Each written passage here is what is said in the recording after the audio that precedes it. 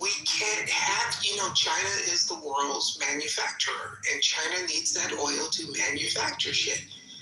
And the Chinese are starting to say to America, hey, you're causing a bigger problem than you think you are. They actually say that if this goes on for another 3 weeks, the first who is taking in all of this information and making decisions based on it, someone else is making these decisions, and he's either going along or they're just putting him in the chair and making these decisions. What do you think, Marshall? I think he makes the decisions, but I think there are people like Stephen Miller behind the scenes who definitely exercise far more control than they probably should. Right, dude? You do want to pass that. Hey, Jarl, I do have a question for you. What genocide is he funding? I saw that. I'm curious. I'm sure you're going to argue over the definition of genocide, but I argue to Iran is on its way to be a genocide soon. Just give it a few more months. And Gaza. So free genocide. Yeah, but other than direct military aid, we didn't really have much to do with Gaza. That was kind of the Israelis on their own, wasn't it? Sure. Yeah, sure. At least you don't deny it, yeah.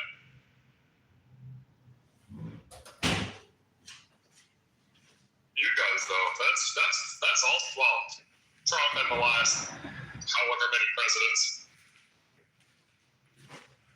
I know. I broke this down the other day. U.S.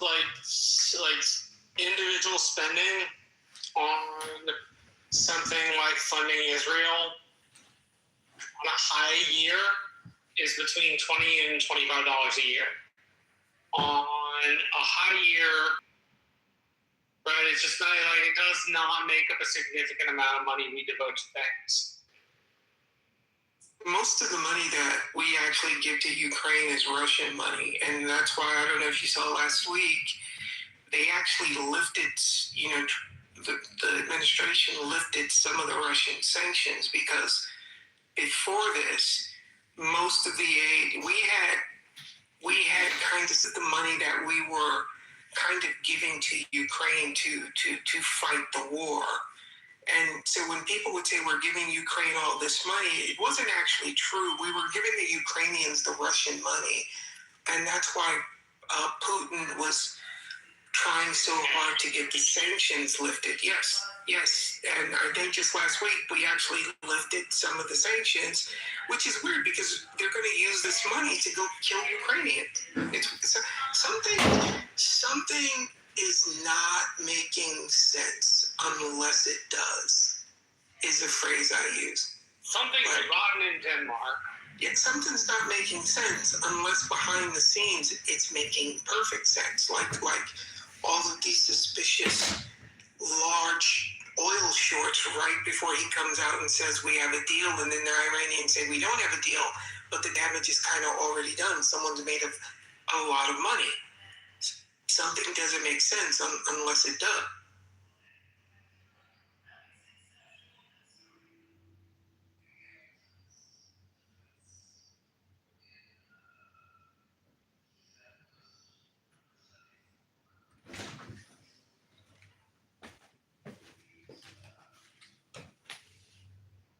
Well, we broke the Uncle Steve rule. 5 seconds of dead air. 5 seconds of silence, right? Yeah.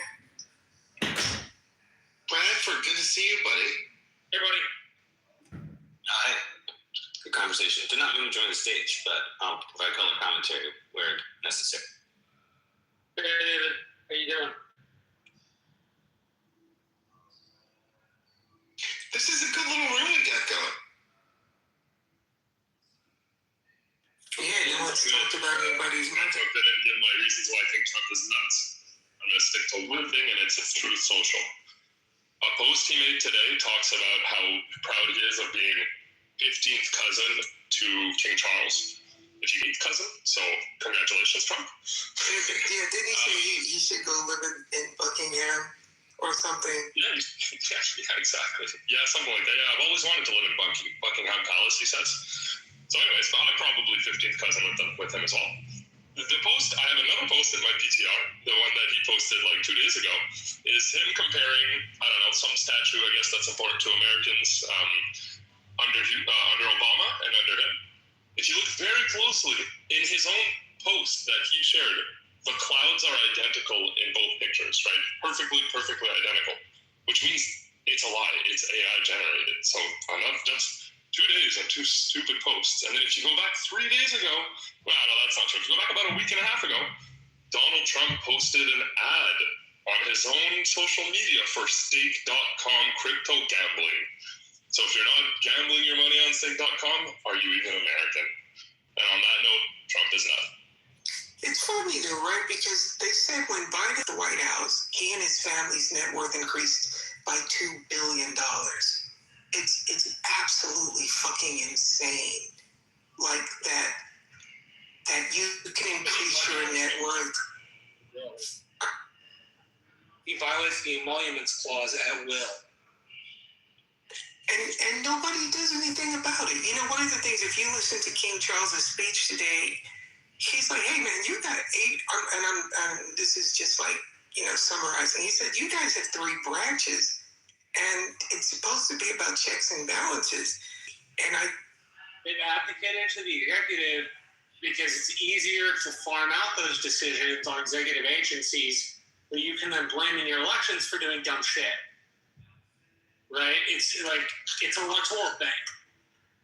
Right?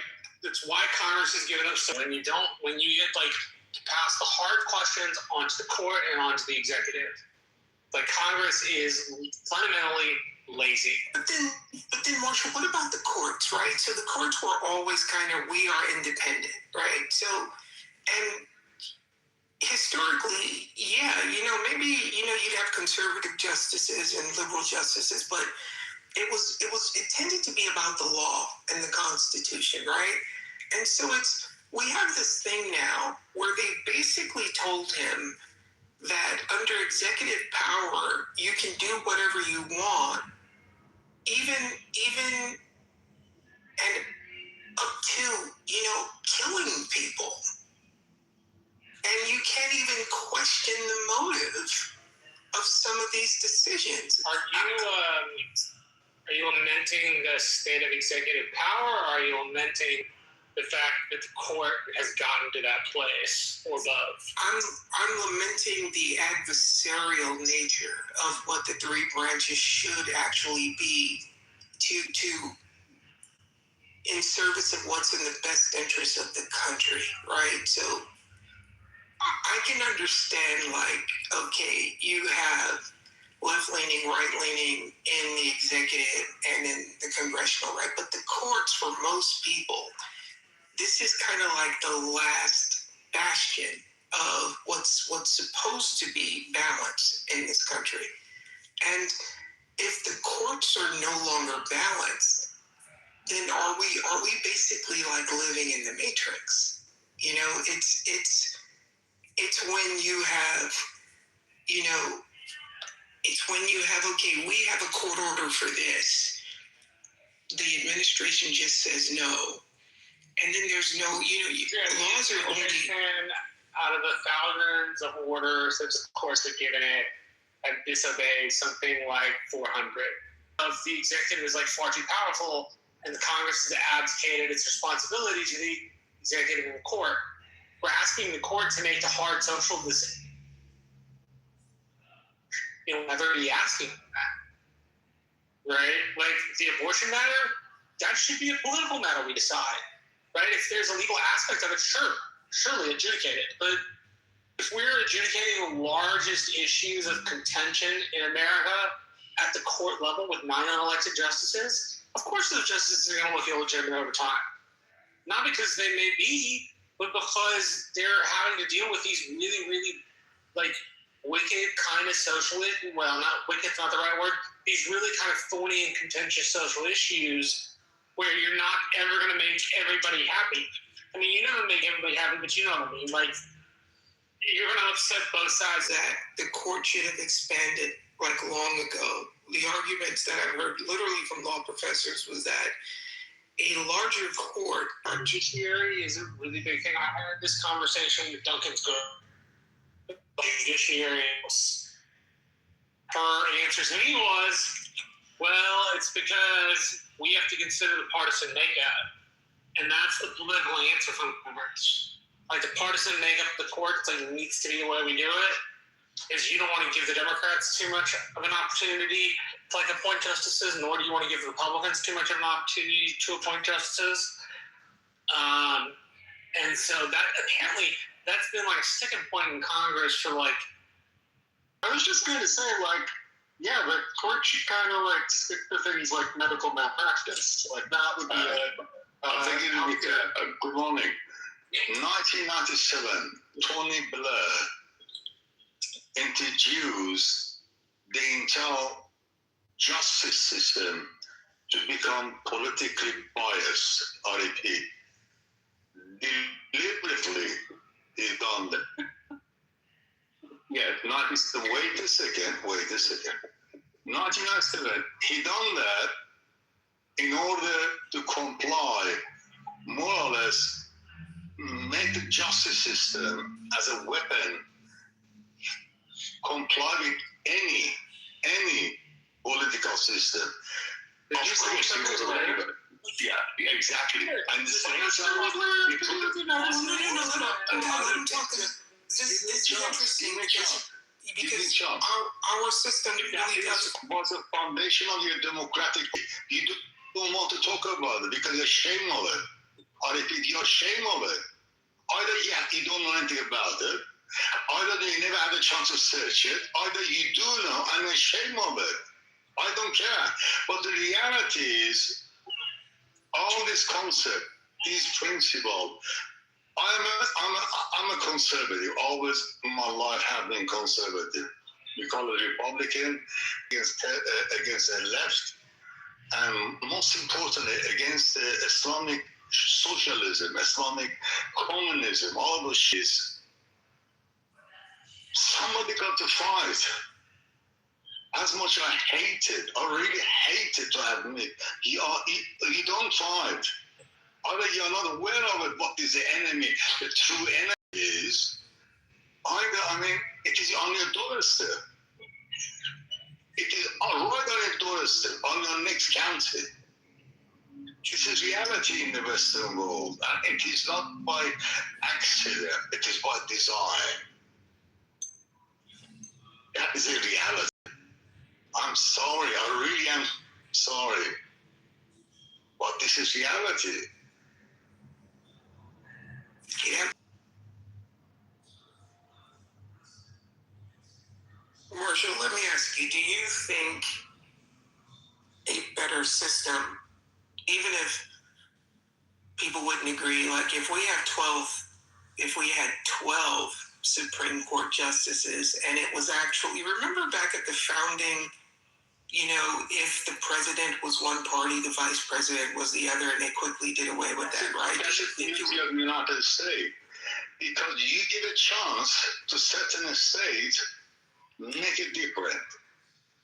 There is that chance, that reality exists. Make it up different. You make that up different, like in Las Vegas. You make that look and you glorify it, which is important, very important. And if that wouldn't exist, we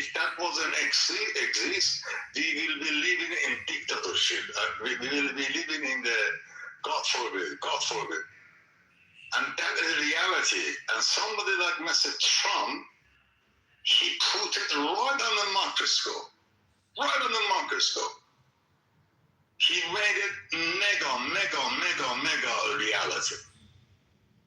And people can't handle it. It's too much. The light, the reality, the montage, the left, right, center, the information and fact, reality, past. He been brought up by this and he fucked us up. But I admire him for it. I do admire him for it. Because Marshall, what I was going to say is, like, do you think like it should be mandatory that the court, as if someone's gonna go get all the way to the mentioned court, it. I mentioned that because I mentioned it. David, you just you know, if the idea is that, you know, the Supreme Court is the court and lawyers have to come and make an argument, right?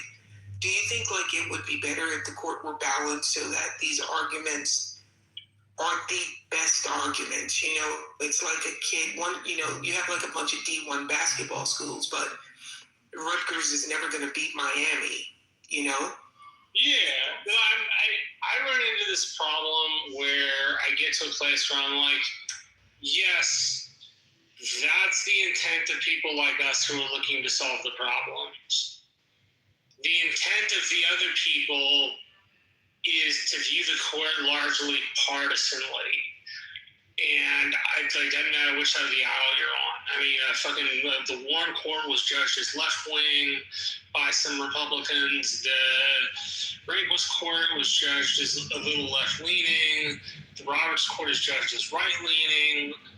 I support this because it's a good idea for the country. It's like I support this because it screws over the other side. So I wonder how many of the high-end practical people you could really get plugged into solving that problem. Because that seems like the race to me between getting the people that don't do anything to solve the problem and the people that actually want to solve the problem. Like, you kind of got to be there first. So that seems like a possible solution, but I don't. You know, it's like Vegas. It's like Vegas or Atlantic City, right? Like you go and you play. You know that the house always wins, but you think there's you think you've got a shot, like you've got a strategy, or you've got this or you've got that to increase your odds. But if you find out that the house is cheating, you turn the table over and no one wants to play. And you know, in Gary's room, I think it was yesterday, we were talking about this idea about the correspondence dinner. I think that's a symptom of a realness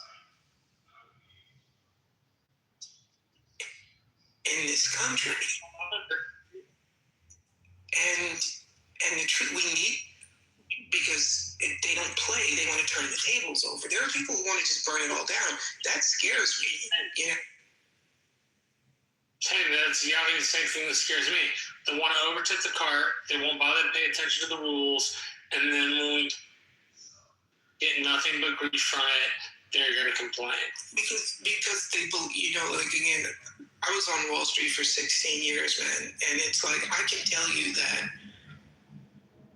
the system is rigged. I can absolutely tell you the system is rigged. No kidding. But I do. One million power you have. Yeah. But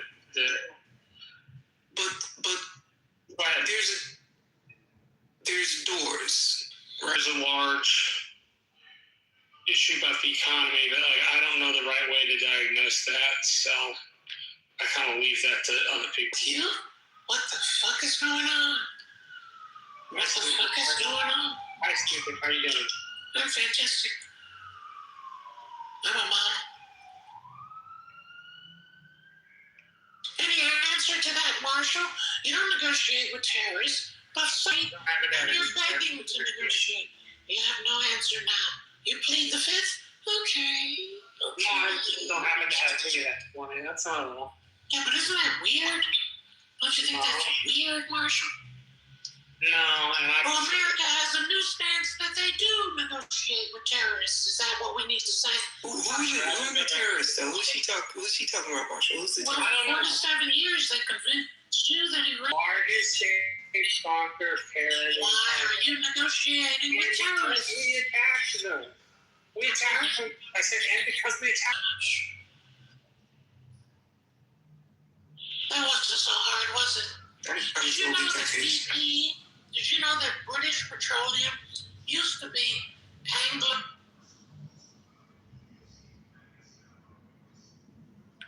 Sorry, I just couldn't do it anymore. No, but did you know that person? Because you said Kitover? Did you know that person? I don't know whether that's Kitover or this account called Point Taken that likes to come in and harass me. Either or, they're annoying. Got it. Kitover's back. Oh no, with a falsetto voice. Gosh, wannabe Richard Nixon putting people into a corner with strange falsetto questions. The world's a sketchy place these days. Is my mic working? Yeah, I can hear you.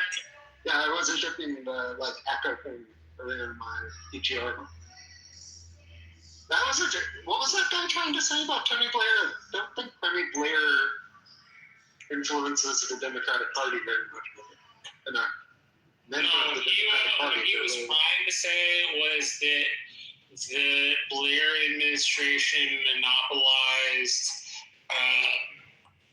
monopolized their justice system in a way that was unequal, and he's a kind of a precursor to the United States, and lots of different stuff which were not really kind of joined together. They were a little bit disparate, but which was strange because I think the British Supreme Court was founded after Blair's term as being, maybe Redfield knows the specifics about that.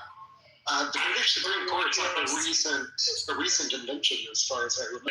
And it's, they recently brought him back out. I think he's going to be a consultant on the Gaza thing. Yeah, he's one of the main architects, I guess. I don't think Trump's good at delegating and appointing, but that was a pretty good pick for the Board of Peace. Is he in charge of the Board of Peace? I think he's significantly high up, and yeah, that was one of Trump's best appointments.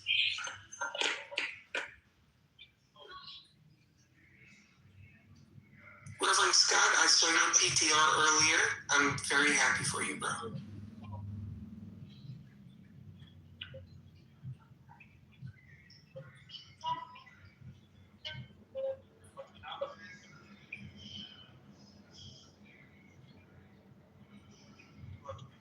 Is the jazz coming from the headphones? We hear you. The jazz? No. The jazz a little bit. Oh, cool.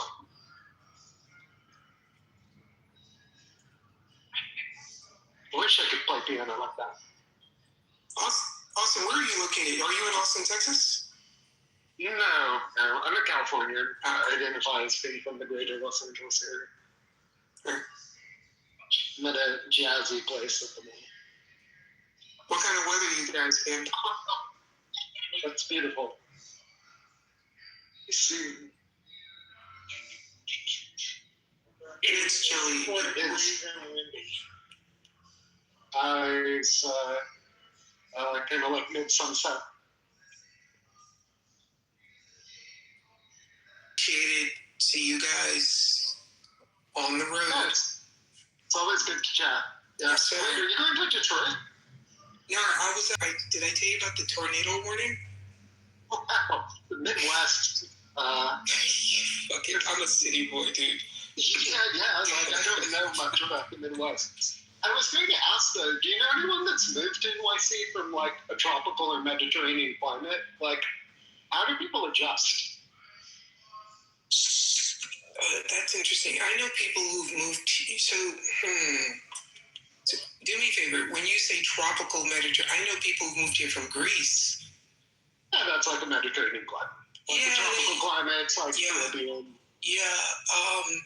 New York is really, Astoria is the Astoria, Queens is the Greek capital of New York City. It's nothing but Greek restaurants and Greek families and it keeps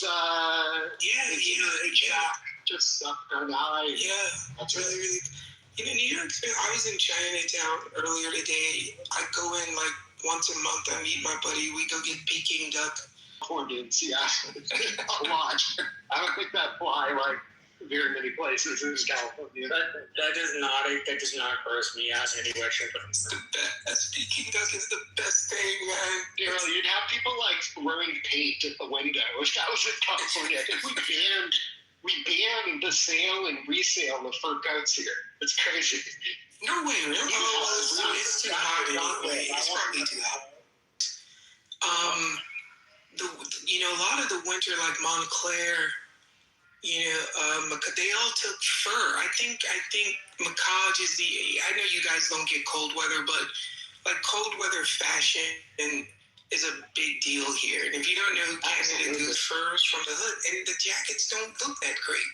I kid you not, that sounds shitty. Power of California Pedum might have pulled it off, but I wonder who makes the best like synthetic fur. That's an interesting thing. Even synthetic down, but I understand it gets cold here, man. Like, we actually had a couple of days in late December, early January where it was like 8 degrees in the city. And, I don't know if the synthetic down is as... I'm sure folks have engineered.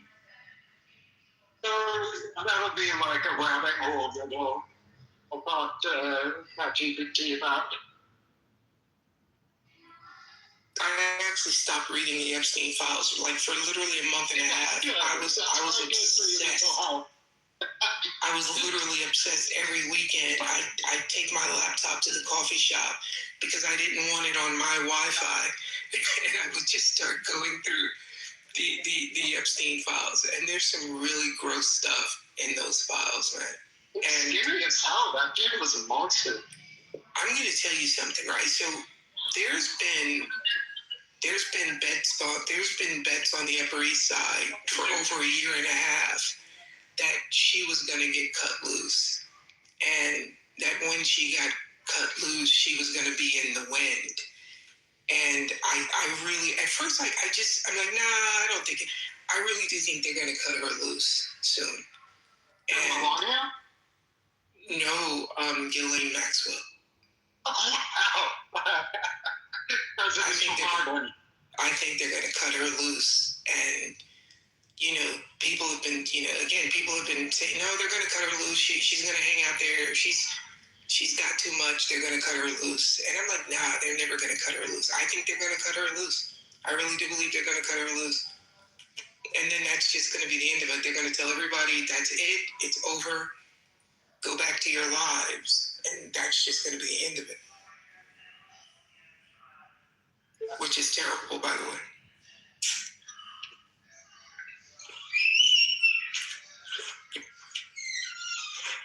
I'll see you guys tomorrow. Have fun in reading about synthetic furs instead of like sketchy criminals. Later.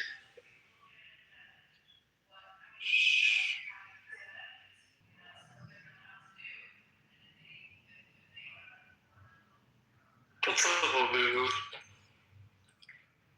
I'm just chilling, Marshall. What about you? Going to meet a buddy at a bar for a drink.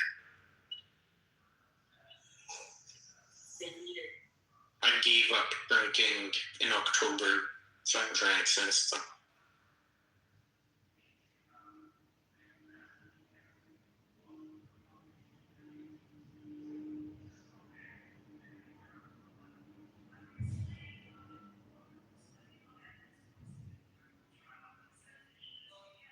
What's your favorite drink, Marshall?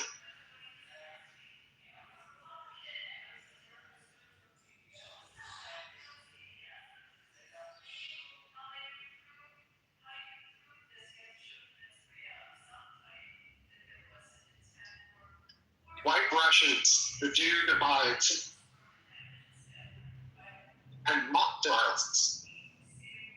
I like a more simple drink. Sorry, we got grabbing some stuff from my mom. I love the ginger in it. Yeah, that's pretty good. Scott, do you like mocktails or mocktails catching on in the Northeast? I'm sorry, you have to be a complete loser to drink a mocktail. I don't even drink alcohol anymore, right? You're just like, I'd rather give it up entirely instead of drink pussy drinks. Yeah, actually, right. We have our $20 mocktails and we take them very serious. I live in California. Wait, you paid $20 for a mocktail? If it doesn't have alcohol, a lot of people do. The worst is 0% alcohol beer. Who the Beer, fuck- beer. That's a bit disgusting. Who the fuck enjoys the taste of beer? I've never been a big beer drinker in my life. It's so gross. Oh, yeah. The people I who drink feel like it's going out of style. it tastes like Depends on what you drink. Like, I got a couple of white ones.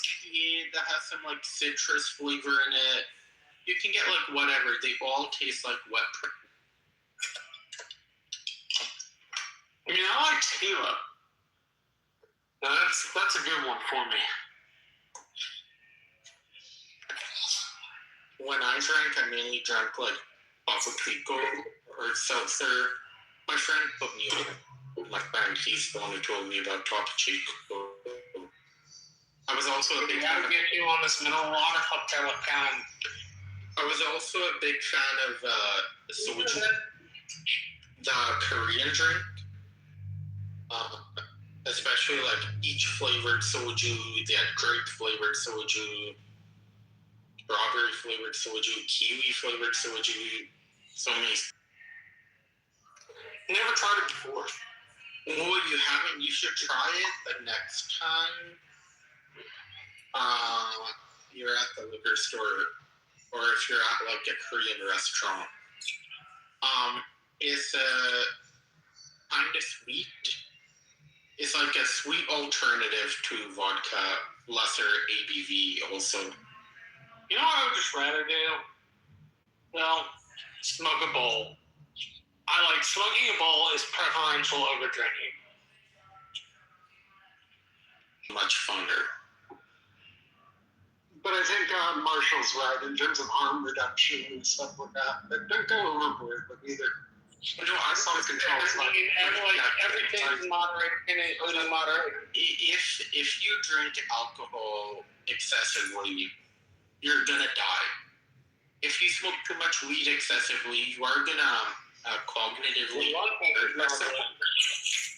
But other than the cognitive impairment, you're not gonna die, right?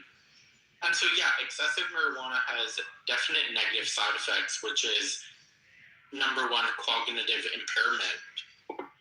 But it won't kill you, right? Like excessive alcohol. Yeah.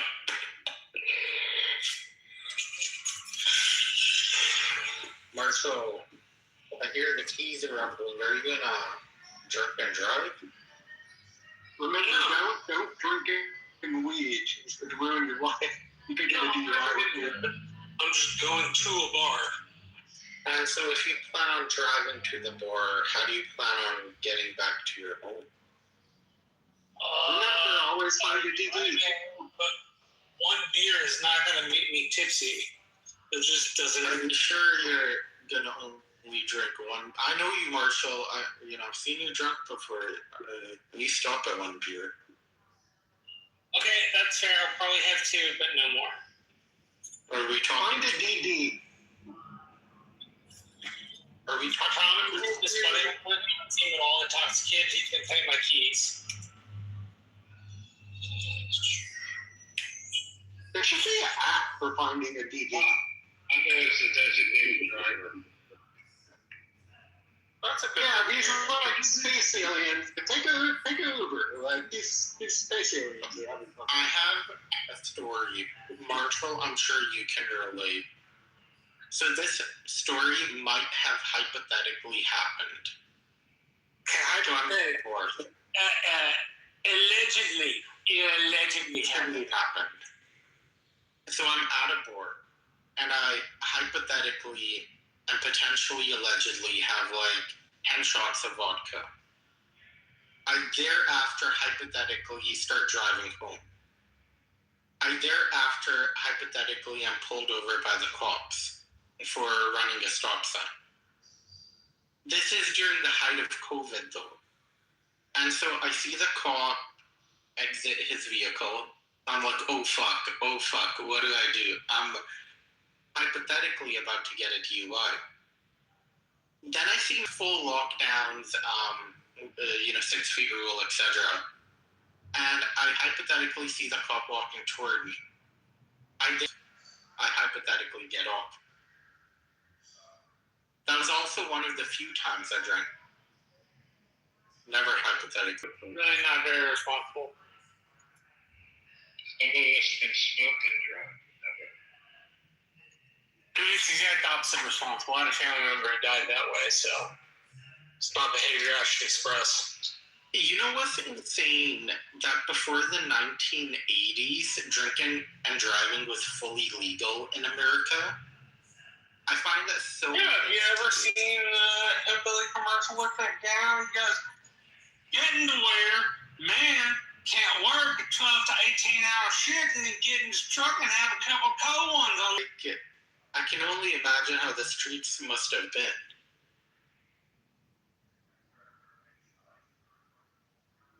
I'm not sure.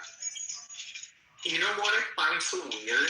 That everyone did used to smoke indoors before like the 1990s, right?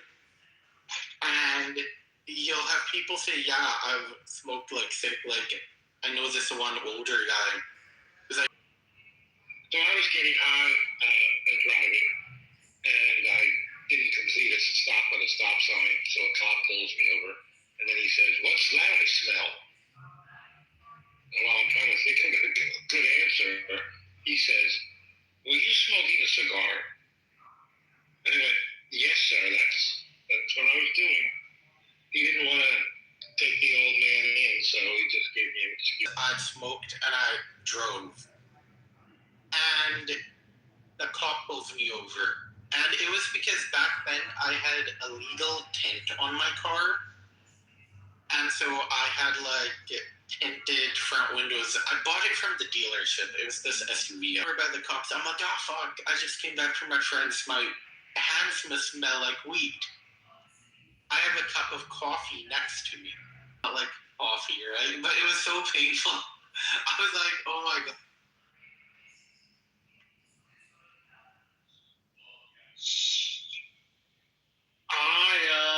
Commercial one time DWI story. No, he's not nuts, by the way. He's not crazy. He's just a horrible human being. Yeah. He's not nuts. So I had two interactions. One on my land. I was hunting and smoking weed, and some federal agents like moseyed on up to my fence, I guess because they smelled the pot.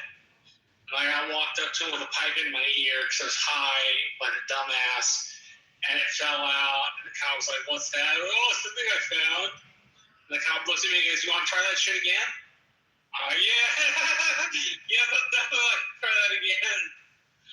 And so, like, I ended up talking to the cops, which was a bad thing, right? Because we got a ticket out of the deal. And that was about it. They let you off, but they just didn't do anything.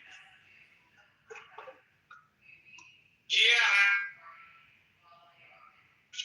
A pipe and a grinder in my car, and I had not been smoking, but it smelled like weed. And the cop pulled me over and confiscated my pipe and grinder. It was like, you're lucky that you didn't have any weed. And the thing I've thought about to this day was that there was weed loaded in. And the cop didn't look. And so I got away with it. But those incidents are few and far between. In undergrad, we were smoking in my friend's car, on campus, because we had gone out to Malibu for the day, and we had come back, and we were like, before we head back to our dorms, let's smoke up, right? And so we were smoking in his car. This is before weed was legalized in California. So this is in 2015. And so we were smoking in the car, and for some reason, LAPD gang unit pulls up on us.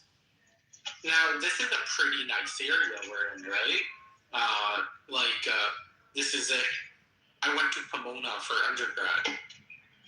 And so I'm very surprised. What the fuck is LAPD gang unit? And I guess he was just driving through the area, this gang unit member. And, he saw us smoking in the car, so he pulls us over. I I mean, not pulls us over, we were parked, but he, like, you know, knocks on the window. I, like, had an anxiety attack almost when, you know, imagine you're just smoking weed in the car you're hotboxing, right? And next thing you know, you hear a little knock on the window. It's the middle of the night. And it's a fucking cop shining his flashlight, right? God, in Texas, that stuff gets you arrested. If they find you fucking smoking in your car, they're probably going to arrest you. And all the cop told us was, hey, don't drive after this. And I was like, we were like, yes, sir, yes.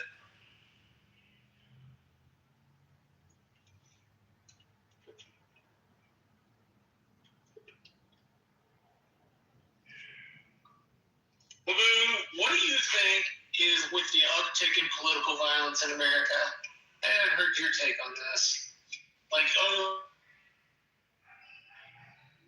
nowhere near like the historic violence of the 60s or the 1920s, but it seems to have upticked in like in a really bad way. I think it does. But how about this? The right wing, the Republicans want us to shut the fuck up. They say, hey, your rhetoric is what's causing this. Well, if my calling Trump a fascist or saying he's a threat to democracy is causing this, don't ask me to shut the fuck up. I'm telling the truth. Like, wait, did you the intention is like to bring down the level, and we have to build with each other rather than tear. That means we gotta take this. That means we gotta just. Marshall, I have a question for you. I have a question. Yeah, what's up? You're saying we need to build up. And let me just finish. No, it's just like incredibly simple. And so we have a person who is so narcissistic, so infatuated with himself. He has created a cult of personality similar to an actual dictator. Similar to Mussolini, right? Mussolini had created a cult of personality around himself, so did Hitler. And Yeah, I'm not saying Trump populism in the United States does this. I'm not saying Trump is Hitler, but the fact he has created this cult of personality where now it's been a Kennedy-Trump center. I'm going to destroy anything with his name on it. You give everyone 30 days notice. Get his name off your hotel or whatever building it is, or I'm going to bring it down. That's my fantasy. Be a great short story. Or did you hear about the recent corruption? There's so much corruption. I'm not talking about the meme coin. I'm not talking about the Trump nuclear energy company. I'm not talking about Trump and Dubai. I'm not talking about Jared Kushner and Dubai. Recently, there was a Syrian businessman who had $12 billion in contracts under sanctions. So the Syrian businessman, to get out of these sanctions, is creating a Trump-branded golf course in the Middle East, paying Trump hundreds of millions of dollars for the licensing fee. And also, he has included Jared Kushner in a $1 billion hotel deal on an island in Albania. We're complaining about Hunter Biden, but how do you ignore it? If they put his name on the dollar bill, I'll be burning one every day. National Park Pass? It has a picture of Trump next to George Washington on it. It's so funny. It's so funny.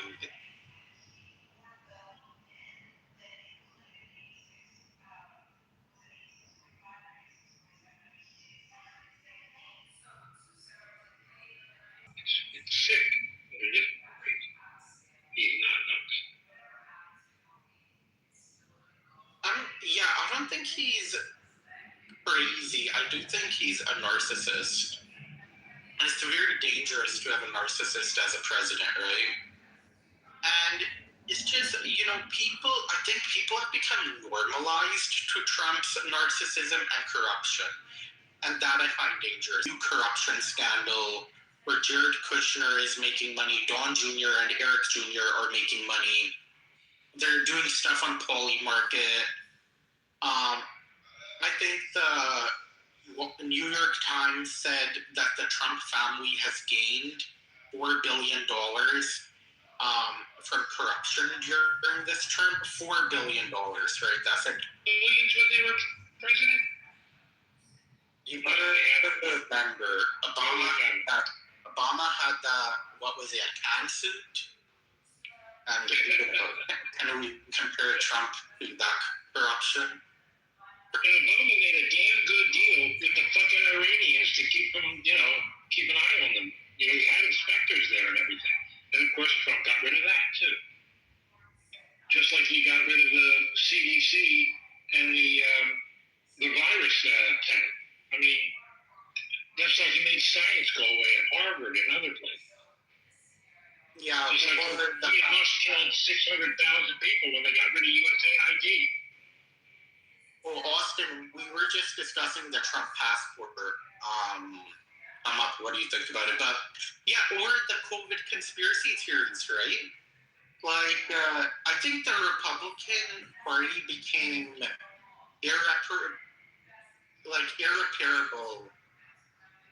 in their brokenness once they fully encapsulated the COVID conspiracy into their politics.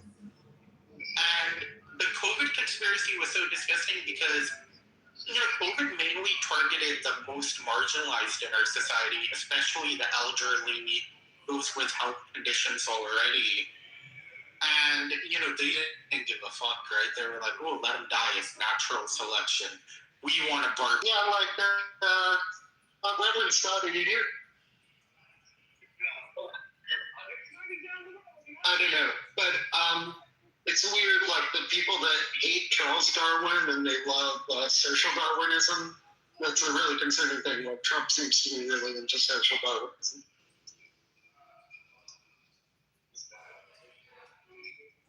Yeah, and COVID, the Republican COVID response was equally that, right?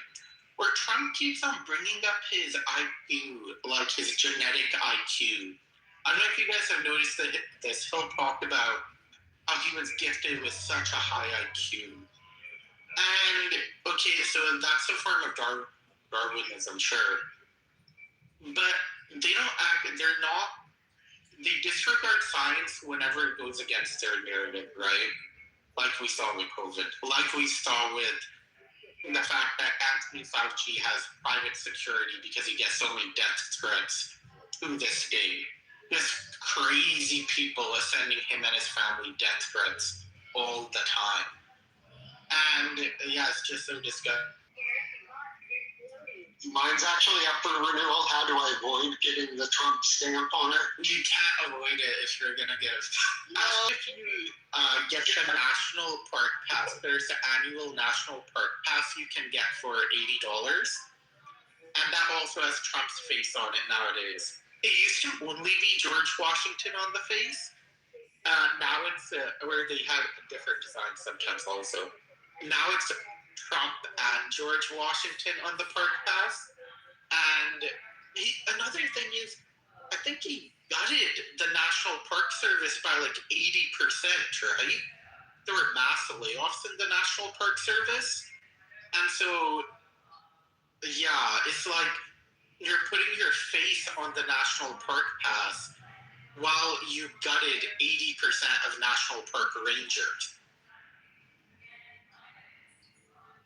He's really unhinged. Wait, what's the Washington Passport Bureau? And Bruce Maloney is an expert at this.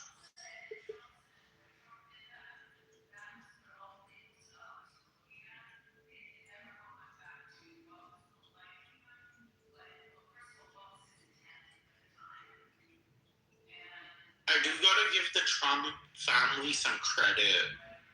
They started a nuclear technology company, right? And it just so happened the nuclear technology company was founded the same time the Trump administration plans on giving a bunch of government contracts to that specific type of nuclear fusion company. And so, the Trump family are kind of geniuses, right? Starting a nuclear fusion company.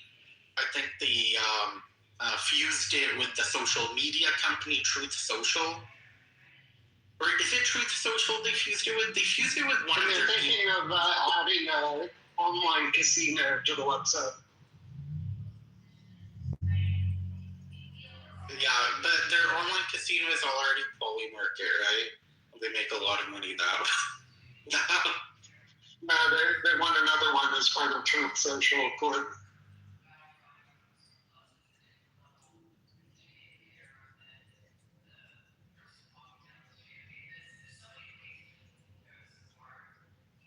Hello, good morning, evening, afternoon.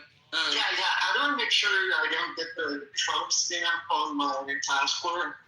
Yeah, so don't use the Washington passport office. I don't live close to Washington, D.C. or Washington State. How do I make sure it doesn't get filed through there? So as long as you renew it online or at your local passport office, like, because I know some people have to go in person to try to get it immediately, you can avoid it. It's that particular office that will be giving out those. Thank you so much. So it's the expedited office that manages. Excuse me, sorry. At that Washington passport office. For that particular location, but still, it's wasting our tax dollars. I'm just sick of it. I'm excited for the ballroom. I wonder how gauche and gaudy the ballroom will be, because have you guys seen the presidential Walk of Fame? Have you seen the Arc de Trump? 400 million is the budget for the ballroom.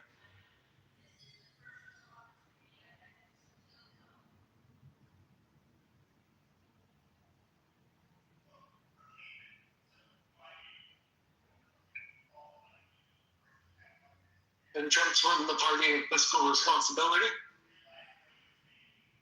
And did you guys hear the DOJ is going to arrest James Comey live on camera tomorrow? Or not, the DOJ isn't going to directly arrest him, but because they have an arrest warrant for him, right? They're going to make him do the perp walk. I'm pretty sure, and for threatening Trump's life, quote him.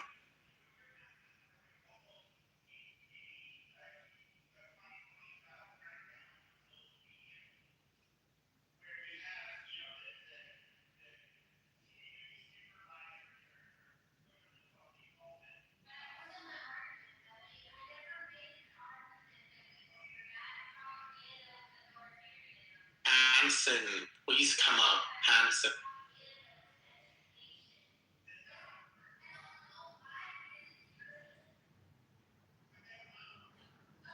Pass. As a Trump supporter, how do you justify the $4 billion in corrupt deals he's done? That's netted his family $4 billion. I don't know about the passport.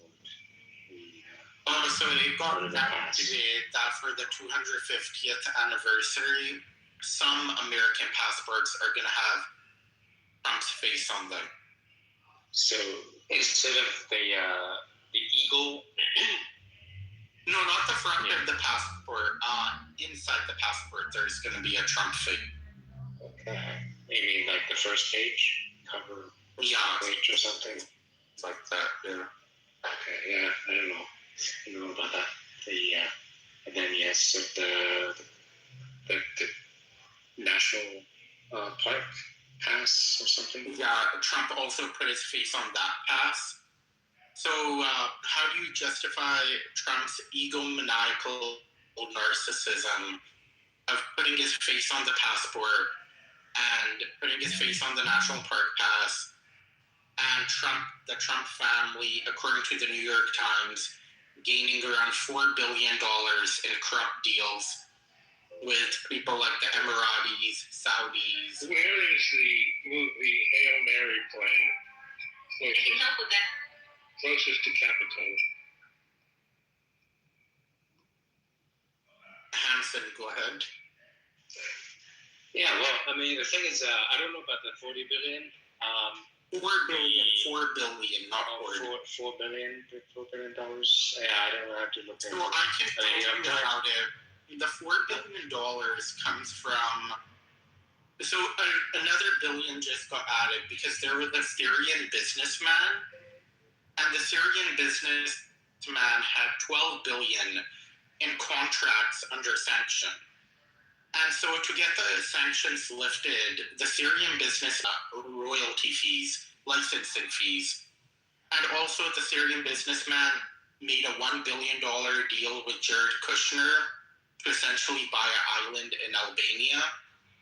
The other parts of the billions come from Trump's meme coin, Trump's nuclear fusion technology company. The stock skyrocketed because they're going to get a bunch of government contracts. From hotel deals with the Emiratis. Can you prove that?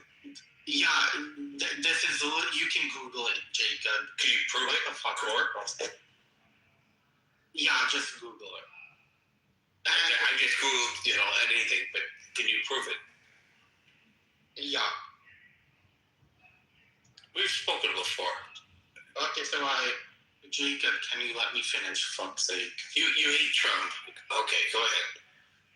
Then the other corruption also comes from Saudi Arabia gave Jared Kushner $9 billion to manage in an asset management fund. And Jared Kushner is going to get a lot of fees paid from that. It's his personal slush fund. Why would they do that? I mean, he's Jewish. Can you let me finish? And then let Hansen reply, then you can go, Jacob. And so he needs to be punished, right?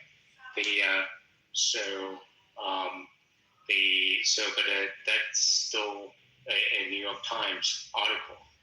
And no, there are many articles. You can go on, Claude, and ask Claude to link every corrupt deal Trump. Yeah, but that is still an allegation, right? No, these are real financial records. The reason but how do you know? How do you know? I mean, the thing is, they're all public financial. Okay, so let's say public financial. Okay, so let's look at when he was. I mean, first of all, let me put it straight. If there's a corruption, we definitely need to go down the route. Just as we need to find out what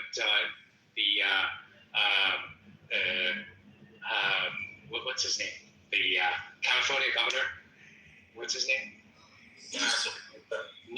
Gary. What? But it's scumbag Newsom, yeah. Scumbag Newsom.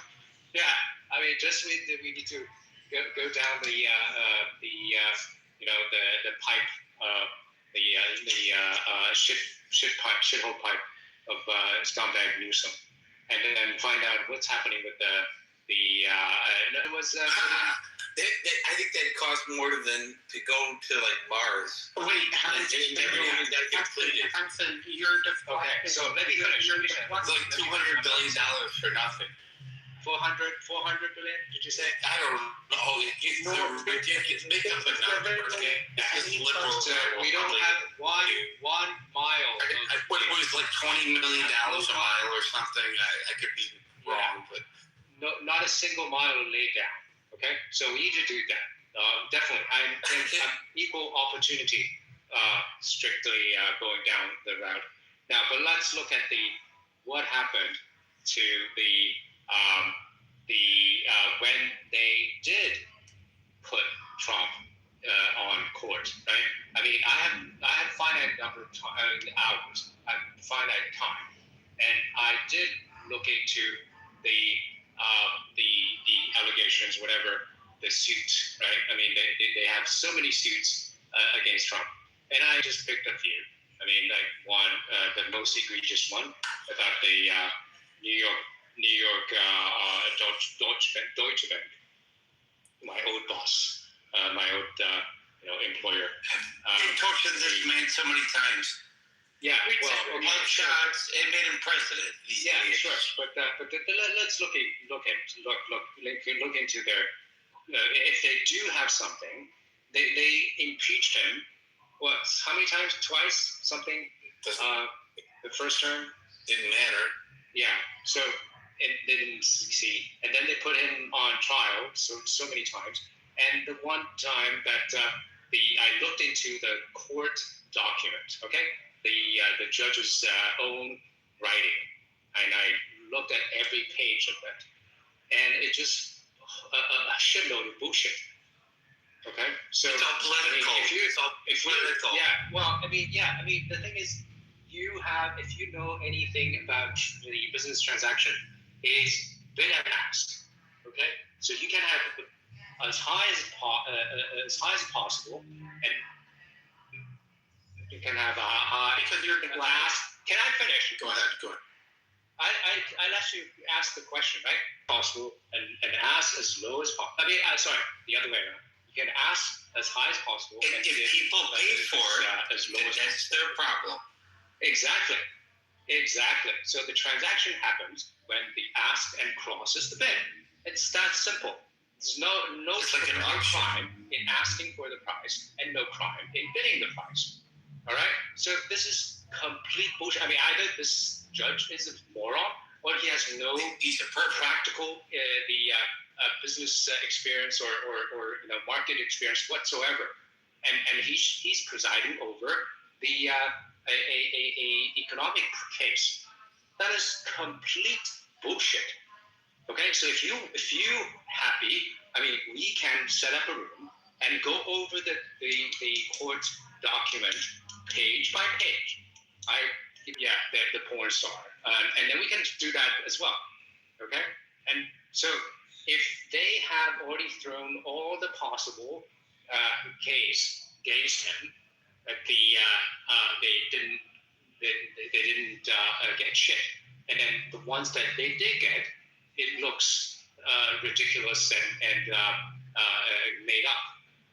All right, so it just exposes the judge's ignorance or the political motivation. The liberals hate Trump. Yeah. So, but the thing is, the other thing is, if the liberals, I mean, I have always advocated for small government, limited, smallest, minimal government, so that the government bureaucracies, you don't have as much power in the hands of a few and the president or whatever.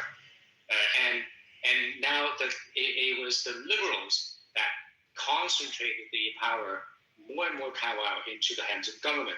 Now you have it. Now you have to accept it. Yes, they used to be happy about. Now if you don't accept them, they kill you or shoot you. Yeah, but the thing is, I mean, when they have their man on the throne, and they can, so they're happy to accumulate as much power in their hands. They're happy, but you have to think about the consequences, right? I mean, if your opponent man on the throne, now you're not happy. I mean, just the highest degree of hypocrisy. Well, they're immature people. That's what I'm going to respond, and I'm going to respond with 2 points. Point number 1, there was a deflection in that I was talking about Trump second term. No, I'm not distracted. Wait, number 1. I was talking about the corruption in Trump's second term. You brought up indictments and charges from his first term. The impeachments were from his first term. I already addressed that. Yeah, and we are talking about his second term. You did not address. No, I already addressed that from the very. When you finish, I'll address that. Okay. So first of all, we were specifically talking about the $4 billion in corruption, now $5 billion, that he has not been charged for, not been impeached for, because the DOJ and FBI are under his control right now. God, I'm so sick of this crap. This anti-Trump. He's getting shot at 3 times now. Leave it. Go back to Little Italy on Taylor Street in Chicago. Okay? Go to Taylor Street in Chicago or some shit, Jacob. What are you calling me? What are you calling me? I walked. And secondly, you know what? What are you supposed to fucking be? Are you proud of yourself? I remember your ass. And secondly, Hanson, you did another deflection. Where you spent the Why do you hate Trump so much? Where you spent the right. I specifically said that, but you can finish and then I'll those were my 2 points. You were talking about his impeachment charges that you read that, but those were from his first term on 95 pages, control. And secondly, you said that's why they almost shot at him the other night. We weren't talking about Gavin Newsom, though, right? That is a pure deflection to bring up. Nobody cares who we get. He's some rich, privileged white boy. Cool. Jacob, that's fine. Let me. I have already preemptively. Yeah, it's okay. I have preemptively covered. I said specifically, maybe you're deaf and dumb. I specifically said but what? Are you fucking off? Shit! You need a broomstick up your ass. wait, who are you talking about? I'm talking about this green man. Don't mind him. He's from a communist country. He's from Cuba. They don't got. He's nuts, but he's definitely, a master communicator, and he knows how to fit the agenda and basically keep himself on the headline. So, if that's the case, is what you say, Howard, wouldn't you advocate the tactics of how Trump negotiates with people if you were to teach a business class or something like that going forward? Or would you rely on the, how should you say, the salesmanship of Tim Walz, the governor of Minnesota? No, not necessarily. You're comparing apples to oranges. I think. No, there's one person that's like a talented person and another person that's a hack. Well, it's fair to criticize the president. I don't think he did a good job. Or like my governor, Jimmy Pritzker, he weighs 400 pounds. He can't even get on most flights. They would charge him for 2 seats because he's that big. At least he's going to get a fair stadium done. So what policies about Democrats do you like the most? Like what's the most intriguing? I think again the president could have done a better job gaining alignment on Iran with his allies. He didn't really build enough consensus, and he got out. As each day goes on, it's more and more a lame duck. And I truly believe, and I mentioned this earlier at the Critical Thinking Forum, which is on at 5 p.m. New York time, Monday to Friday, and on Spaces at midnight on Saturday and Sunday, that I believe Trump is interested in really 3 things right now. 1, his legacy. 2, making money. And 3, keeping himself perpetually out of jail. Those are the only 3 things he cares about. So why care about the first 2? Fine, that's fine. I disagree on the third. Excuse me, I'm speaking. Why would he go to jail, sir? Why would he go to jail? He only cares about the polls as much as it is. You said out of jail. Legacy. So those are the 3 things that he is most interested in as it relates to, I believe, where he is in his second term right now. Yeah, I think Howard's on something. I mean, I think there are state charges floating around. I don't think there will be any federal charges that he will face, but I think there are state charges. Yeah, I think he's. And I don't know what this will look like, right, Howard? I don't know. Yeah, this guy is, he's almost 80 years old. I don't think he's going to see really any jail time. I think the biggest risk for jail time actually is going to ultimately be with all the business transactions, and I'm not just saying insider trading, but just all the transactions that's involved. Donald Jr., Eric Kushner. You're gonna be sued if you keep. That's liable.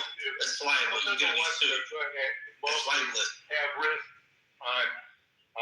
Hey, Jacob, if you keep speaking on me, I'm just going to continue to mute you. My point is ultimately that I think it's really the next generation for Mr. Trump. That's the biggest risk in terms of staying jailed. No, Howard, I'm with you. I mean, I think I'm with you. I think that for years during the Biden administration, all I heard from my right-wing friends was Hunter Biden, right? What did Hunter Biden make, like $2 million? I mean, for Burisma, whatever. I would agree with you, Scott.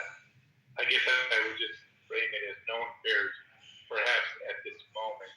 But I think ultimately, there's going to be cause and effect, and there will be consequences. It's just going to be deferred at the moment.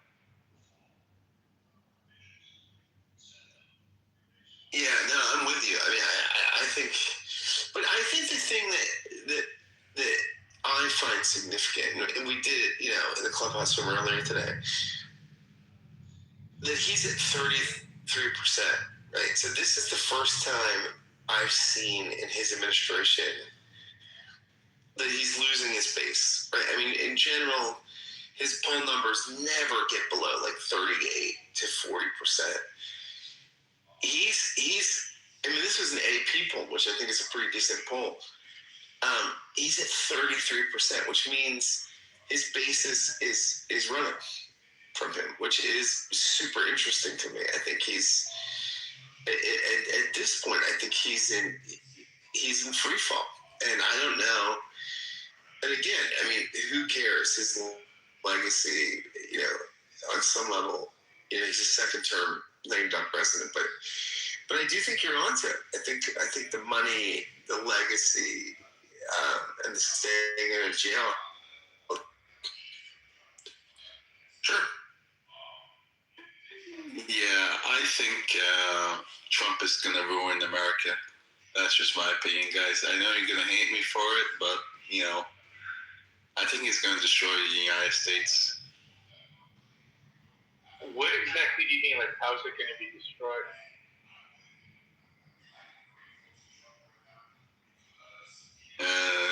And the way things are moving right now, Howard, it's not looking good. I mean, his actions is causing the American people to suffer. Yeah, I don't think it's good. I don't think it's in a good situation, but I don't know. I want to say something too, because I just want to be clear. Again, this is just one person's perspective, but this is Trump's second term, right? He's number 47 and number 45. Well, we did have president number 46, and I believe the cause of what's going on today, number 46, Joe Biden, he bears some of the responsibility of what's happening to America today, because we all no, sir, it's the elites. No true American leader is a president. Trump is not president. Biden is not president. Obama is not president. The shadow governments. They still have a lot of influence how they manage their political capital. Right, because the elites gave it to them. As long as fulfill the elites' wishes. That's fine, but I feel he needs to do everything possible. You got to put some accountability back. I just have a question. Why are you guys talking about Trump's nut? Well, because, I mean, you know, come on. Are you, like, jealous or something? We're totally jealous, but no, I think, Howard, you're right, and I think Biden. So one of the things I think Biden did, and it was a gamble, was I think Biden was looking at a possible recession, and he thought, okay, what am I going to do to avoid it? And so I think he pumped hundreds of $1 billion into the economy, which raised prices, created, you know, an inflationary dynamic in the economy, but staved off the recession. I mean, he did stave it off. I don't know if that's what he should have done. And the other thing about Biden, I think,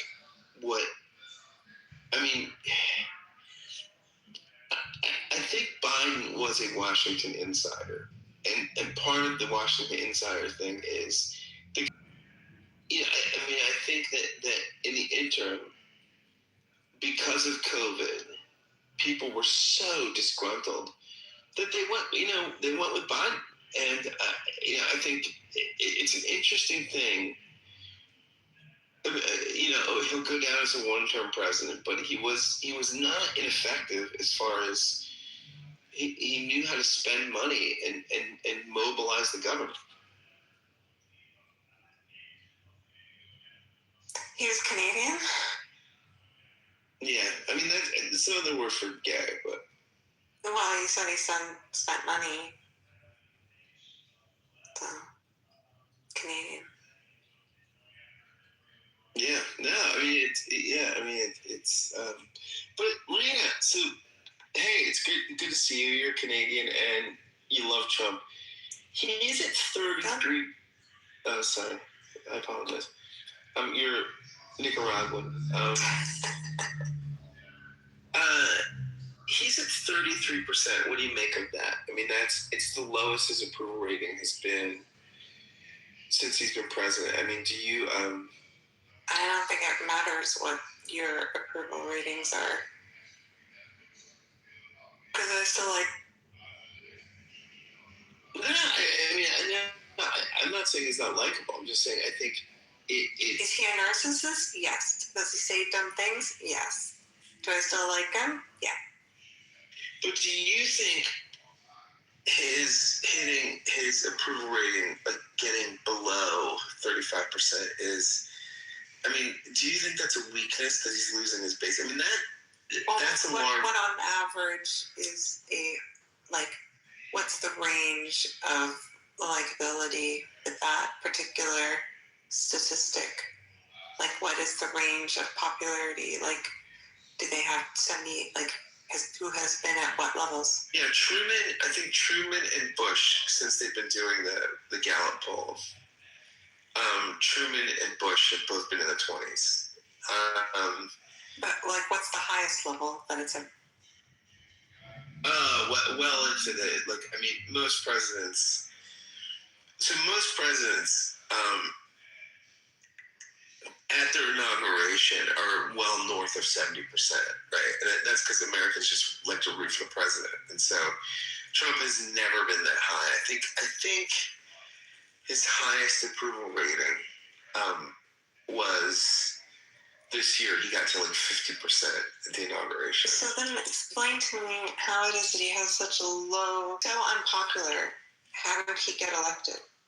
Well, because Kamala was terrible. Yeah, you guys picked a bad one with that one. Yeah, I mean, I think Kamala was terrible. I think one of the mistakes Biden made, which was the primary, Kamala would have been destroyed in that primary because she was. I don't think in 2020 she even made it to Iowa. I think she left the race before the Iowa caucuses. I mean, she was. I think she was a PEI hire. Well, I don't know about that. I'm not gonna, but she was. No, in fairness, I mean, she did have credentials. But you're right, Scott. It was. I think it may have been right after Iowa, but she. Yeah, I mean, yeah. Well, I mean, is it possible that just nobody is reaching that high level anyway? I mean, Biden didn't reach that level. Yeah, I think that's fair. I think what it also indicates further, at least in the United States, with the party and then decide who they're going to vote for when it comes to election. Right. Well, there's a lot of people who are unassociated or unhappy with the current parties. That segment continues to grow at record. Yeah, and so they just waver depending on the candidate, which is where I would be. I'm neither Republican nor Democrat. I learned today, I don't know what it's like up in Canada, but I heard on the news today, ABC News, or David Mirror, I watched it this evening. Record gas at a higher rate is diesel fuel, and that's certainly further amplifying inflation because all those transportation costs are being absorbed in all the products that are riding around the truck. Well, Canada has natural oils, and the Canadian oil, and what is the average price per liter right now?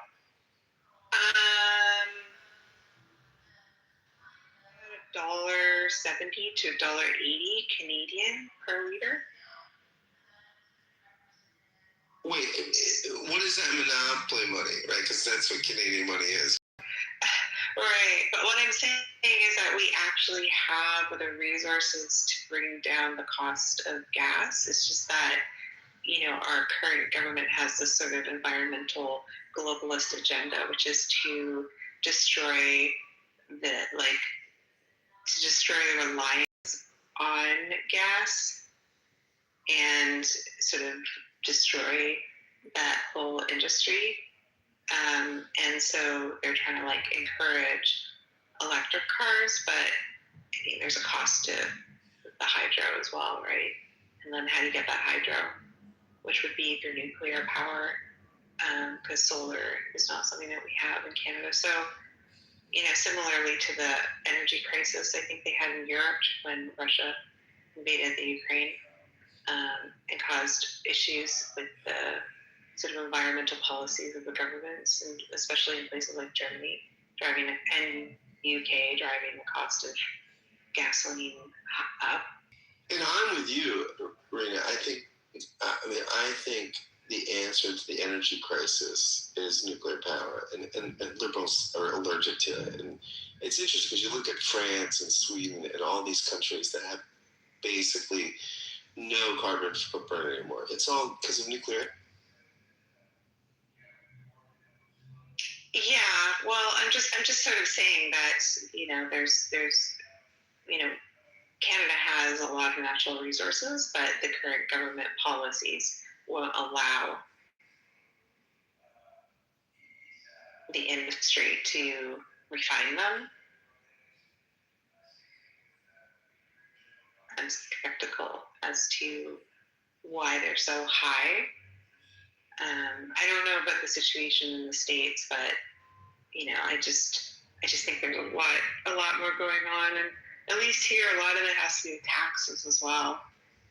So, there's no real reason for the cost of gas to be so high other than policy. Yeah. And I think it's just because there's all these like competing global agendas, Yeah, it's just there's just a lot going on. So, but in terms of gas as well, one thing I think is they also have an amazing train situation.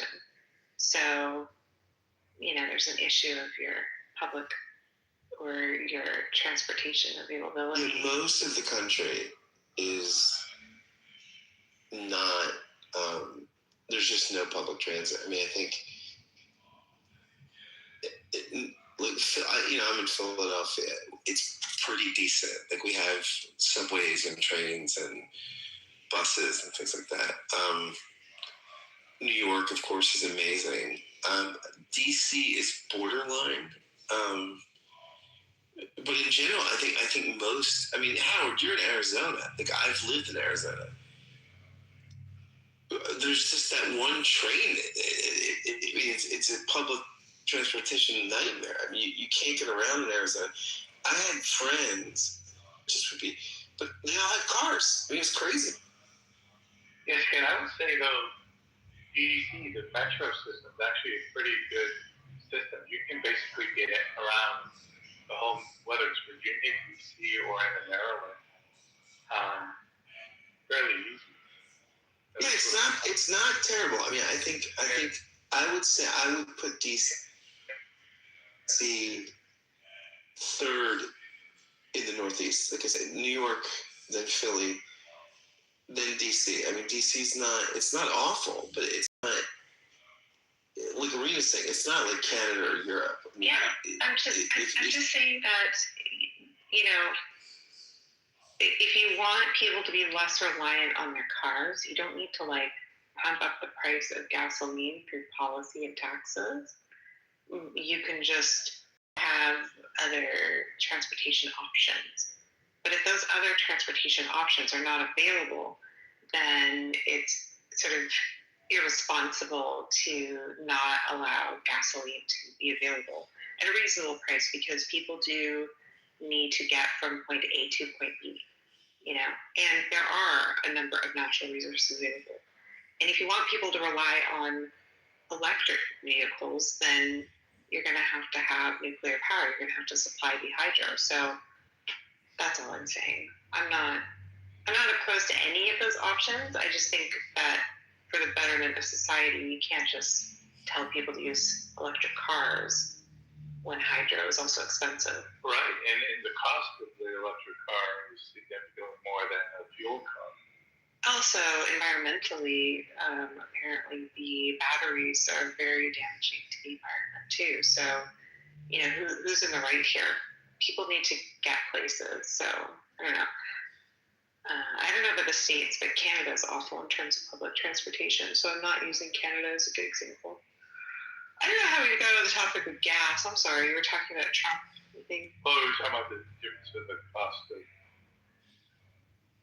I guess my point I was trying to make was our gas is at a record high. I believe that correlates to a lower favorability rating when the Gallup poll is doing surveys right now. Yeah, I mean, just in general, like when the economy is not doing so well. Obviously. A political podcast, and they were saying, it's a pretty good political podcast, and they were saying that, like, Americans make the economy rebounded. There was not a recession, and the economy was booming again, but people make these decisions about, this guy was arguing about 6-7 months ahead of time. And so it didn't matter that by the election, Bush had righted the economy. People already just said, we're done. And Clinton, won that election.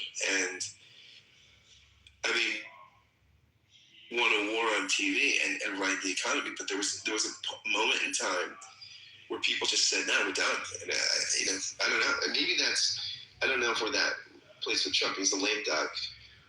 I mean, the next thing that matters is the midterms. So, well, I mean, I agree with some of what Trump has done. And I think without Trump, it would be worse right now, globally at least. So I do think he's done a good job for what he was needed for. And I don't think there are any alternatives in leadership. Like, who do you have on the Democratic side? Not that Trump can run again, but I think the Democratic Party is having some challenges in terms of how far left it's been moving. And a lot of the moderates in the Democratic Party are moving towards the Republican Party, so pushing out the moderates from the Democratic Party. So, Trump may not be popular, but I think the Democratic Party is less popular. Yeah, Marshall said this today, earlier, that the only thing that saves the Republican Party in this country is the Democrats. I mean, we are the worst. We are just the worst. Well, and I do think we do have some talent. I mean, like, I would say, which hurts him. Right. And he's on record as a Zionist, but not to change stories, but did you see the NDP convention that was floating around online? No. Okay. I'll share you a clip of it. Anyway, sorry. No, I mean, Shapiro it was crazy. Like, so we had an incident a couple of years ago in Philly. We have one of the biggest highways in the United States is I-95, right? And there was a fuel spill and a fire. It basically shut down 95, and Shapiro fixed it in 10 days. He just basically ignored all the regulations and just said, screw it. Got his transportation secretary. His transportation secretary happened to be in Philadelphia when it happened. He had this guy running around taking Teamsters off jobs, and he's a Jewish Democrat that got about 20% of the Republican vote last time. But he's probably our strongest candidate. And if he wasn't Jewish and was not on the record with the Zionism, which is crazy too, Rena. I mean, I think it's the anti-Semitism now. I mean, it's so in vogue right now. It's not just on the left. It's with this Tucker Carlson. Yeah, you know who would be a really popular candidate for the Democratic Party right now? Adolf Hitler. I was literally just gonna say that. I mean,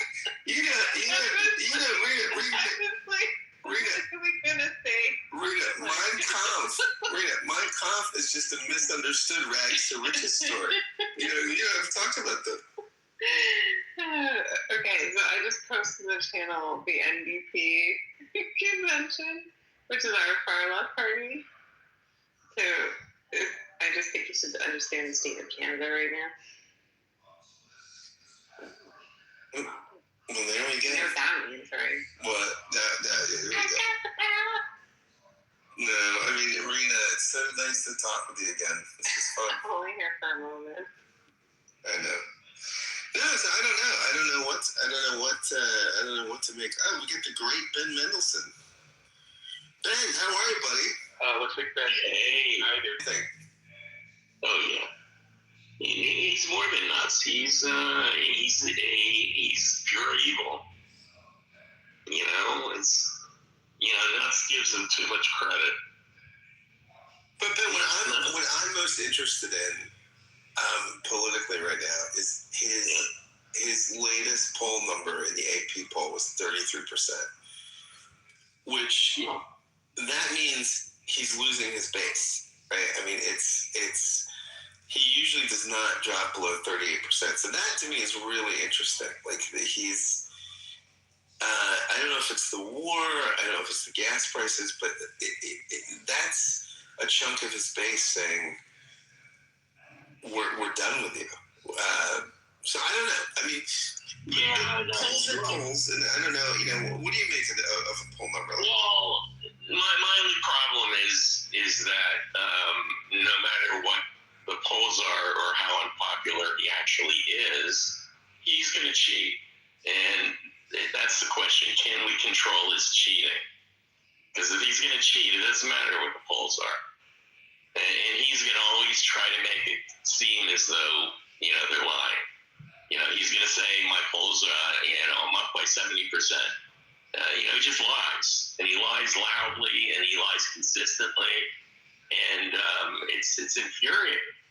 So I don't know. I don't think it makes all that much sense. Because I think we need to be able to do something to prevent him from cheating. That's Curious. Yeah, no, I don't either. I'm concerned about it. I agree with you, Marshall.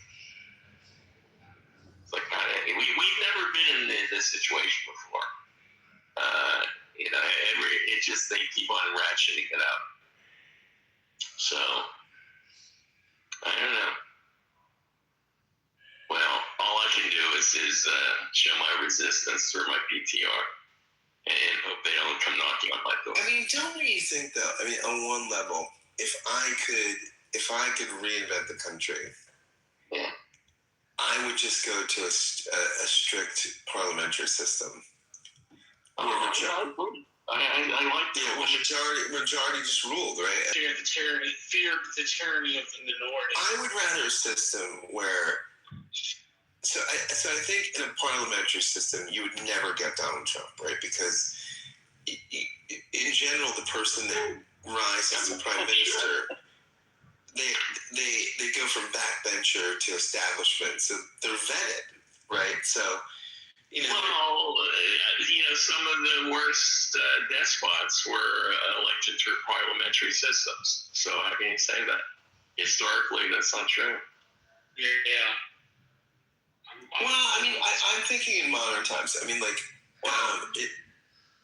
in Westminster parliamentary systems, that Canada and the UK, I don't think those have produced terrible prime minister.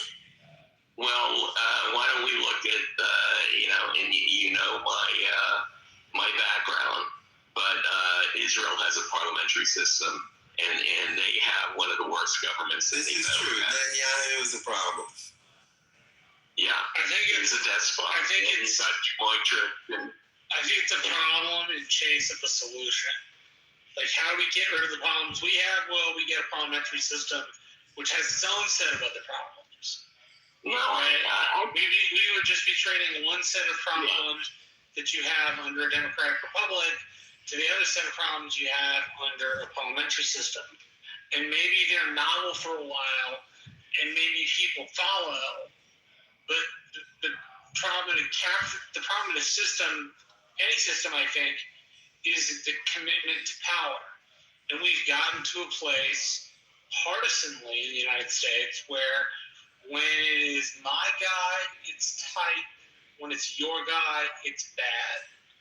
And on both sides of the aisle, and it's unhelpful toward general governance. right? When the Republicans say, oh my gosh, it's the Democrats, and they're all absolutely terrible, and they're all socialists, and oh my Lord, what are we going to do? Right? They're just wrong. They're diagnosing the Democratic Party in a way that doesn't describe the people in it. Whenever people say, oh my gosh, the Republican Party are awful, fascist, and they hate the country, and oh my gosh, they always love Donald Trump. That's also probably accurate, right? But we have, like, in the country, tended toward this kind of black and white partisan way, which, like, to me, doesn't work out when you meet voters. No, when you meet voters are, like, much different. Sorry, go ahead, please. No, please. No, I just wanted to say, like, most voters are worried about the economy. They're worried about, like, having a good life. They're generally not as inflamed as people on the internet or people in social media. They're often not nearly as inflamed as cable news. And he just wanted to chill for a minute. He's like, you want my vote? You're going to hang out with me for 5 minutes. Like, all right, fine. And the guy's like, worry was like local taxes and like trying to fit in and do the right thing. And he was not super partisanly invested in that way. And that seems to be a bit detrimental to us, or the way in which we engage in it as a country seems to be detrimental. It seems to tear rather than build on both sides of the aisle. Well, instead of going to a parliamentary type system, because I don't think realistically that could happen, I'd rather at least see us put term limits and also age limits. And House of Representatives, yeah, maybe we should extend it so it's not just a 2-year term, but so they're at least putting more focus on doing their job than fundraising and running for re-election all the time. Because power can corrupt for sure. And yeah, you got like a 6-month window once you get elected. Yeah. To get things done before you have to start calling for donors. And it makes me think of the Sebastian Maniscalco quote. Basically, when it comes to the parties, he basically has a quote. It's like, same corporation, different divisions. And I think he says that about Jews and Catholics.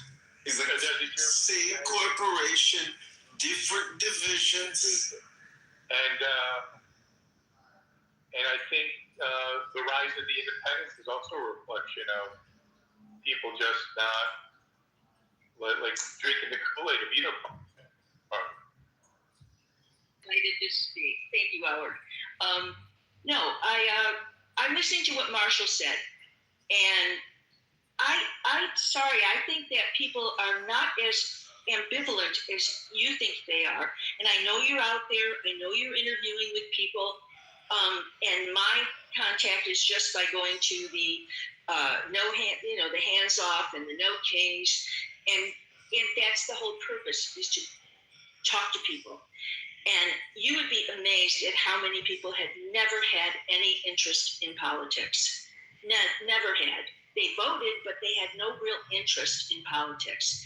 And they are wired up right now because of Trump. And these are people that would never have. I met people who said they voted for Trump 3 times or twice, whatever it was. People are affected. You talk about that. People talk about their pain, their economy, the economy, how it affects them. That gets them interested in politics. People are having a lot of pain right now. Some of them are doing fairly well, but they have children who aren't, or they have grandchildren.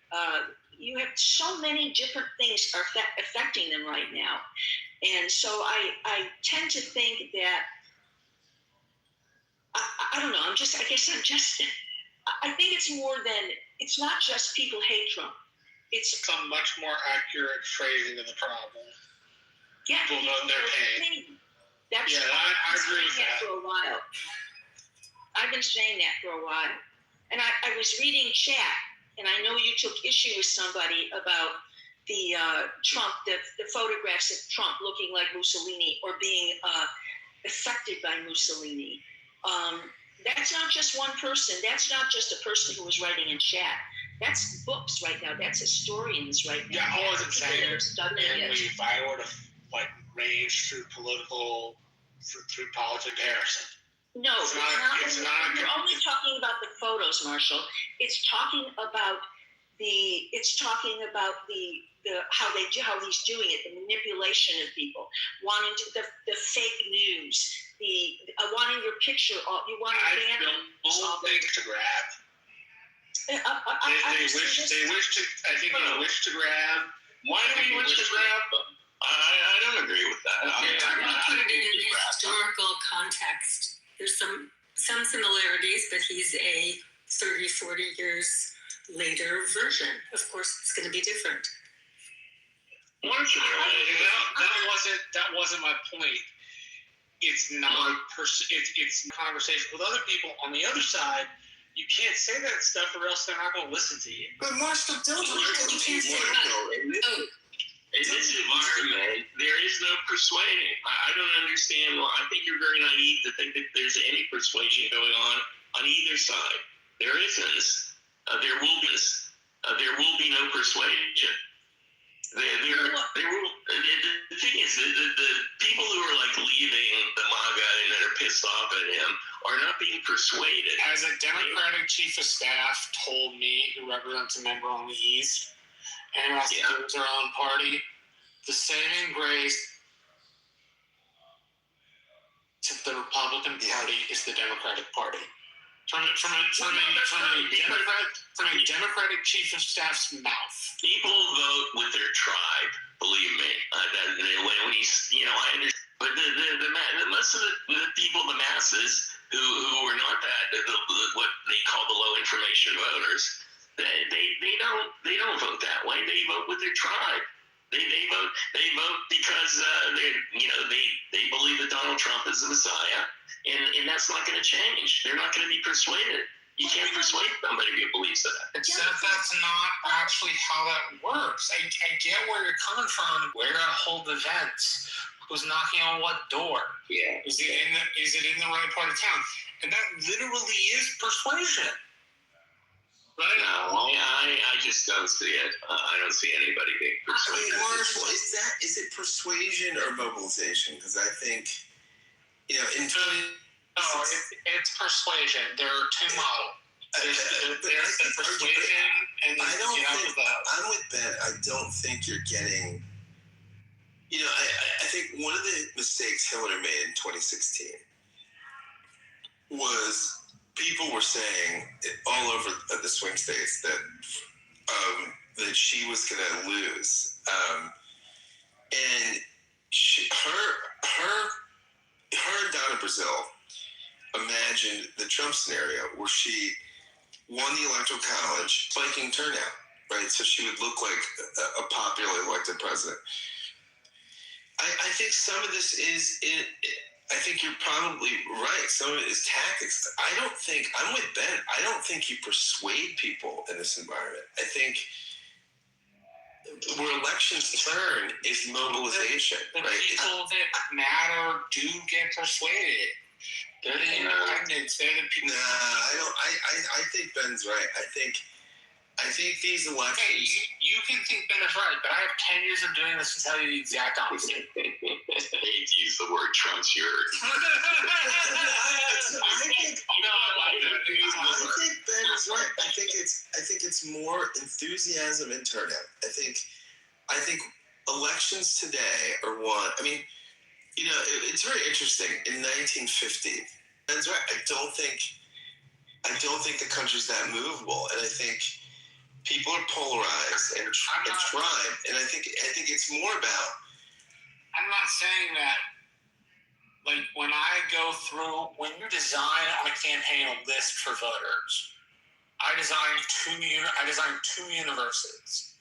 I designed a universe of GOTV, which is get out to vote, which is exactly what you're talking about.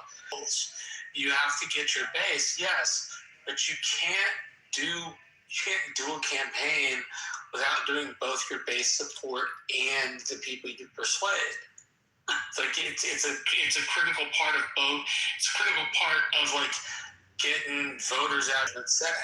Sometimes you meet them on the door. Sometimes you meet them at events.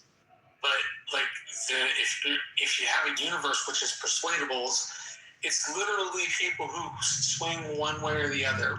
Whether they vote, for the Democrats one election, but they vote for the Republicans the other election. Well, you know what? I think you need to stipulate that we're talking about localized election, because I could agree with him, and it's about personalities. It's not necessarily connected to Trump or national.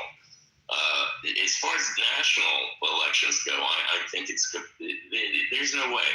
There's no persuasion. But I do agree with you down ballot. As you get closer to local, you may be able to persuade people because it's more. I really agree with that. Yeah, I'm with you there. I'm 100%.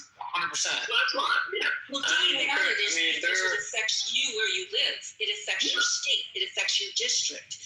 And that's why there are people that don't vote for presidents at all. There are people who write in stupid names and know that vote. So there are plenty of people that you see the judges. There's a bunch of I'll tell you who's affected by that. Seniors. Seniors love people that come to the door. They love the candidate coming to the door. But people have changed their mind. People change their mind about Trump. I've met people who changed their mind about Trump and decided to vote for him when they hadn't before. There are persuadable people. Are they the majority? No. But you don't win by swaying all the voters on the other side. You win by swaying by a small margin. So I think Marshall is right that if you don't think about the persuadables on the other side, the people who the last time around voted for the other side, then you can't win. It's not effective. You have your base, yes, they're not going to be convinced, okay? Maybe that's 80% of the people on either side are the base, okay? But you don't need to win the election by 80% of the people on the other side. You need to win by 5% of the people on the other side. Well, I suggest something that's happening different. That's different. The Democrats always split. The Democrats never stayed. That's a big problem that Democrats have, is that they weren't always unified. Republicans now aren't unified. Democrats want to fall in love and Republicans want to fall in line. Yeah, that's true. I'm trying to tell you the graph and get closer to the middle. Be slightly to the left of the middle. Democrats cannot do it if they're. Hey, Austin. I was just. No. I don't think you knew this because she paused, but she wasn't down. I was just checking in. That's been the key. No. That's been the key. Good. Again, I was just chiming in. That was the keystone of advanced political science since the 1980s. Looking for the median voter, which. No. I was just saying she seemed to have paused, but the dilemma began on October 7th. You then had and I live in a state that has the largest. He's on the side of Israel, so they're going to be pretty disappointed in the next election. But we have to stay. This is something I have felt all along, and it's something that I believe, that I've always believed, and that is you stay slightly left, slightly right of center, or slightly left of center. It's so polarized right now that the further you get to the right and the further you get to the left, you are too extreme. You are too extreme, and you're getting away from what is really bothering voters right now. It's not about a religion right now. It is, as I said, it's about economy. It's about pain. It's about fear. Also, lack of affordability is a really big deal. In my travels, I've done roughly about 1,000 doors, so probably talk to roughly 100. And I've gotten the economy, things are not affordable. They'll still vote for my candidate because they think she's been doing a good job because she's regionalizing her election instead of nationalizing it. But I still get, like, stuff's really expensive. And so it's like the pain you're talking about is a very real thing I think the average American struggles with. And the Republican cause has not been good. No Kings or the hands-off rallies were. I think they completely underestimate how organized those people are, and that's one vote. They're out there, and they're going to bring in more votes. That's the whole point. And when you get that many people, people who wanted to volunteer for causes. I went twice, not the most recent time. Because it was relatively small and I had some to-dos in the middle of the day. But I ran into people I've known since I was in middle school. But I don't know about other people's areas, but at least in my area, it's very Democratic, despite the fact that I'm a Republican. So I went to school with a lot of Democrats who've become involved. And, they seemed really kind of charged, really energized. They outvoted the Republicans in Hidalgo County, so at least the local metric kind of shows that the energy is on the Democratic side of the aisle. It's not situated on the Republican side of the aisle. Can I say one thing? I guess. Of course, please. That's the only MAGA supporter on stage. I would just say that, fundamentally, Mr. T is under a lot of pressure right now. Mr. T is basically a pincer movement is happening, where you have the Tucker Couture paid by Couture, and you have the Democrat establishment, which has been calling for his assassination, and now there have been 3 assassination attempts on him. Wait. Pardon me, I don't mean to be rude. Did you just say who's calling for his assassination, Trump's assassination? He said the Democrats. Jeffries said... Give me a name of anybody who has called for his assassination. Jeffries, Kitover.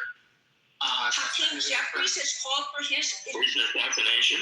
Why do you... intelligent to say it. This is an intelligent conversation. Why would you say something that's not even intelligent? He didn't use the exact word assassination, but in so many... No, he hasn't. I'm heavy-handing moderator today. Yeah, I was about to say, let's continue. Let's not even spend too much time on that. Let's just keep moving. But what I find interesting about Trump, right, I think what's interesting is right now, I think Bush and the neocons opened up a space for him, right? And he ran in 2016 as someone that was like, I'm not going to get into these stupid wars. And I'm gonna protect Social Security and Medicare. That's not a very Republican position, right? He used to say those things, right? I mean, he used to... populist, and now he's governing just as a Reaganite neocon, right? I mean, he's the war in Iran, I think, is a little crazy, and he's also, I think his signature accomplishment is the tax cuts, which will be, you can't to me, is that he's kind of a dumber version, I think, of Ronald Reagan. And a master communicator. Yeah, and a master communicator. I mean, he's Reagan with less IQ points and maybe better communication skills. Reagan did have a consistent philosophy. He did absorb the sort of the traditional conservative viewpoints and platform. Donald Trump has no ideology. No, this whole thing with Jimmy Kimmel or about indicting Comey again, to me it's just diversion tactics to keep the focus and have people further talk about the Epstein files. But as I say, one other person on that stage that we haven't allowed to speak, and that's Dr. Jordan. So, Dr. Jordan. My main man, Doc. Well, I'm at the gym, which is why I'm on the treadmill. But, I agree with Ben that, I don't, this guy is so insecure that every move he makes is reflexive. And so I don't think it's that complicated. I mean, his psychopathology has influenced the culture and the society now. I didn't hear the conversation about Mussolini, but what was interesting in the book Strongmen, that kind of a social scientist, like the author, could go socio-psycho consideration and basically find patterns of behavior. It's kind of like FBI profiling. You really aren't going to be diagnostic in your approach, but you're going to look at behavior patterns of people with these psychopathologies, and you'll see that when they govern any body of people, there are great similarities. Trump doesn't know the rule book. He naturally kind of follows it, though, because that's what an insecure leader with dark tetrad personality traits would do. Now, I'm not a clinician, and this is just an academic perspective, but I don't think it's that complicated. You can almost predict what he's going to do if you take away the noise, and part of his job is to make a lot of noise and bring chaos to the media's attention so that he can distract us. Anyways, I'm done because I'm talking a little too much here at the gym. But I will just say the stuff, and Howard, I understand your interest in it, but the stuff that has won the Democrat special elections is not discussion about the Epstein files or the Iran war. It's been, hey, stuff's far too expensive, you're feeling some pain, we would better service that pain than the Republicans have. And the Democrats, and I think it was Virginia, had wins down to the county level, which that kind of stuff hadn't happened for them in a decade. The Democratic Party down about a decade certainly aren't the thing that are driving votes in that way.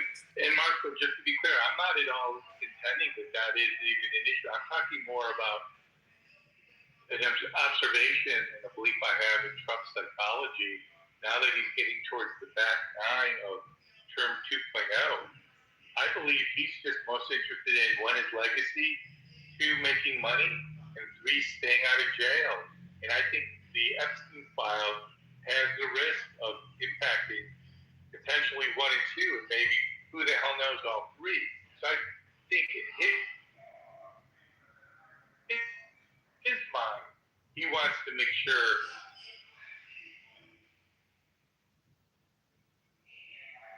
I'm saying more about what's in Trump's motivation when he wakes up today. Oh, yeah. No, that makes sense. After what happened this weekend, and now the war's taking a little bit of, straight from news. It's kind of like lost a little bit of steam compared to last week, right? And gas prices are still high. Today, ABC News is reporting it's at a 4-year high. Diesel prices are high, etc. Yes, the stock market's doing well, but I think Trump looks for things to make sure the narrative doesn't go back. Hola. Hey, Breezy, how you doing? I'm doing well. How are you? I'm doing well. Did you want to comment on the topic? No, I wanted to hear what you guys had to say. Okay. Well, thank you. Hey, Abby. Hey, I had to leave that other room. But I do think that Trump is nuts. I do think that Trump is nuts. I'm sorry if you guys are some Trumpers or something, but yeah, he's not doing well for the common folk, and i.e. common folk, me. So, but hey, what say you guys? I don't think I'm common. Hey, Abby, do you see? So I was. Do you think I'm common, Scott? You've met me. Am I common folk? I think You're not a common person. You're absolutely uncommon. But Abby, do you think? I think Trump right now there's two things. I think he's done the tax cuts, and he's kind of become a neocon on foreign policy. I think he's in some sense the second coming of Ronald Reagan, right? I mean, which you can like Reagan or not like Reagan, right? But I think Trump has become a kind of Reagan-esque figure on the, and like Reagan, he's also blowing up deficits. But I mean, I think he's kind of stepping into a Ronald Reagan sort of image, I think neocon is closer. People aren't seeing that. It's interesting because I see that too, more neocon. Well, this is John Pod. So I was curious, Scott, if you've been listening and where their take is. I listened to the emergency one on Sunday, but that was it. So when people talk about Reaganomics, yeah, I haven't listened to Pandora. What is that? Yeah, we're talking about a podcast that we listened to that No. neocons. Okay, but this is the thing. People talk about Reaganomics, and like it was an economic type of deal underneath President Reagan. But I wasn't alive then, so I don't kind of. The Reaganomics is based off of Abby, am I wrong? Oh, yeah, let's do trickle down. I mean, It trickled down. It's a trickle down stuff. I was alive then and was very happy with economics. How old I was alive then, babe. Definitely was alive. I guess what? I even voted. Breezy, basically the concept of providing a private sector with tax cuts that the She private left. sector would make it better. Trump is evolved into a supply sider. But this is the dark side of the Reaganism, right? Because I think what happens is the tax cuts blow up the deficits, right? Maybe if we got Rand Paul in, it might happen. But in general, I think what happens is you have the Democrats come in and they spend like drunken sailors. The time that we get fiscal conservatism in my life has been when you have a Democratic president with a Republican Congress. And that generally is a recipe for fiscal conservatism. No, he wasn't spending less than $1 trillion a year. The base budget at the time was about $3.5 or $4 trillion. Scott, So everyone, economics is entering a phase where it's not quite as much of a soft science as it used to be in the 20th century. It's becoming a lot more scientific. So what exactly is a fiscal conservative? I was just going to say, let me finish my train of thought. We have precedents for countries that don't enter into a recession for 25 years. That's really unheard of in the past. So Obama, a new era of economics. So Obama what exactly is fiscal conservatism. When economics is a science. When Obama entered office, he was spending, and this was an inherited budget from Bush. He was spending $1.4 trillion. By the time he left office, the annual deficit fell to $665 billion. What was the federal budget? It went to $1.5 trillion to how many trillion? I mean, he cut the deficit in half. I'm not saying he didn't, Scott, but if he cut the deficit in half, which is the number we spend over the budget every year, but he also increased federal spending to like $3 to $4 trillion. Well, that's a sizable mathematical notation. It's a psychological voting trick where people make a false equivalency between their personal finances or private company finances and economic governance. But the game you want to win is having a lot of control over your currency, being able to increase the value or decrease the value. So I take issue with conservatives promoting this because they're wrong. Hey, Joe. The real game is as much control over your currency and global economic policy as possible. That really wasn't my point. My point was, if you went from spending a stronger country in the long run, if you went from strengthens us economically. No, it's not necessarily if we're adding to the debt that way. If we're spending to the debt, if we're going, currency devalues and exporters make more money. Yes, Austin, and in every country in history, once you run out of money, you're pretty much fucked. There's not civilization and history, and we're not special enough to be a civilization. Just saying. Like we're not. We're not so exceptional. This is approaching the nuclear fusion. Marshall, this is not actually, such a robust thing to say. I mean, who runs? Okay. It's the game.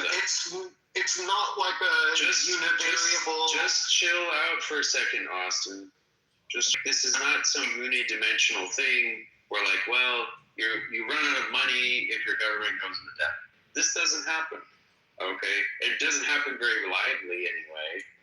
And a lot of the time what governments do is repudiate their debt, write down their debt, and things like that. But if you are just going to take the new post here, it is a little cartoonish, okay? It's like big businesses, debt, huge amounts of debt, okay? That can be part of a working financial strategy. And we do have to go beyond this thing of like, whoa, if we run out of money, or whatever. This is not how to look at this situation. And to get the government cannot run out of money. To get into really advanced economics, you can redenomination a currency that happened in the 20th century numerous times, and as the global reserve currency, we could just do it whenever we feel like it. And that stuff has no impact on our economic standing. Doesn't make people think less of us, like we can't pay our bills. But how do your ratings go when you start writing it down the debt? Exactly. You go from AAA rated to what level? You go from AAA to AA to single A in a real quick hurry. Because as Washington said, if you can't be seen to pay your debts, then nobody will trade with you. Because you can't be seen to be honest with your own cash. So you can work logarithmically and add a lot of zeros. But again, this is a cartoon. They will trade with you.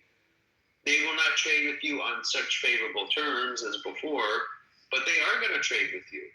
Okay? Redenomination is an emergency lever, but it's something we haven't discussed. Hey, Austin, hold on a second. Jason, what am I getting wrong? What am I failing to comprehend? Because you're offering all these all or nothing, like, oh, no one will trade with you, you can't be seen to pay your debts. No, they will trade with you. They do, in fact, continue to trade with countries that redenominate and all this other kind of stuff. It does happen, okay? And is it great? No. But is it like a catastrophe that, it can never occur in a functioning country? No. It's not true. Well these days. Okay, so it's just that all or nothing framing is what I'm objecting to. Okay.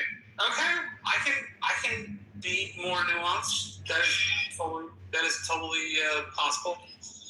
So thank you for correcting me. If you redenominate it just by one digit, I don't think that would affect their international standing. I'm gonna feign ignorance on that.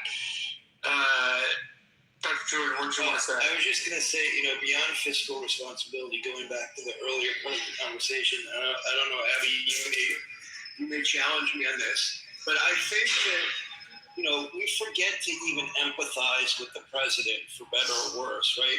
If you are groomed in the establishment and you have an institutionalized style of thinking, you enter into the office with a lot more support. When people are already challenging you, you become more insecure.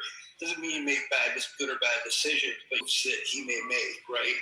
And so I think we underestimate the power of the establishment. There's no one who's preceded him who didn't have the benefit of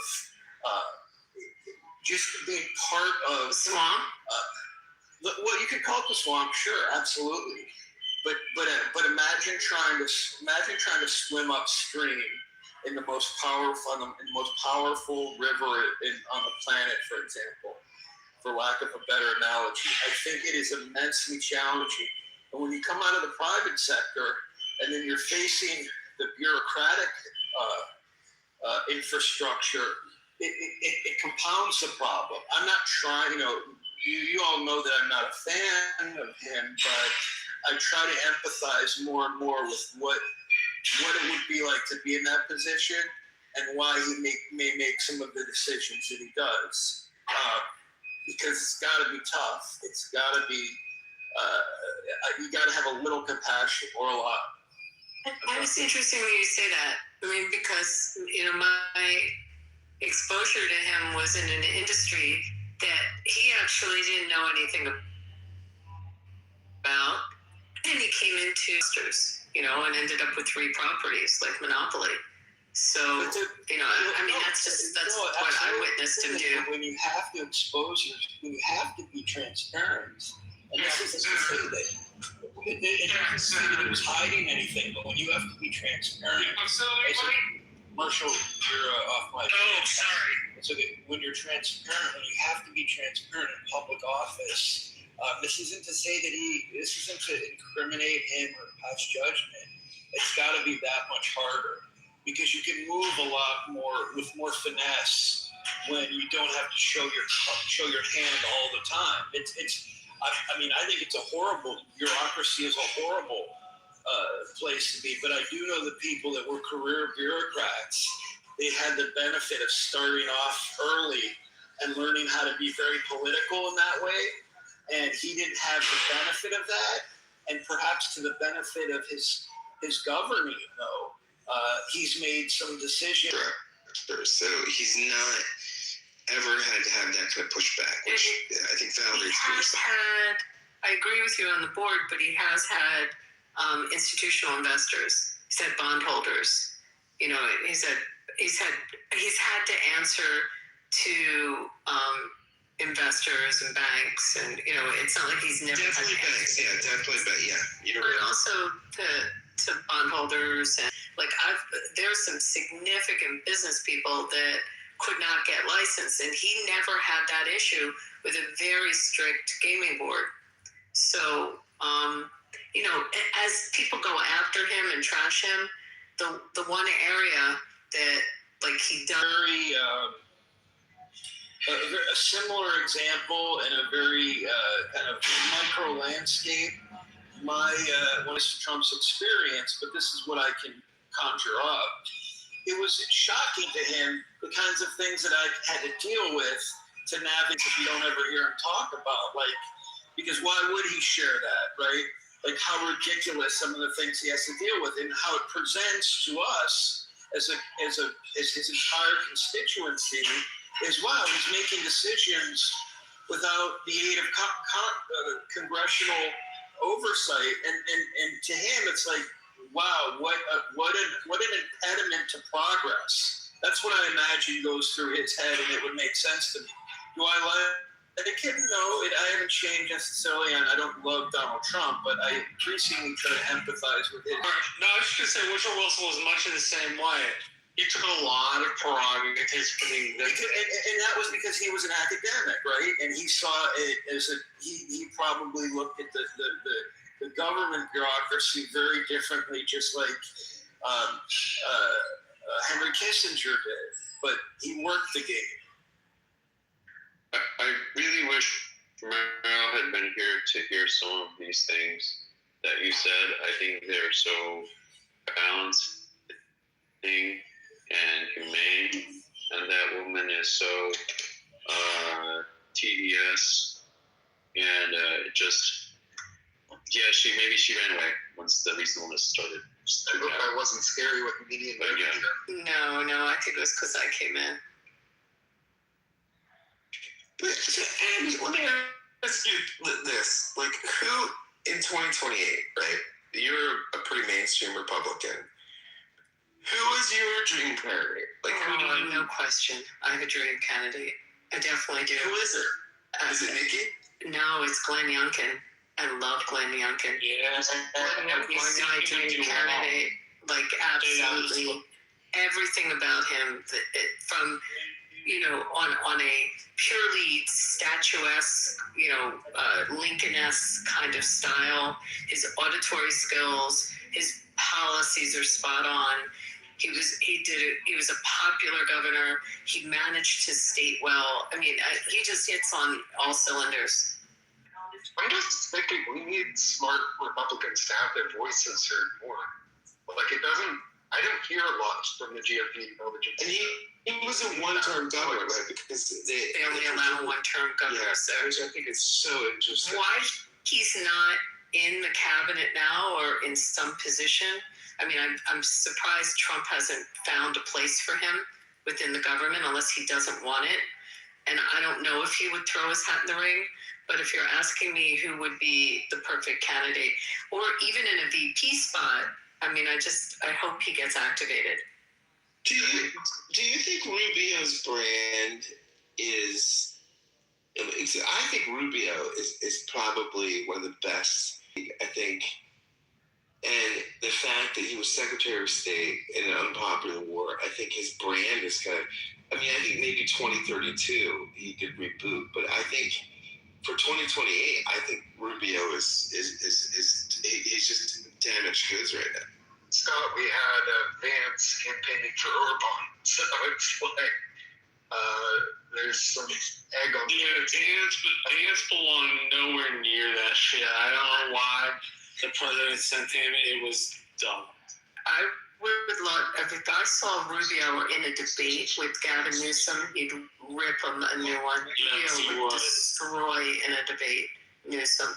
I mean, it couldn't even come close. Well, I mean, well, Kamala taught us, right, was that I think, look, I don't think it's nothing to win statewide office in California. I think it's an accomplishment. It does not make you a viable national candidate. And so I think people that think that anybody from California would be a formidable national candidate as a Democrat are clinically insane. because California is just so far different than the country. I like California. I love it out there. I think it's great. But I just don't think. I mean, Harris showed us like what that statewide brand as a Democrat. As a Republican, it's different. If you win statewide as a Republican in California, you've as a minority won the majority, right? And so I think like Reagan, Nixon. I mean, these people that can do that are singular impressive people. But I don't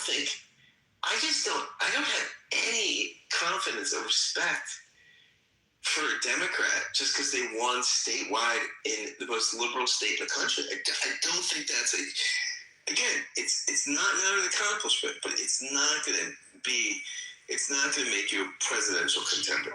It's like being a congressman where you're only naming a post office. It's still an act of Congress, but all you bothered to do was change a name on a building.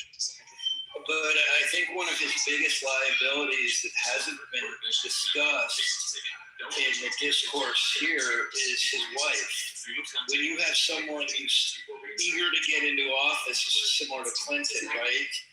And the spouse already has their own agenda or his agenda, and they seem quite manipulative before the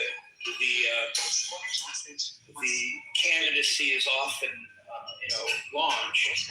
I think it's going to be a huge problem. It's your box that checks all the boxes. First rating. False positive and negative results may occur, not for those at high risk. Yeah, I mean, I see what you're saying, but how many Democrats are going to listen to you, Scott?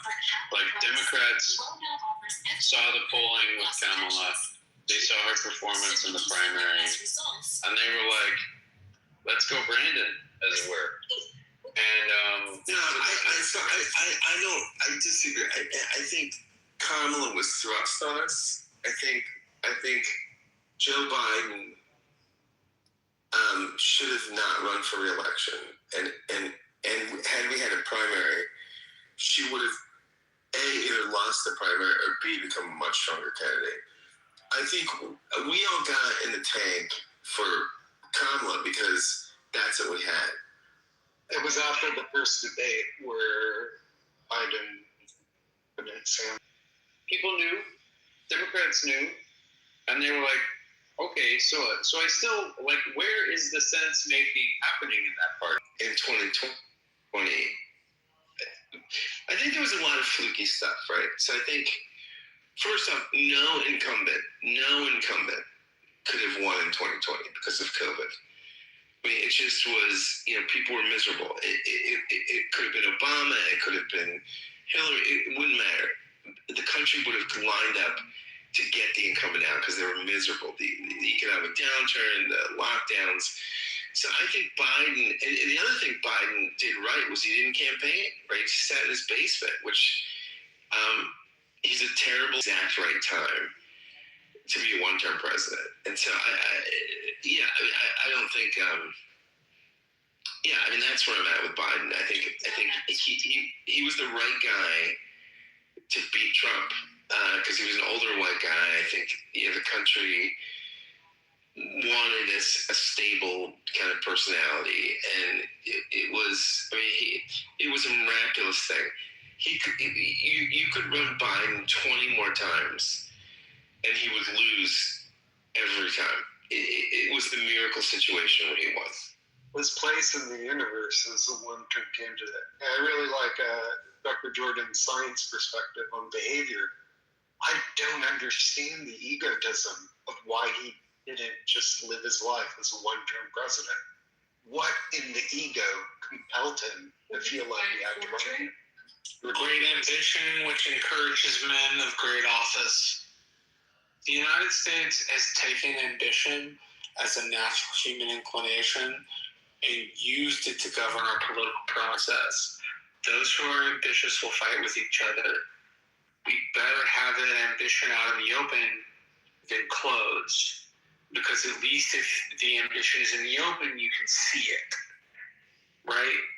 Americans have tended to, in their public candidates, not like too much ambition, right? Like, it's good to be interested. It's good to be somebody who wants to achieve office, but depending on the time you're in, depends on how they did it. I mean, it used to be like writing speeches.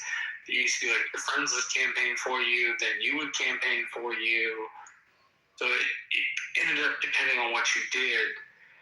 But I don't think it's necessarily just that. I'm going to answer you. Please, I think Biden has always had a chip on his shoulder, pedigreed characters than he was.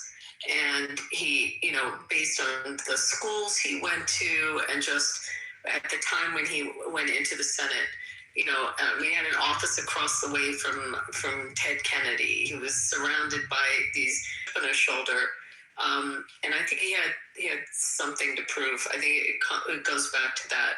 He just, it's a level of, not being the pedigree that the rest of that club was. I mean, I always saw him that way. Yeah, and he took pride in having this blue-collar mindset, I think, later in his career. Pride, he took a pride, but it was also an insecurity. It covered the insecurity. But I think what happened was when Trump began to be even more insecure, because he identified with the very group that Trump had shifted into and popularized candidacy around. I think that made him even more confused. He had no identity. So, I don't know. Notice he's got his school that is named after him, and this whole endowment is at Penn. And Trump went to Penn. Biden did not. And the schools that Biden went to, he just went to something up at Syracuse, which is where he went to law school.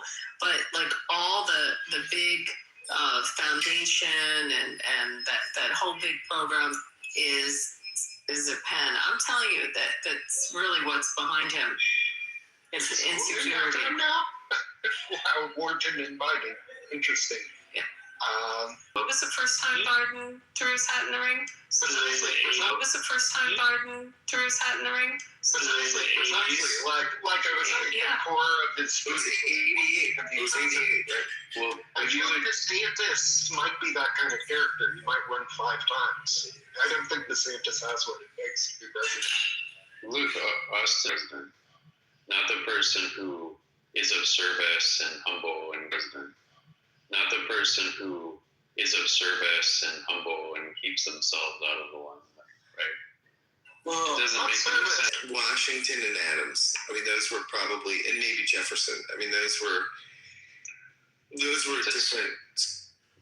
They were a different school. They were a different breed. I mean, but really, you're just talking about a different concept of how we get a president. Maybe it's not a bad concept, okay? But what Austin just said about being a good governor, I think it's interesting, and you have to really unpack that, because really the best presidents come from gubernatorial backgrounds where they managed, and they, the majority came from that, and they were in a management, like just how their state laws are.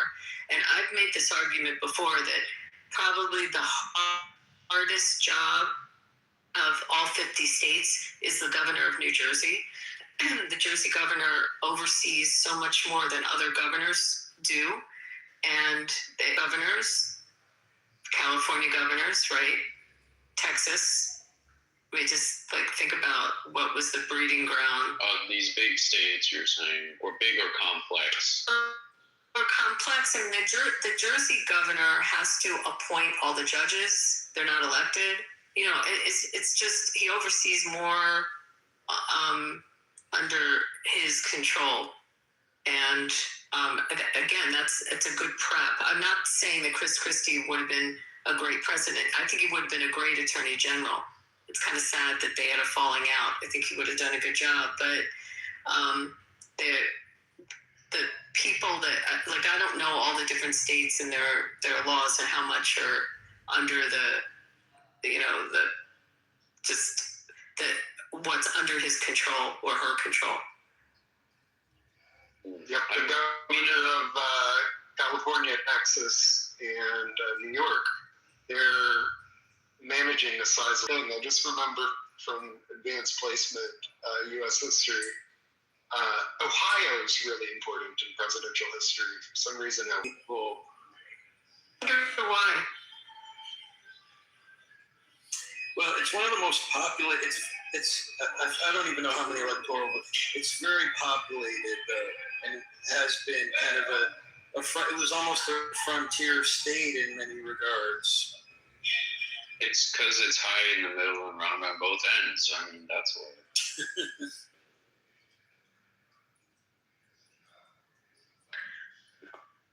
I mean, we're talking about some interesting stuff here. I love this theme of well, how do we even get a good presidential candidate?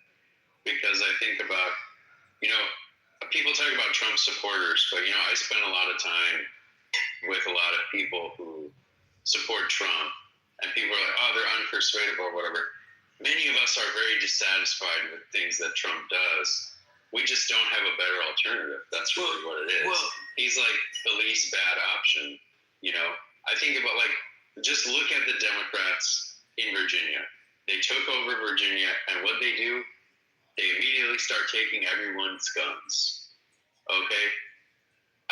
This matters to real time.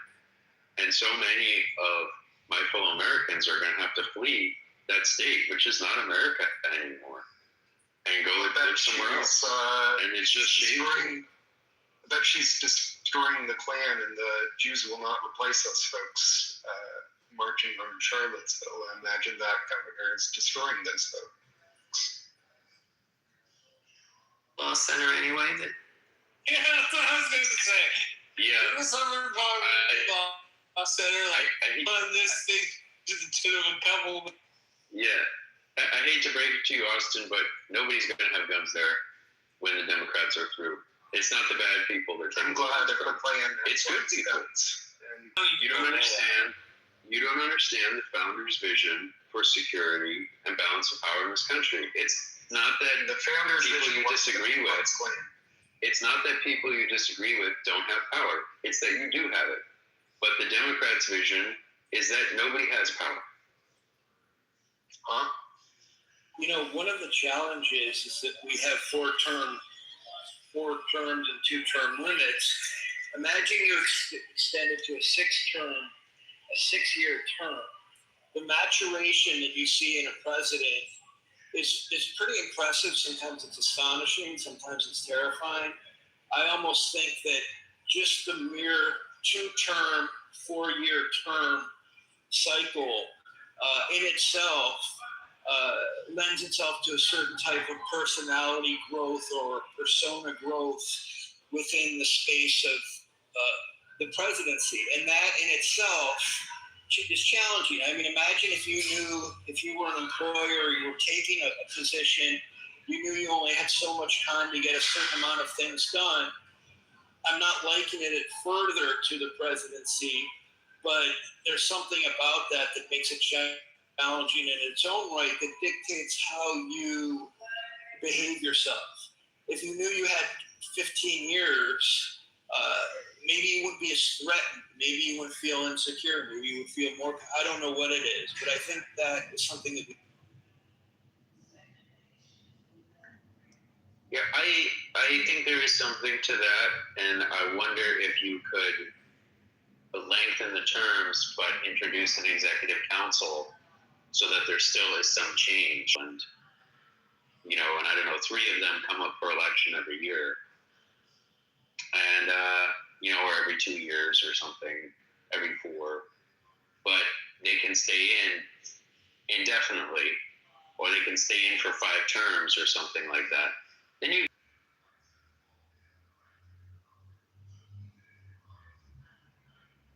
I mean, I've been so insecure in jobs where I have like a 3-month probation period or something like that. I mean, that in itself is enough to make. I'm not going to empathize with a particular individual, but the office itself, to be under the scrutiny of government, of public office, I wouldn't be able to leave the house because it's way too much for me. So. But some people can handle it. I'm quite frankly amazed. Fonny, what do you think? Nothing about Trump. Yeah. You can respond to the title of what we've been talking about, either or both. Well, glad to be here. Trump is a crazy man, but he's the right president. As America turns 250 years.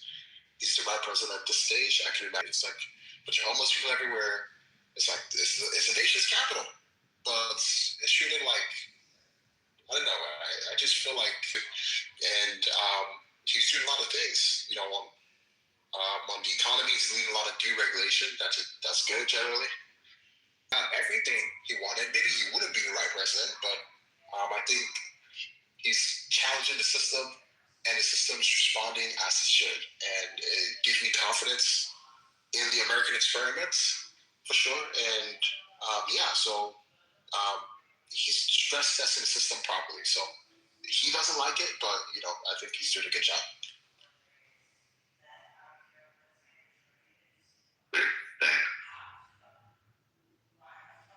Yeah, Stiller.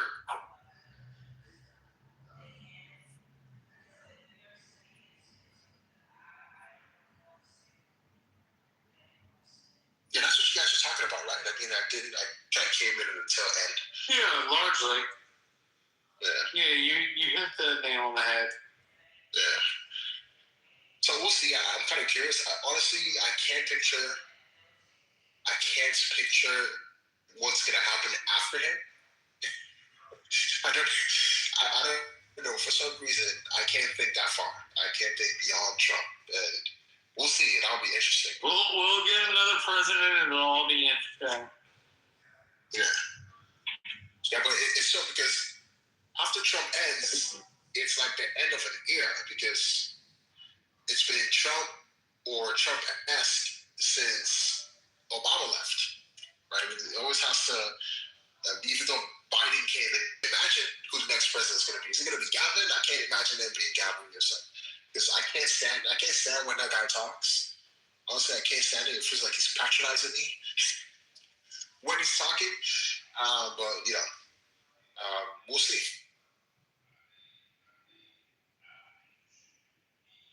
Yeah, I agree with you. We'll see. Abby, you researched that thing on John Roberts? I saw it, and I was like, it's pulling any weight. So we don't need to be worried about it. No, I first like it popped up with a sensational headline, and I'm like, whoa, okay, this is huge. And then the more I read it, it's not a formal complaint from anyone. It's a citizen's complaint that was aware of his wife's salary, and there's no, like, they haven't made any correlation of any conflict. I mean, that would mean the firm would be conflicted out always. And I mean, it just didn't seem like it had any teeth to it at all. But the headline was sensational. Let me see if I can find it. I'll put it in the chat. I don't know if I read the same thing you read. I'll trust your judgment on it. Because I didn't really look into it all that thoroughly. You know what we're talking about? No, they don't. So there was Justice Roberts has a complaint against him for conflict but it was that he's, whether he should have recused himself because his wife works as a consultant to a law firm, and the law firm has appeared in front of the court. I'm trying to find the article. What do you think, Paul?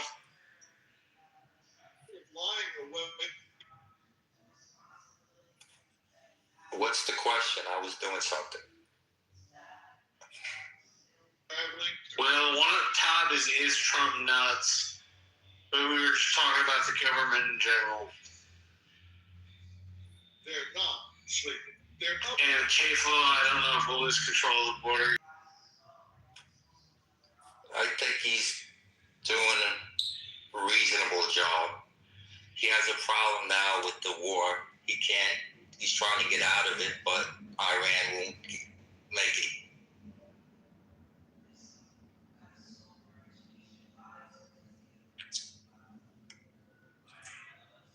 Iran has an army of 1 million people, which is crazy. I can pull that from you. Yeah. Now, Bill. I mean, that tells you something about how well provisioned each of those soldiers is, though. I mean, yes, their army is bigger than ours, but yeah, how well set up is that army?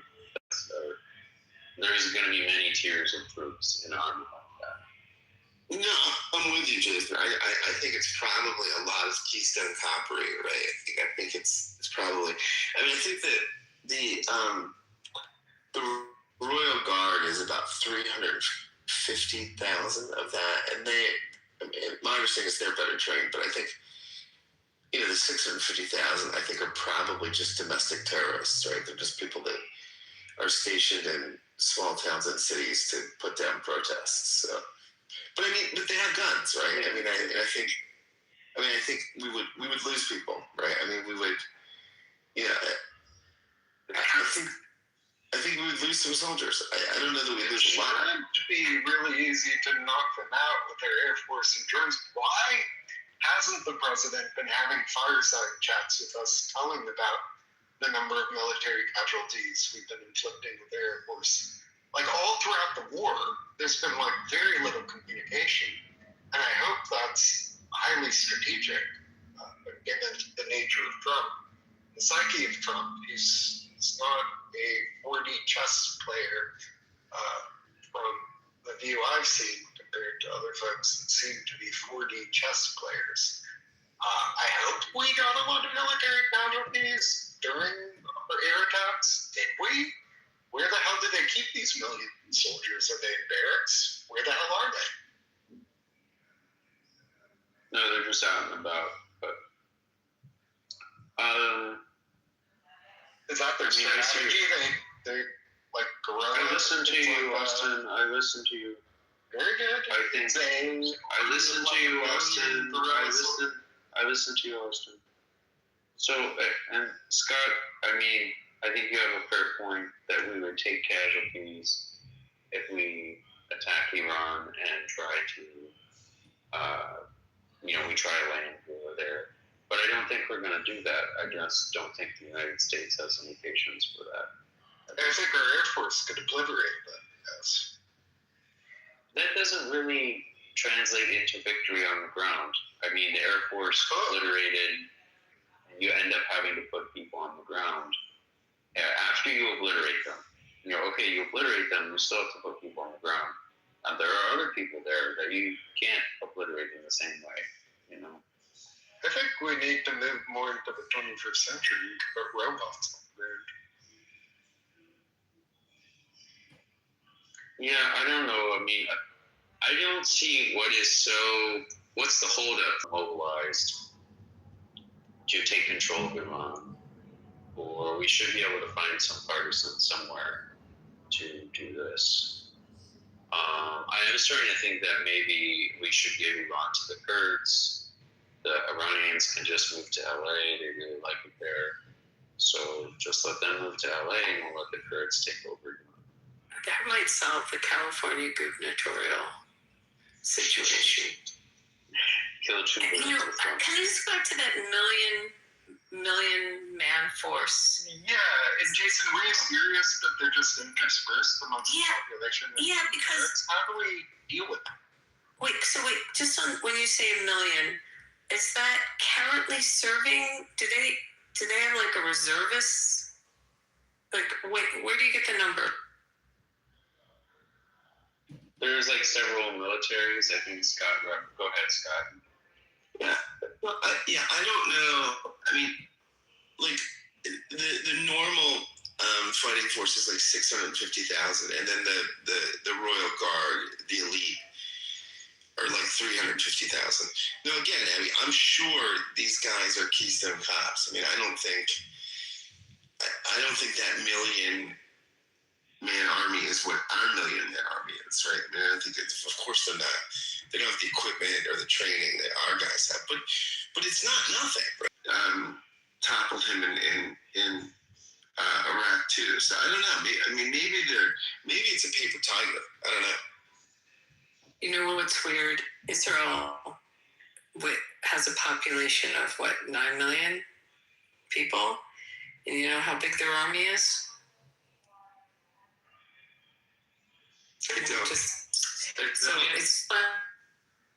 funny because they have reservists, and everyone does reserve duty. So they have about 175,000 to 200,000 active, and then probably 450,000 on reserve. So I'm just doing 90 million people in Iran. So you have, and you're saying 1 million of the 90 million. And then I'm saying there's 9 million in Israel, and you have more than half, so 600,000. Just trying to compare how many in our military total? So our army, I don't know about our Navy and Marines, but you have to have the Navy. I mean, how much in our armed services? I think it's just over 1 million men under arms. Yeah, all armed services. Yeah, the army is about 1 million people. That's what we have, but that's counting everybody. That's counting desk clerks, But our army is about 1 million people. So wait, but what's our armed services? Now you can add in the Navy. Yeah, total. The Air Force. Total military. And do you add the Coast Guard into that, or no? That's not considered. Yeah, that's not a helpful number.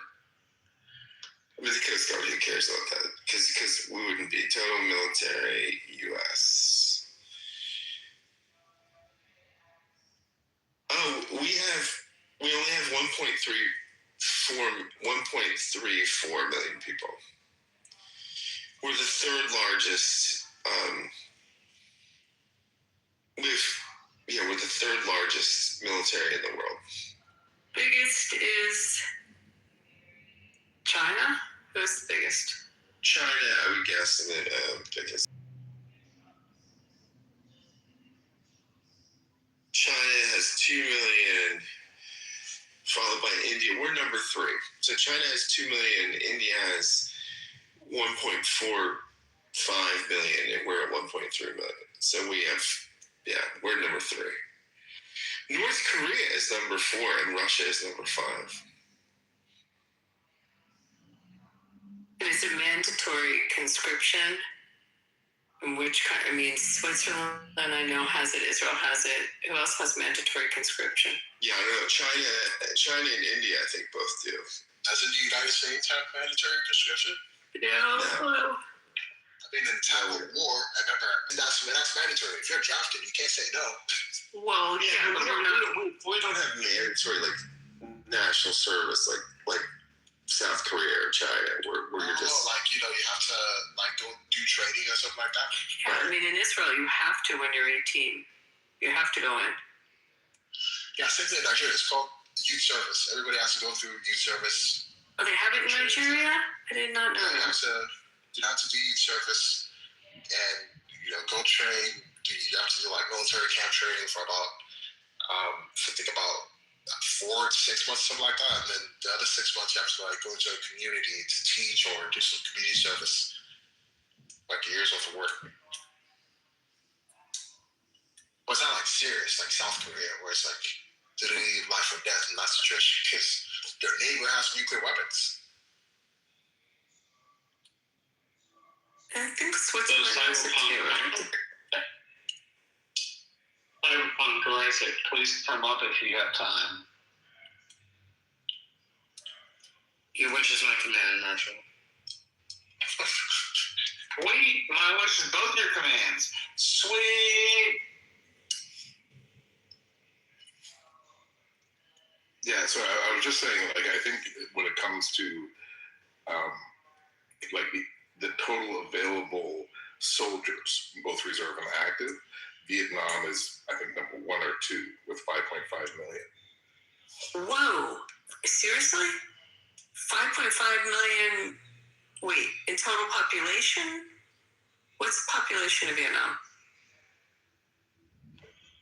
No, so total available personnel in Vietnam is approximately 5.5 or 5, depending on how million. So they have way smaller active duty personnel, but their reserve forces are estimated to be about 5 million, which is cited as either the world's largest reserve force or the second. How big is the population there? We'll check. I mean, essentially, all of 103 million people in Vietnam, so this is about 5% of their population is reserve. Vietnam has 103. I never thought it was that big. Yeah. So, to both of you, I changed the title around a little bit. Is he crazy or is he crazy like a fox?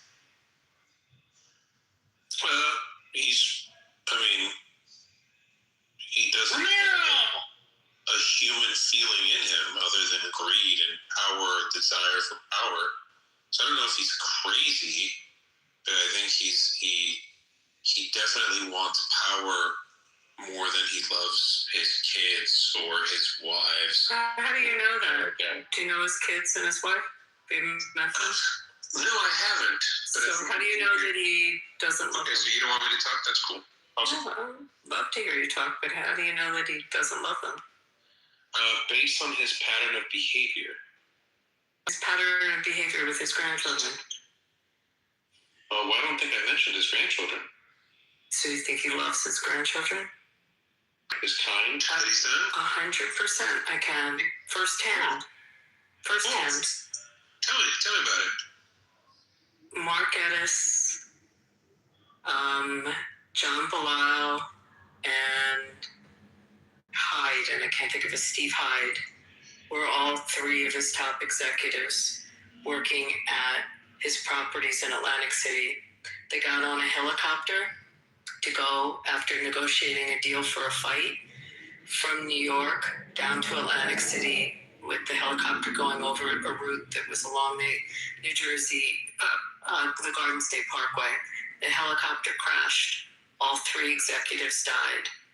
Trump not only took care of all the funeral arrangements, but payments to the families, making sure the families were taken care of, named the auditorium after Mark, was there 150% for those families in the most kind, altruistic, giving, and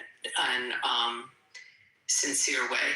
And that I know firsthand because I knew the people that were killed and I knew the families. So there. I didn't read that in a newspaper. I experienced that. Okay, I got you. So every time I speak, you're just going to speak louder. Cool. No.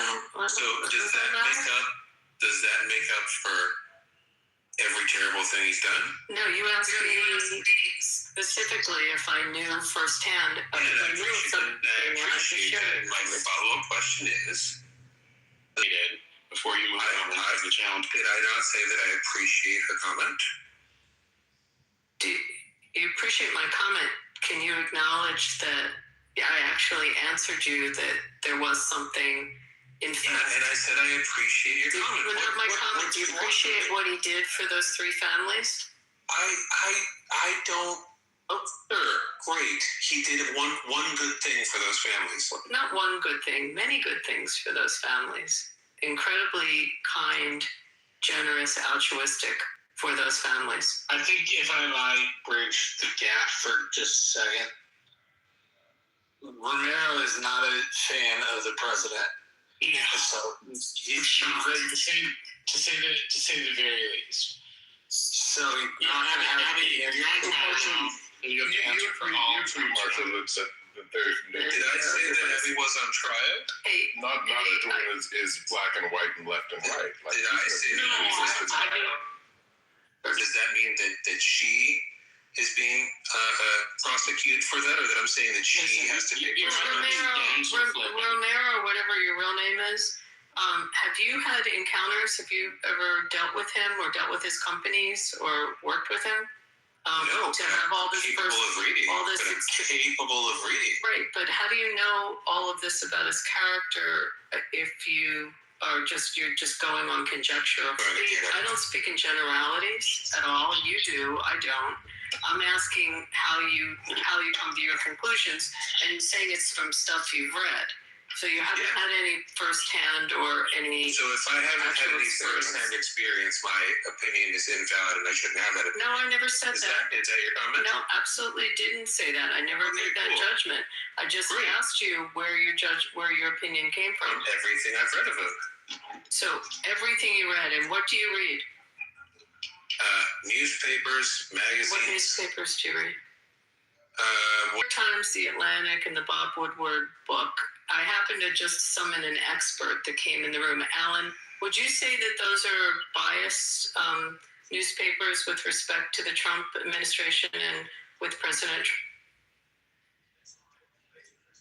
Alan? Are you asking me? I just an expert on the journalism just came in the room, so I was asking you.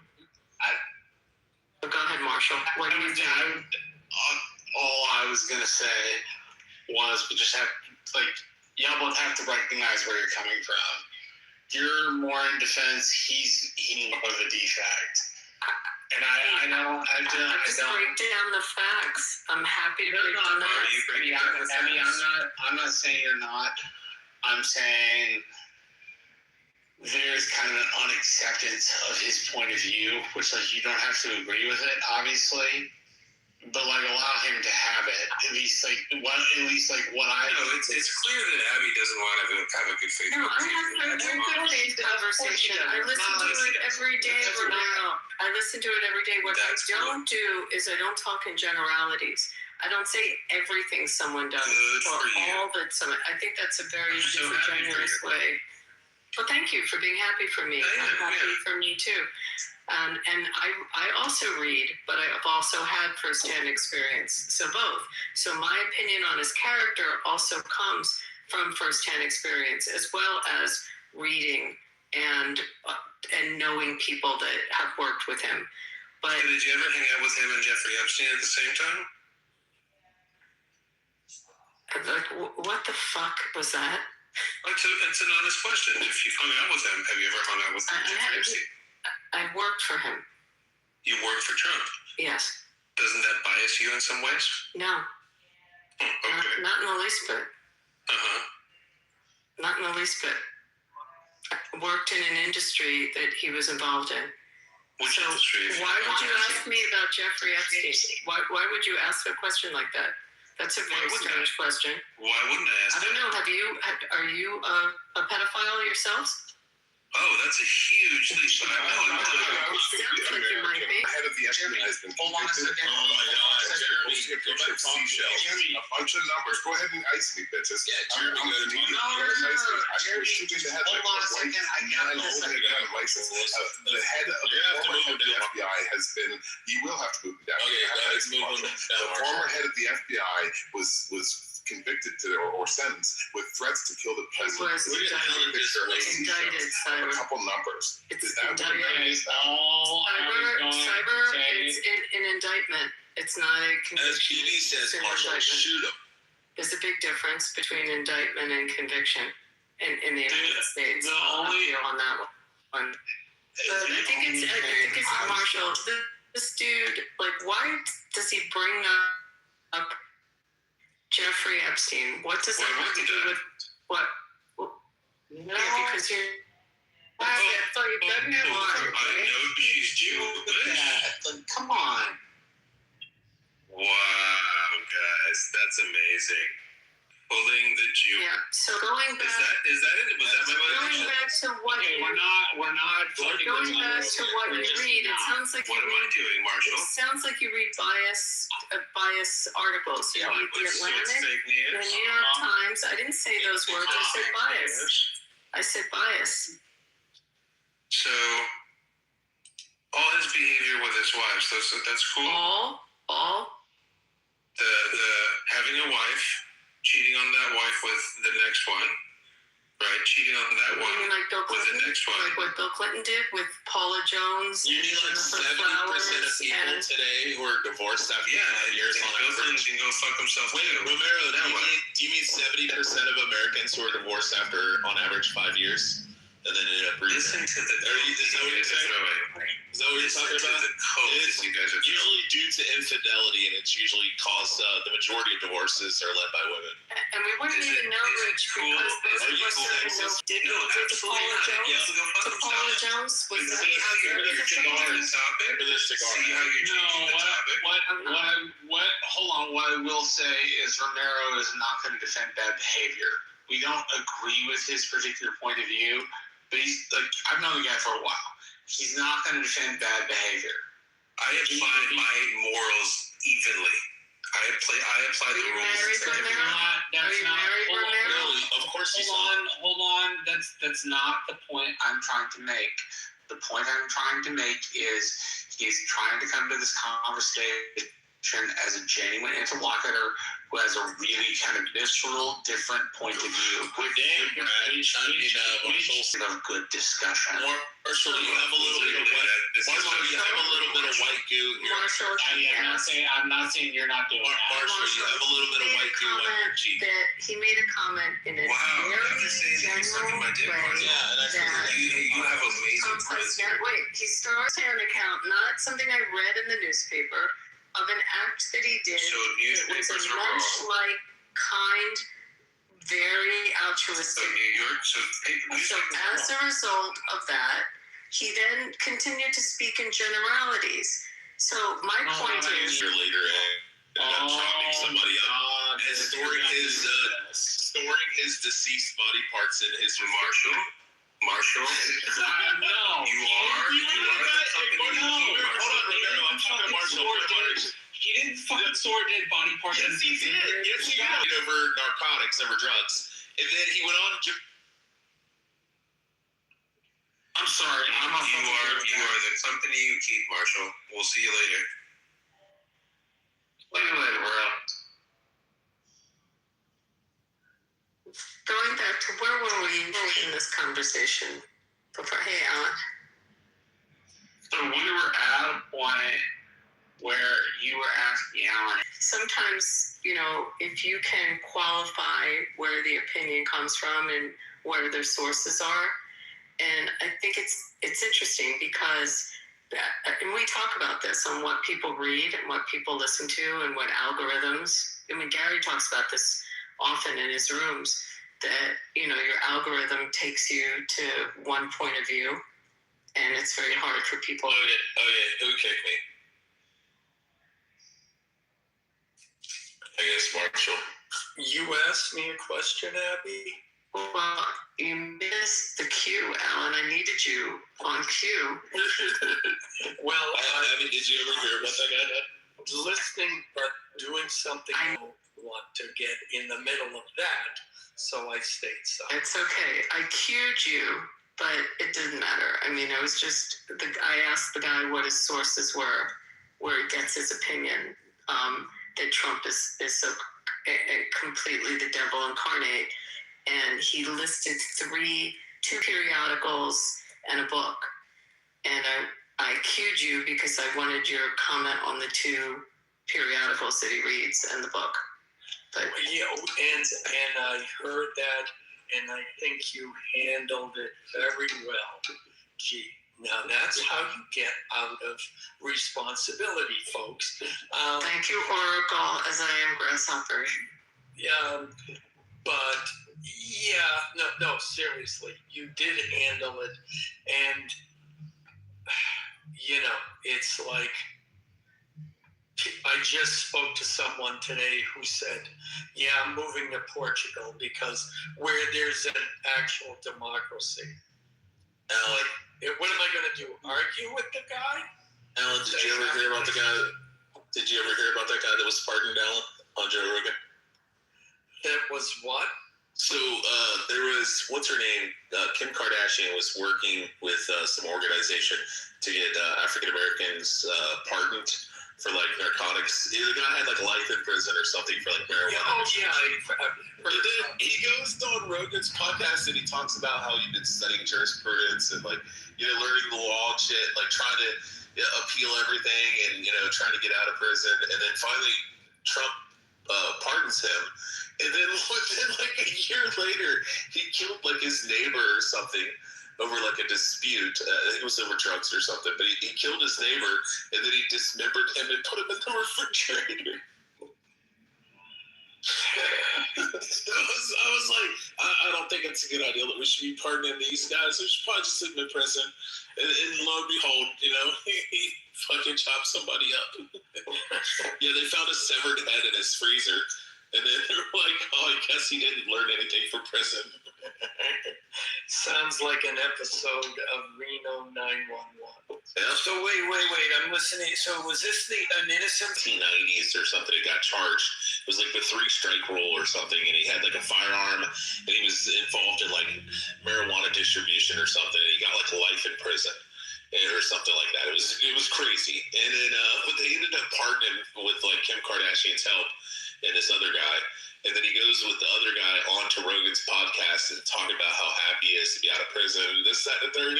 And then the reports come out that they found a dismembered body in his refrigerator and freezer, and he killed his neighbor or something over a dispute, and then dismembered him and put him in the refrigerator and freezer. You can't teach your old dog new tricks. Yeah. Just look it up. It's crazy. Like, Marshall's trying to say he didn't dismember it or he didn't cut him up. I was like, yeah, he did. They found the guy's severed head in his freezer. You know, oh, never mind. Oh, Father's here.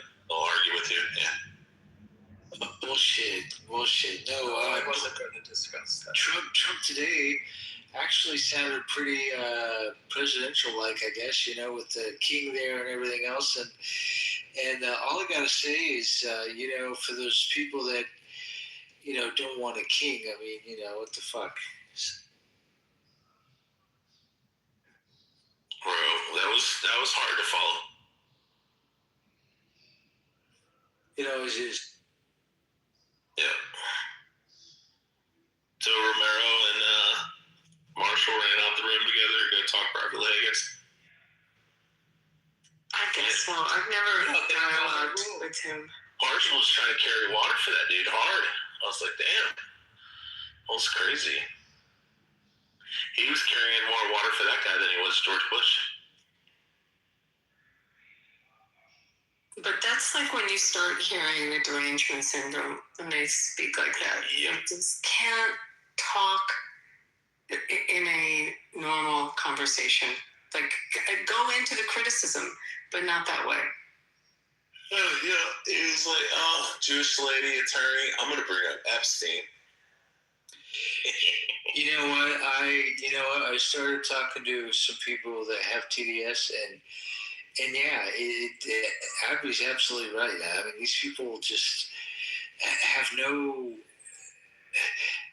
It's like they can't even talk, and so much hatred in them for one person. It's so fucking crazy. Yeah, I never understood that with Anna Hero, how much she hates Trump.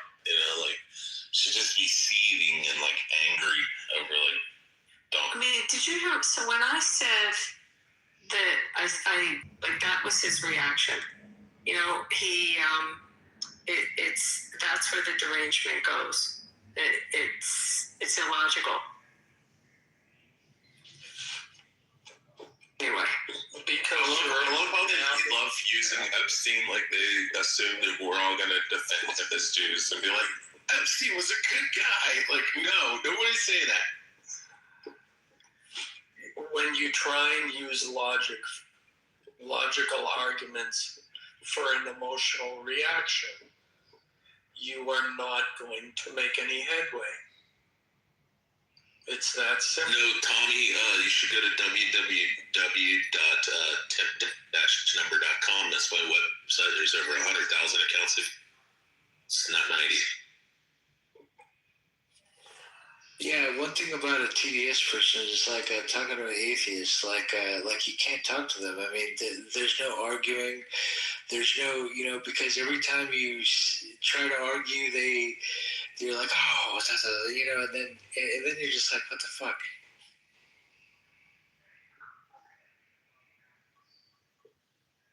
Good point, yeah. How was Gary's room today, Scott? I missed it. The same old. Scott? It was good. Yeah, it wasn't bad. So what I said, Scott. What's that? Same old. No, yesterday was a little more fireworks.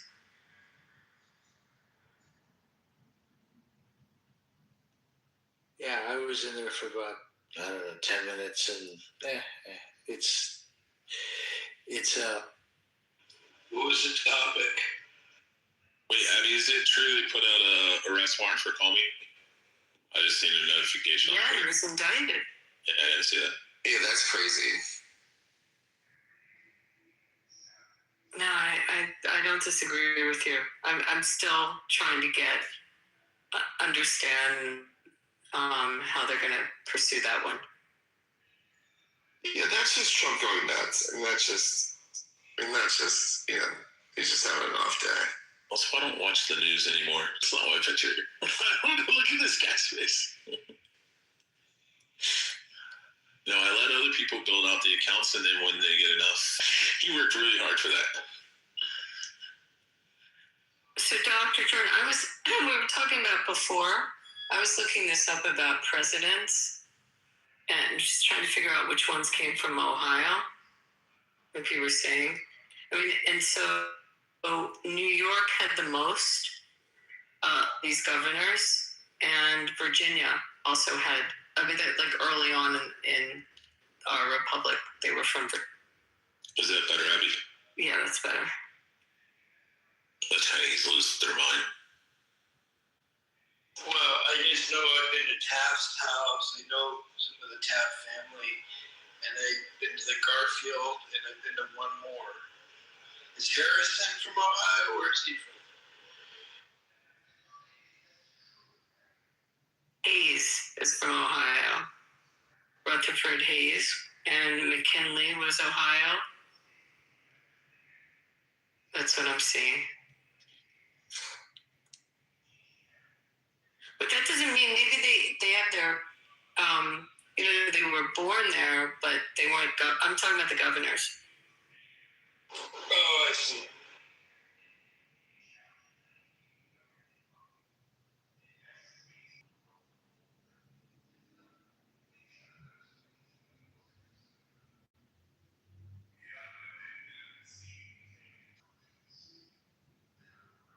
was wrong on this. I thought the majority were governors, but I'm looking at a chart, and it's saying 17 were governors, 27 were not.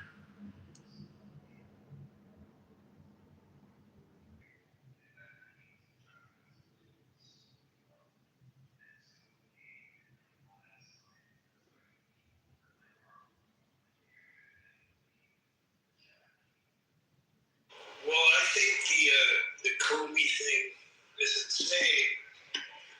Watching Comey, I didn't realize how pompous and arrogant a guy he is. Jesus, I could see why Trump doesn't like him. It really seems pompous.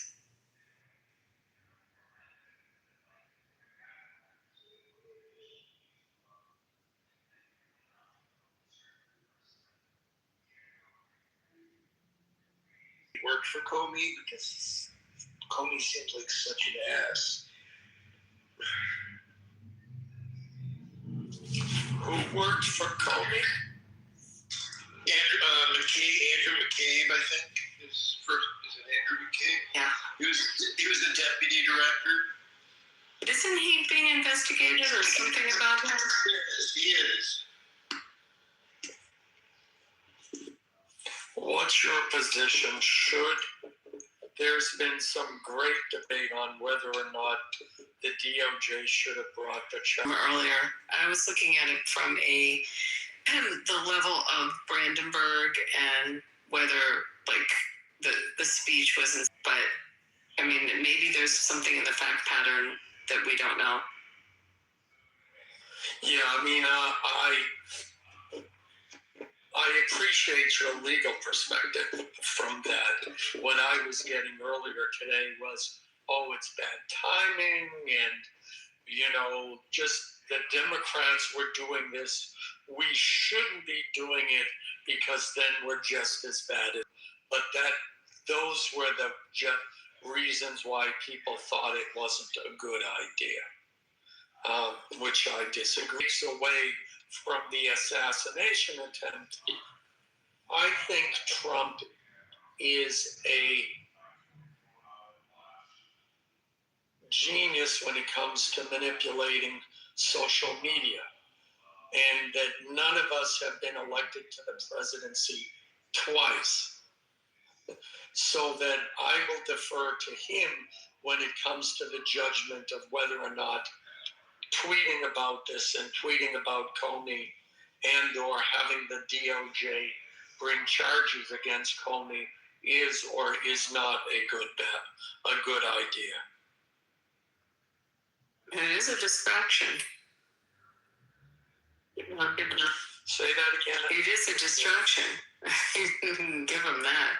But yes, I just don't see it. And based on how you can be convicted of incitement. No, I got that. I understand that, and I would tend to agree with you that they do have a uphill battle to the extent that the Supreme Court generally gives politicians a wide latitude in their speech because they recognize politics. We just lost.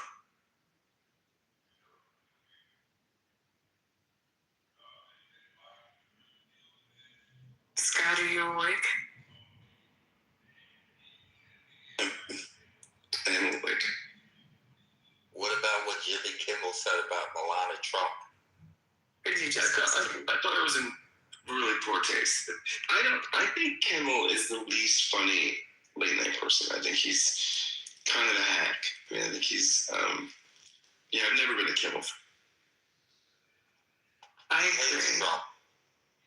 Yeah, but so does Seth Meyers hate him. Like a bunch of them. But and I think Fallon is talented in a different way. I mean, I think Colbert is a really sophisticated guy intellectually and talented. Fallon is just an entertainer. I think Kimmel is just a hack. And none of them interview the way Carson did. Or Letterman. Carson was a different breed. But like they used to really interview them when they would come on the shows. Doesn't feel like they do that anymore. But Jimmy Kimmel, I believe, is promoting violence and people trying to kill Trump. Leftists.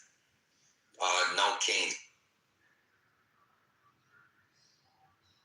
Or are you saying like advocating for it? I'm saying that people listen to him and they get the wrong idea. So the question is, do they get radicalized from listening to him? Yes. So there's a lot of people that make that argument.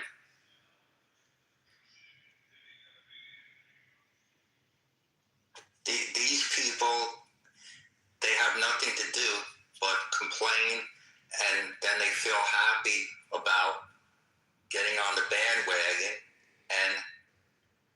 and promote violence. Hacks on Tap podcast, which I think is one of the best political podcasts out there. And they had a guest on, I forget the guy's name, but he was a Clinton era. It wasn't Begalia, it was another Clinton era guy.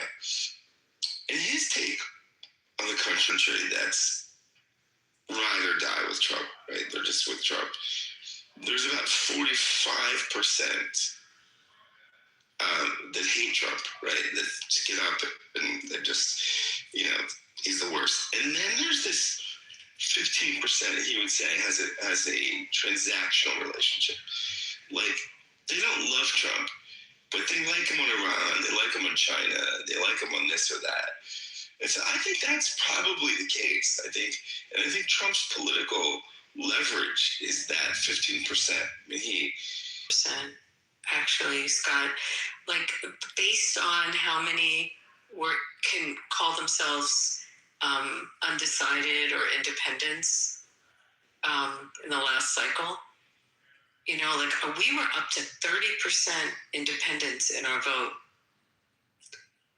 So I think it might be more than 15, but I think it's a good point that he lives on that in between. Yeah, I think in general finds him distasteful as a person, but thinks he generally makes the policy moves that are correct. And I think, look, he said something the other day. It was really funny, and I know he was talking about Clinton. He said, I talked to another president, and this former president said, impulsive, he's whammy, he's kind of, but like the Iran thing was something that like most presidents would have loved to have done, and he just did it. Abby, what's he like? You mentioned you've interacted with him in business. What do I like? What I don't like? What's he like? What's he like? Again, I will tell you that it was a long time ago that I worked there. The last real interaction I had on a one-to-one, I had to introduce him when he was in the original primary, and there was 17 candidates, and I on a board, and we sponsored having each one of them present for, each one was like 10 minutes of a presentation. And I literally at the time thought I got the short ends of the stick because I got assigned him. Like someone else got Rubio, someone got Jeb Bush. And so my last one-on-one, well, I take that back. I actually saw him again when he did the caucuses in Nevada, but really like talking to him would have been that year, which was 2015. But my working for him was way before that. So you have to give some leeway to the fact that people change and people, mature and morph into other beings, so to speak. But back then, I would say petulant, very, definitely in an industry that, that's what I was saying before, it wasn't his industry, and he came in with gangbusters, and took over some properties. Like the first property, he was in a partnership with Harris, and they got in a fight. They had to break up, and he ended up with the property. And then the same thing with the castle, which not so he was a talk show host years and years ago, and then he ended up buying television shows, and he owned Jeopardy and Wheel of Fortune. I forget which other ones, but he was became a extremely wealthy billionaire from game shows but he started out as a talk show host. Anyway, he got involved. They had a project called the Taj Mahal. It was a big project. At that time, it was the biggest property to be developed, and Trump wanted it. He didn't want anyone else to have it, so he went in for the kill. They got into. As I'm telling you, I hadn't even thought about that. I wonder how much of its political persona is a persona. From accounts of his early years, it sounds like he might have been kind of an introverted guy, and with an odd amount of ambition. But how much of this? It's interesting. I watched the Musk Trump interview after the Butler, Pennsylvania assassination attempt. I listened to it in its entirety. It's I like Trump. I could do the controversial things. I'm known for doing controversial things. So I wonder how self-reflective he is, and I wonder how different he is from his political persona. That's interesting. Kind of merged. And how much he's, as I said, has morphed or changed from the position of being in this position, from when he was the art of the deal, and he was, this ruthless businessman. The assassination attempts. And has that humbled him? Is what you right? Has that humbled him? Is kind of what you're asking. Oh, no, not exactly. I just wonder. I'd recommend watching the full interview between him and Musk. It was fascinating. He's larger than life in real life. If I may, I think that, and having worked in the entertainment business, I think what most people miss, and people outside of, and for average everyday people, what they don't understand is the fact that both in the entertainment business and in the business world, people who are very successful get enormous amounts of attention and are constantly barraged. I'm not saying surrounded. It's not a yes man type of thing, but they're barraged by people who clearly want something from them and who are clearly idolize them. That's the word I'm looking for. And that idolization is not unwarranted. The last time I saw it, do you remember the MIT team that went and used card counting teams? The movie 21. I met that guy once. And what was most notable to me was not necessarily him or his behavior, but everybody else's behavior. The way they wanted to talk to him, the way they had deals, the way they were making propositions to them, etc. And in his developmental psychology, he was really an A-lister with The Apprentice. It was primetime television, the biggest reality show. The MIT guy? I'm talking about Trump. It's interesting to think about how he's been in the limelight a bit, but then towards his late 40s, early 50s, he became a major A-lister. Yeah, and he was in that position long before he ever wrote Art of the Deal. He was in that position. I mean, being before the public knew him in the business circles, people, I think that more than anything else defines him, because he's now president. What's the job of everybody in his staff? To carry out the directives of the President of the United States. And I don't think he got that in his first term. I think he got it in the second term. Under Trump's leadership, we have blah, blah, blah, blah. President Trump has directed us. This is a great win for President Trump. They got the message. But yeah, this whole thing about, and I'm not taking it that way either. I do consider him a loss for sure. And one of our worst presidents, but I'll give him probably an A or A- on the Abraham Accords. That was a great especially if Saudi joins the Abraham Accords. That's a world-changing thing that I applaud him for. That's how he would make a good mark on history. But at the present, I'd give him a C- D on almost everything, and an A- A on the Abraham. Austin, let me say something to you on that. The fact that the UAE went in, and the UAE went in hard. I mean, their relationship is like an incredible joint venture life with the Israelis. But after that happened, although the Saudis didn't go into meetings in the UAE, none of that would have happened had the accords. I mean, so a lot more actually changed in the region than just the countries signing on. And when I expect Saudi will join. Do you all expect that? That's going to be an interesting announcement, and it's going to ride people through a loop.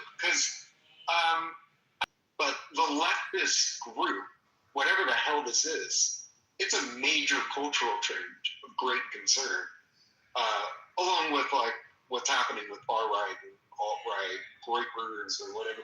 One does crazy shit we hear on Clubhouse sometimes. But the leftist stuff is concerning. That Romero dude considers himself a leftist. Yeah, and wants to play up his leftist dissenter. And Austin, I want to say, what you said about Trump, I've been hearing it since Bush Sr., since Reagan, Bush Jr. The left always not doing it the right way. They're uncultured, they're idiots, they're brutes. But in the end, Ronald Reagan was a brute, and yet somehow he managed to end the Soviet Union. And Nixon tying diplomacy with China was a great accomplishment. Say that again? Nixon creating positive diplomacy with China left its mark in history. And I think even though Trump's a chaos agent for the most part, if he builds the Abraham Accords with Saudi, that's a huge positive mark. Yeah, but see, Austin, I leaned towards the left up until 2019. So I went through 2016 to 2017 to 2021 thinking Trump was gone and the chaos did not end. And I realized the agents of chaos are the Democrats. I mean, Trump says we are going to lock down the border. And the response of the left is, oh my God, he hates immigrants. This is inhuman. Outrage, outrage, outrage, outrage, outrage. Look at all this chaos he's created. What if the left said, President Trump is our president. This is what he wants to do. Let's give the president the benefit of the doubt, and let's work with him to find a solution that everyone can be happy. I think a way to secure a border though. No, just please answer softly. No, please answer that question first before you provide your solution. And you don't have to agree with me, but my position is there would be a lot more harmony, that voters in this country would see both sides as doing their job, and there would be less political discontent. Yes, sir. To secure the border is to speak softly and carry a big stick. Drones. Abby, you got a second? Yeah. Quiet. Since these two are just talking like just nonsense. Hey, I was gonna say down in the. I know. I was gonna say down in the chat. One is the first one is a cocoa perfume, but it smells like. Oh, dude, it smells like friggin' brownie mix, like brownie cake batter mixture. You know, chocolate fudge brownies. And then the second one, if you spray it, it actually smells like vanilla cake batter mix.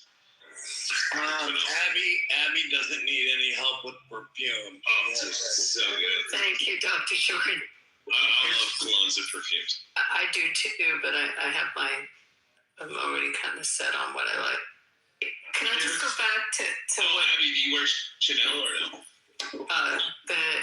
I worn the Gardenia, which is one of those fragrances. Chanel was a Nazi. That's what it is.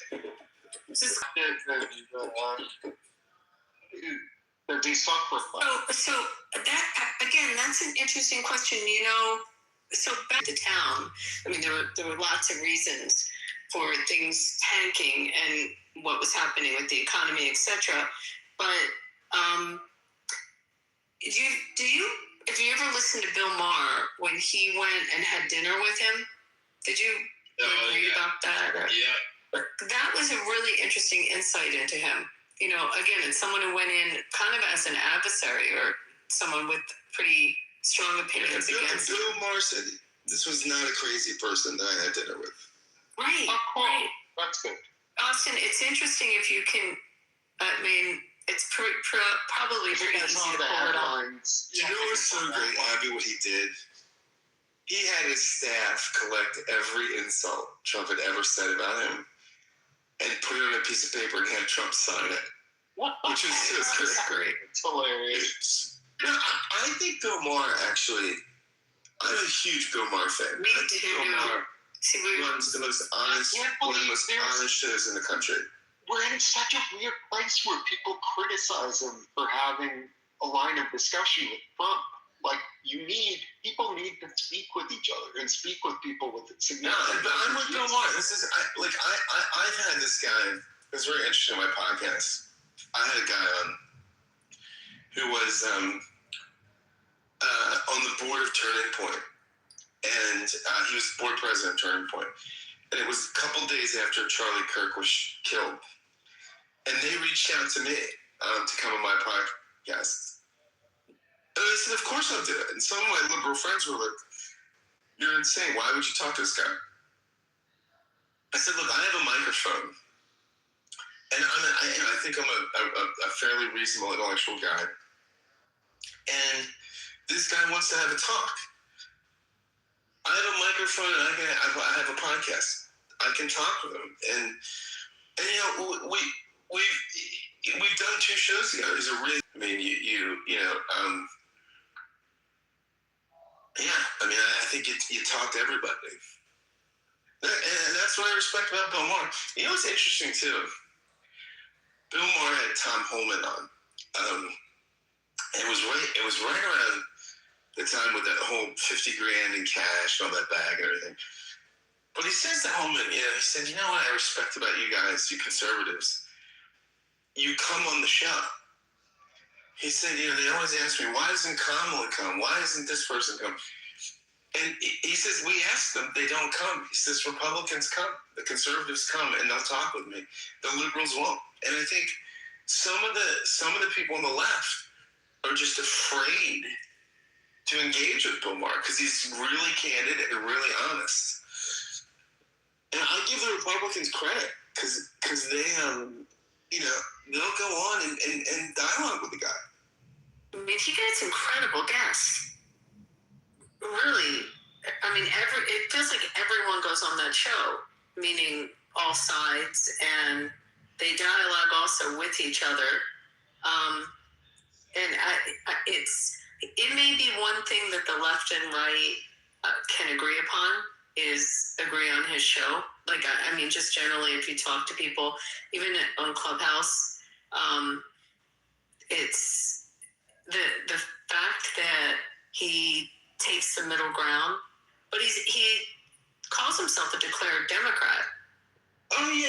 He's definitely a liberal. I mean, he's definitely, he's a common sense guy. I think tons of Democrats are like him. What he calls the Democrats out on, and I think he's absolutely right, is my party is insane on some of the cultural stuff. Yeah, it's why it's interesting. It's very, very odd. Like things that are normal in San Francisco don't need to be universalized to the planet. Yeah, like I'm a Fetterman guy. Like I really like John Fetterman. Ever be a national party again? We need about 20 more Fettermans. My dad's a diehard Trump supporter, and he's a Fetterman supporter. Yeah, Fetterman's great. I mean, I think Fetterman is. You think he's going to run, or they're going to primary the hell out of him? But no, I don't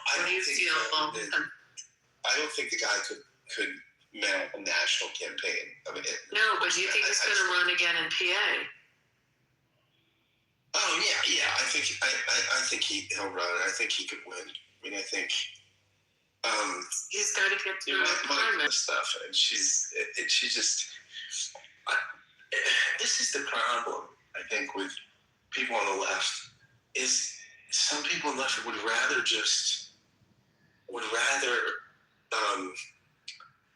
lose and do principle. Like, okay, a lot of people. I think it was a good use of the word left, because that's not necessarily like the liberal wing of the left. Right. But there's so many people on the left that just don't hear that much about winning. So I think that the Democrats are going to be, I think, in permanent minority status. I think the only thing we'll be able to win consistently is the House. I don't know. I think things are pretty unpredictable. I think we'll consistently win the House. I think the Electoral College screws us. And it's very interesting. Hillary Clinton in 2016 won 16% of the counties, or something like crazy. I mean, Trump won in most of the country, but the 16% of the counties she won had 70% of the GDP. So I mean, it's just a prescription for civil war. I mean, I think I mean, the Democrats, we have these coastal. I mean, Abby knows. I mean, Abby and I are Philly people. I mean, it's civil war is like, what are you saying when you say civil war? Like, I don't think that's happening again. I mean, the Civil War is a specific thing in political. But you can't civil unrest just means. But you can't have. It's a heavy word to use. You can't have this kind of inequitable distribution of resources. You just can't. I mean, you can't. Jesus Christ. Okay. Yeah, I mean, it's just too much. I mean, I mean, people will not tolerate it. It's one of the reasons why Trump has won, I think, because most of the country feels, I think, alienated. It's interesting if the left is honest, right? And again, I say this as someone on the left. and he's a Christian.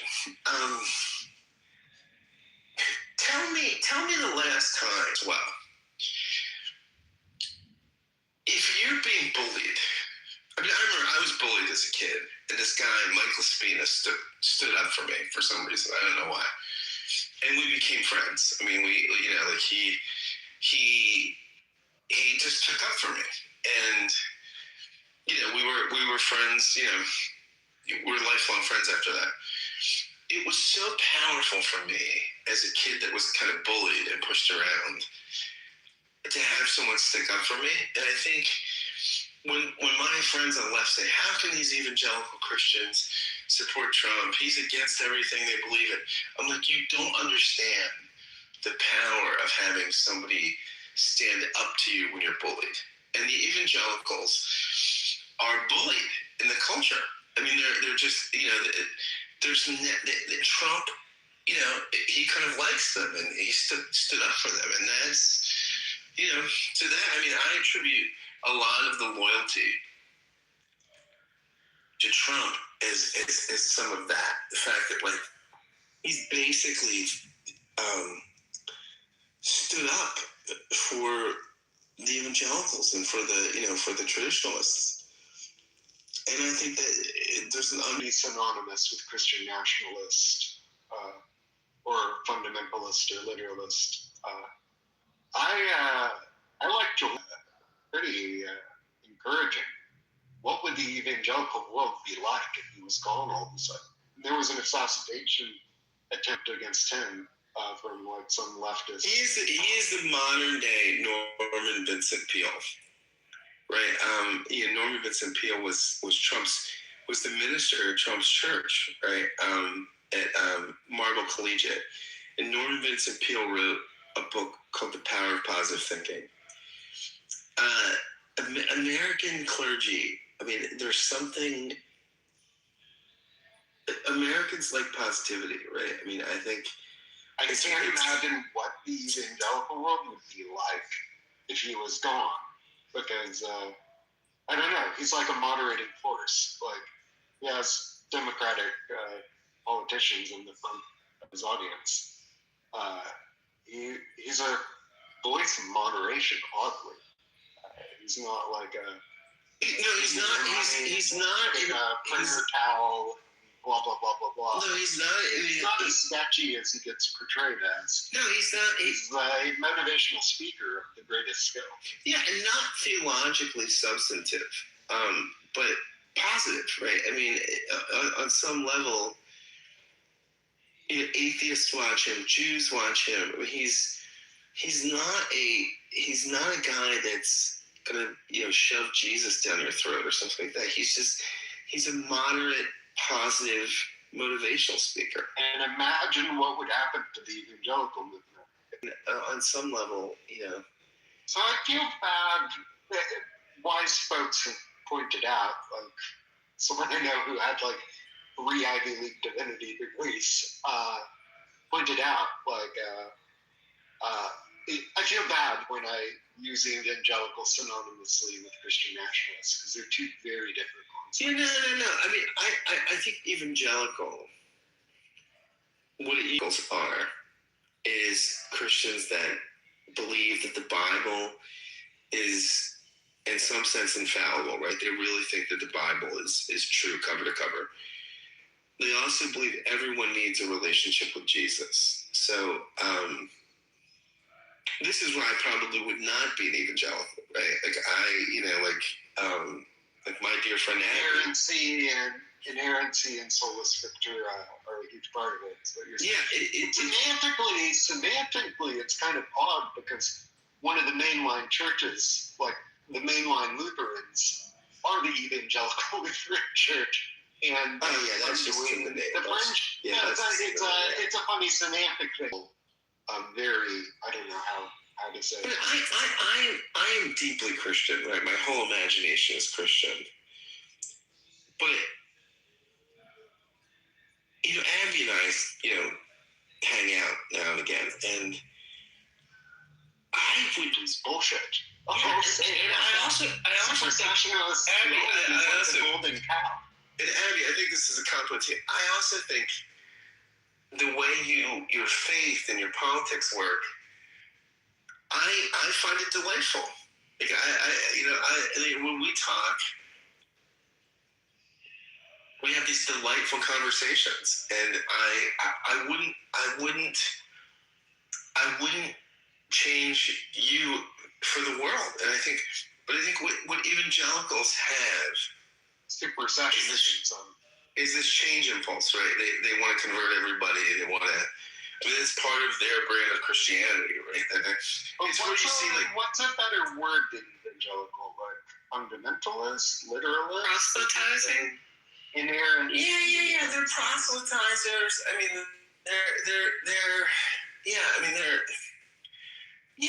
there's something about. I just think semantically, according to Lutherans, it's kind of funny that the off the rails wing, the moderate and left wing is called the evangelicals, and they're if you look at the history of this in America, right?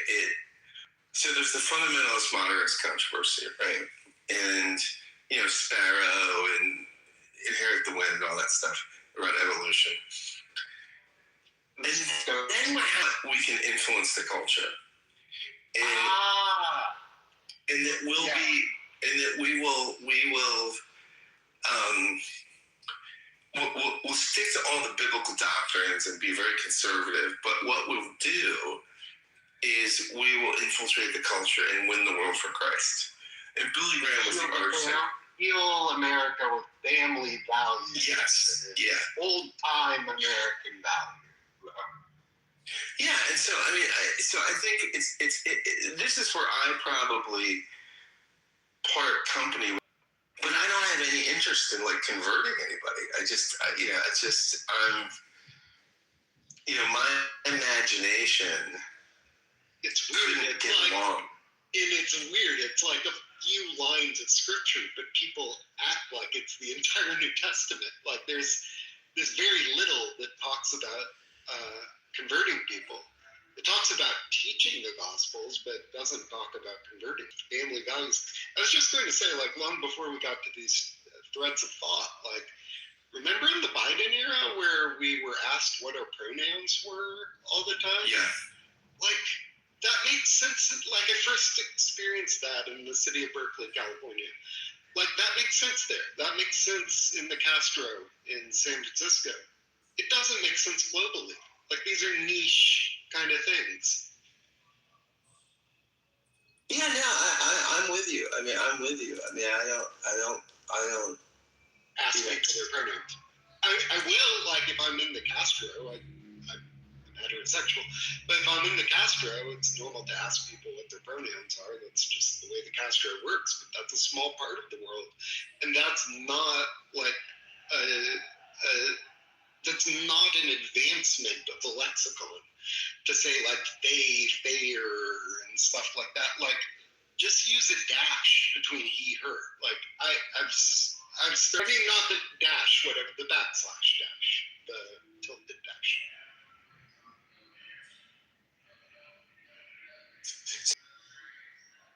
Maybe Abby's asleep.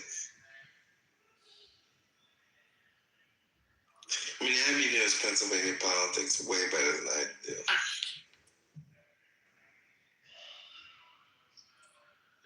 Where'd it go? You all right? I lost the screen. Hold on. Okay. Where is it? Who is that Mickey Mouse, Winnie the Pooh character? That's the Philly Fanatic. That's the Philly Fanatic. Oh, I have to follow. Created by the Muppets, and he's a real character. I was talking about the guy on stage that was dressed like a Winnie the Pooh thing. Do I have something in mind? But Abby, you would vote for Fetterman, right? Oh, I would give him money. I would vote for him. I'd support him. 100%. I love get rid of some of their members of Congress. They have some bad ones. Really bad. What were you asking me about Pennsylvania? I was just saying, I mean, do you think Fetterman, do you think he can, so first off, he's getting it primary. I think he can survive the primary. I mean, I think you would give him money. I mean, I think he could be well funded, and I think he could stave off the primary. And I think if he wins the primary, he'll get reelected. If he wins the primary, he can get the general because the Republicans will vote for him. I hate the way we do this. You have to be pre-registered. Because people will switch parties to vote for him. You know, the other interesting thing, Abby, my ex and I had this fight, about when he voted for the guy that replaced Kristi Noem, right? Mm-hmm. And she was furious that he versus not qualified. You know, like Henrietta Mears, right? When Bush put up Henrietta Mears for Supreme Court, clearly a mistake. She was not qualified. But in general, I think if the president nominates somebody that's remotely qualified, the Senate's job is to advise and consent and confirm them. I think most confirmation hearings should be 90-10. I might have voted against two people. Hesgath, because I don't think he was qualified, and Kennedy. But not, I would have voted for Kennedy as EPA director or something. But I just think he just was not. But those were two people. It would not have been ideological. It would just been. I don't think those people were at the caliber of the job. You know, I mean, but I think in general, a president should get who they want. If the person, I said, it's exactly what it should have done. Senators should not be, you know, they should confirm most of the president's nominees unless they're insane.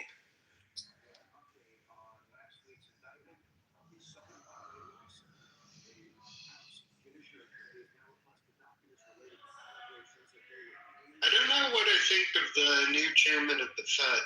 I think he has some major issues. I know nothing. Is there a rule he has to be born in the States? What's that? Is there a rule that he has to be born in the States? For the Fed chair? No. Mm-hmm. The only office you have to be born in the States for is the presidency. Interesting. And that's a very good thing. I don't think Montgomery should be president, and he's not from America.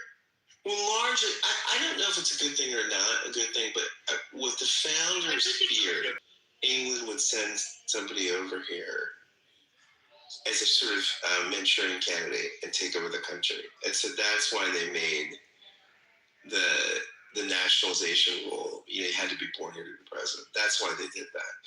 That may be, I don't know if it's old-fashioned or not. I mean, the argument against it would be Arnold Schwarzenegger. I would have voted for Schwarzenegger for president. I love that guy. I think Schwarzenegger could have been president, but he was just ineligible. Yeah, I think it's an idiosyncratic rule. But I think it's sensible. It's a bit odd, but I think there's wisdom in it. No, I think born and bred, and whose entire life is centered on you can say you're from, well, I'm from Australia, but I think I understand America. There are a million points of data that we all as American citizens have that someone from another country doesn't have. And the same is true. If I go to France, and I've been to France, I can appreciate it, but I can never truly understand it. We can get there, and I am one who espouses this idea that we all have, as humans, we have a great capacity for empathy and understanding and compassion. But I think it's more than the founding fathers were afraid of someone from England coming and trying to take over. That may have been the impetus, but I think within that, that was definitely the impetus. I mean, but you're saying, Alan, I respect that you're saying there's wisdom beyond it. It's interesting. But what's interesting is we've not done that with any other office, which is you can be a Supreme Court justice, you can be Speaker of the House, you can be Senate Majority Leader. None of that requires you to be born here. Only the presidency, which is interesting. I mean, it's idiosyncratic, and I agree. Scott, as an aside, you just mentioned about 30 minutes ago. I don't want to make this personal. You broke up with your girlfriend? I did. Sorry. Was that the same scenario that you were talking about this past Sunday? Yeah, it was. Yeah, it was. Okay. All I have to say is good, and I won't say anything more about it, but you left the room and I had some choice words about all of that, but good. Yeah, I can't believe I did it. Yeah. Abby, do you know what I'm talking about or no? Alan, what was that romance book based on the Myers-Briggs that you said? Love Types by Alex. Thank you so much. Love Types? Types? LOV. Okay, I want to get a copy. And we're going to get Reverend Scott a copy as well. Oh, good. Yeah, I can't believe I did it. In the end, the simple thing was you were being played. That's all. Yeah, I was. Yeah, I mean, we can discuss it another time, but yeah, I can't say anything more. But good. No, it was. I'm glad to be done with it. I mean, I think.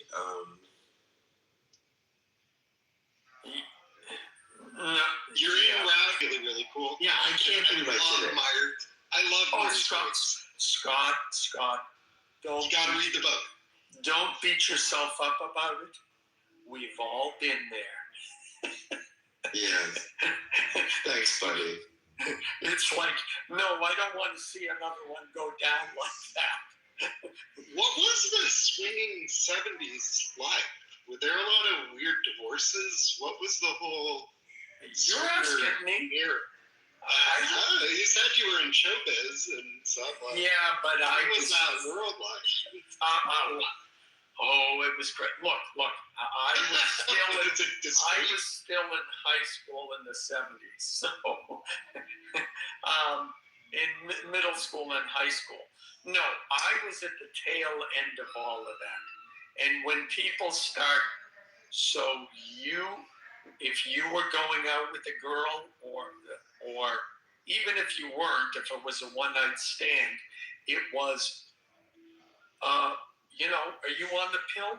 Yeah, great. And you got to experience the full sensations of the sexual act without any rubberized barriers. You could have sex with someone and that it might kill you did not exist. And having lived through that, and having lived through and I don't know how old other people are on the stage, but every time you had sex, it was, and even if, remember, there was no cure for a couple of years. And even nowadays, the cure is got a huge amounts of risk. When you watch the ads about, the drugs for HIV, the list of side effects goes, and we don't live in that world anymore. Period. Yep. Epidemics and pandemics are real. Yep. And there's a lot of people not thinking about it. Oh, I know.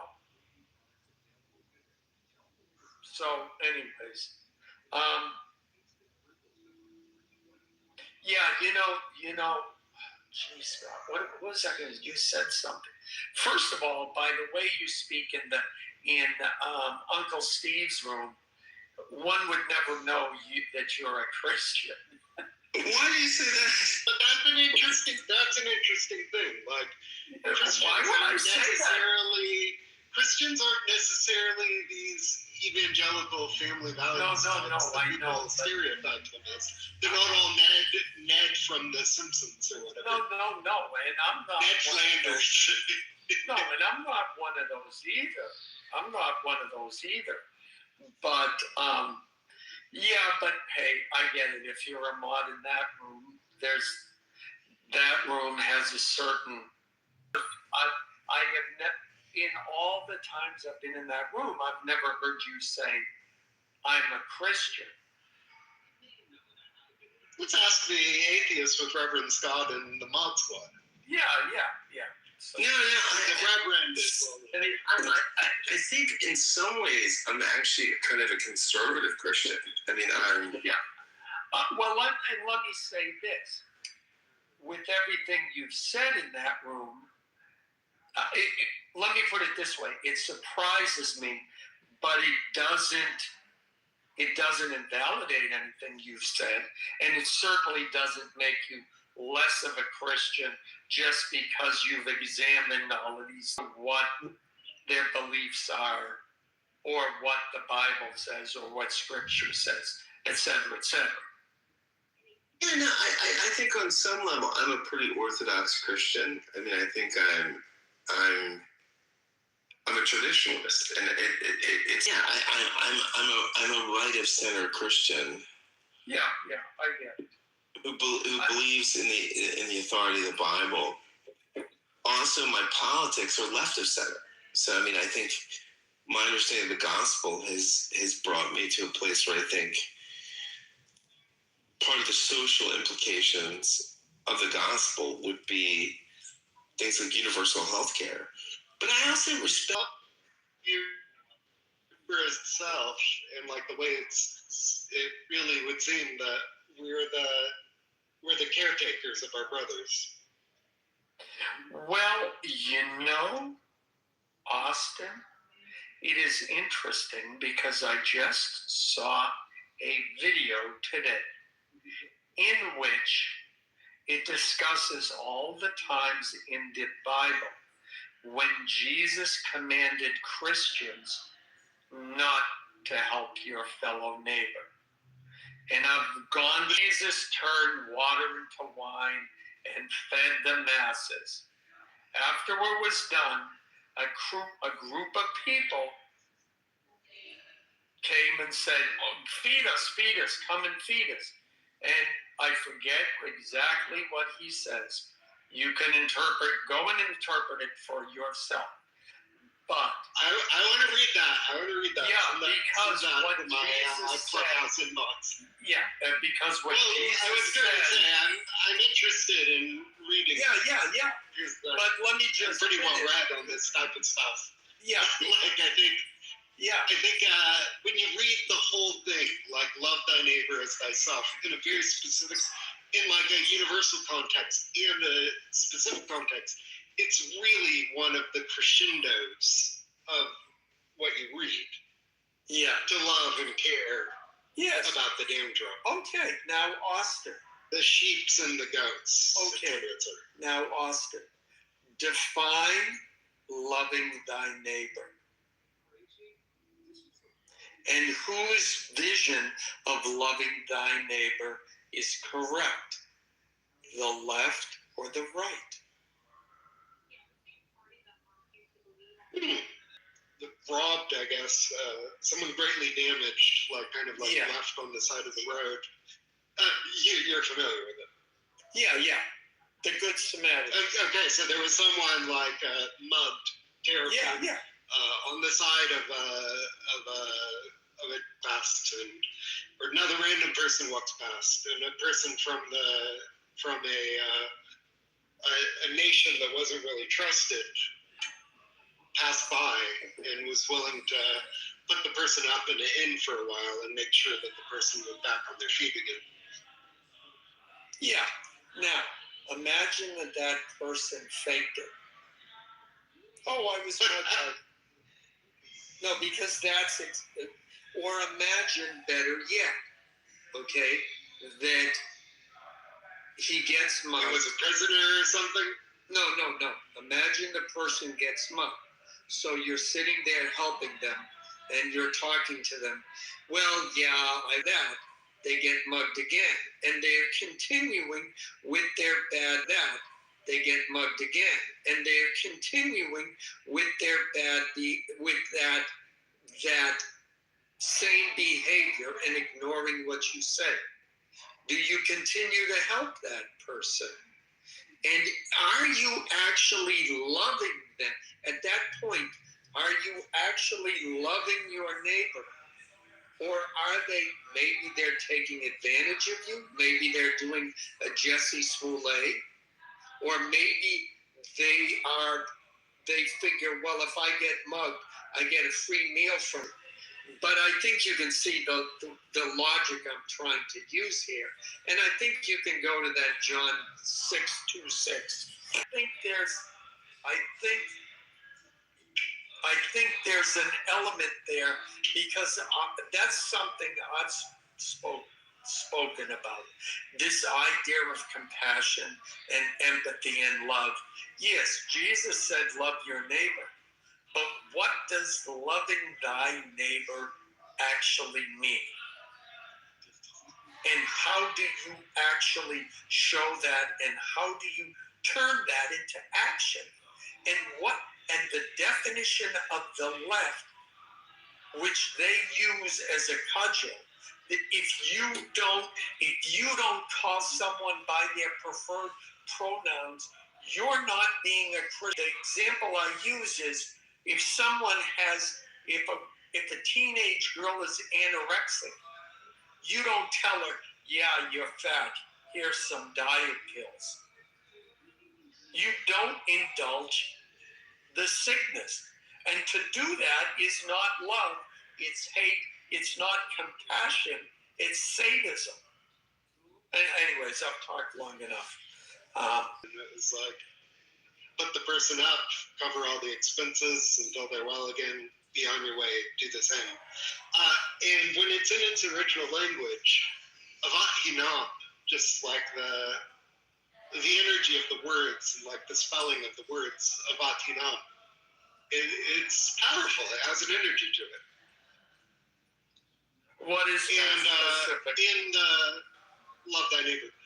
I imagine the Reverend Scott has read on the concept agape a lot more than I have, but it's interesting. It's like a type of love of fear, like it's different than philias, and it's different than eros, right? I mean, eros is erotic love, philias is friendship love, agape is unconditional love, and that's the most powerful. There's an important Christian theology of the joyful giver. It's like giving is a joy. It's like the removal of the self-thought. It's the care. In Hebrew, hesed. Well, you know what? It's late. I need to go, but let me leave you with this. Ancient language discussions. Yeah. Thank you. John 6:26 NIV. Jesus tells the crowd. Okay, that isn't the original, but I'm going to read it. I'm sure there's a better version.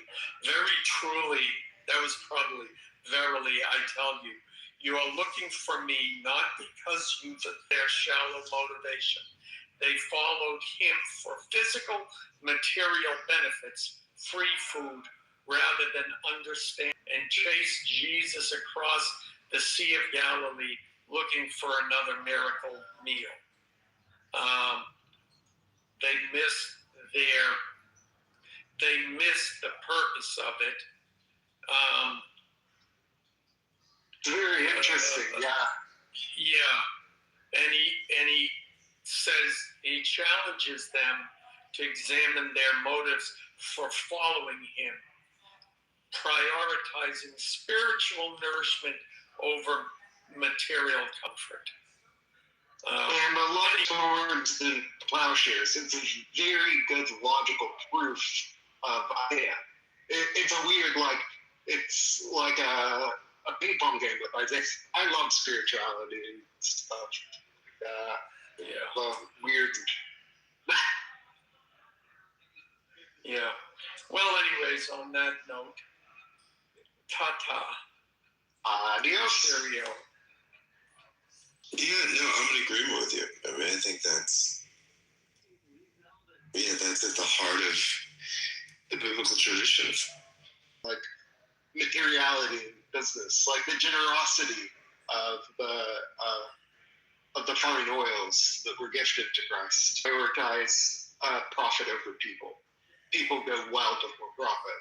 And if you're serving profit over people, you're in hell. Yeah. I think I might go to sleep, Austin. Yeah, it's good to chat. And I'll leave the room open. I'm gonna mod you. Oh, thanks. Yeah. I think I have some sunglasses in the room. You have grace, and just make sure you don't get STDs. That's an important. I think that's the holy thing. You're guilty. I'm gonna leave the room open though. Good. Hey, it's good to see you, Marshall. And sorry about the bits of the miscommunication. And dude, I'm not a drinker, but I'm always like at a cantina to get tacos. And my journey tonight was like out of this world. I had like one of the best tacos I had in my entire life. Tacos are better than beer. No, I've been drinking all day. See, tacos are better than beer. Let's go get tacos sometime.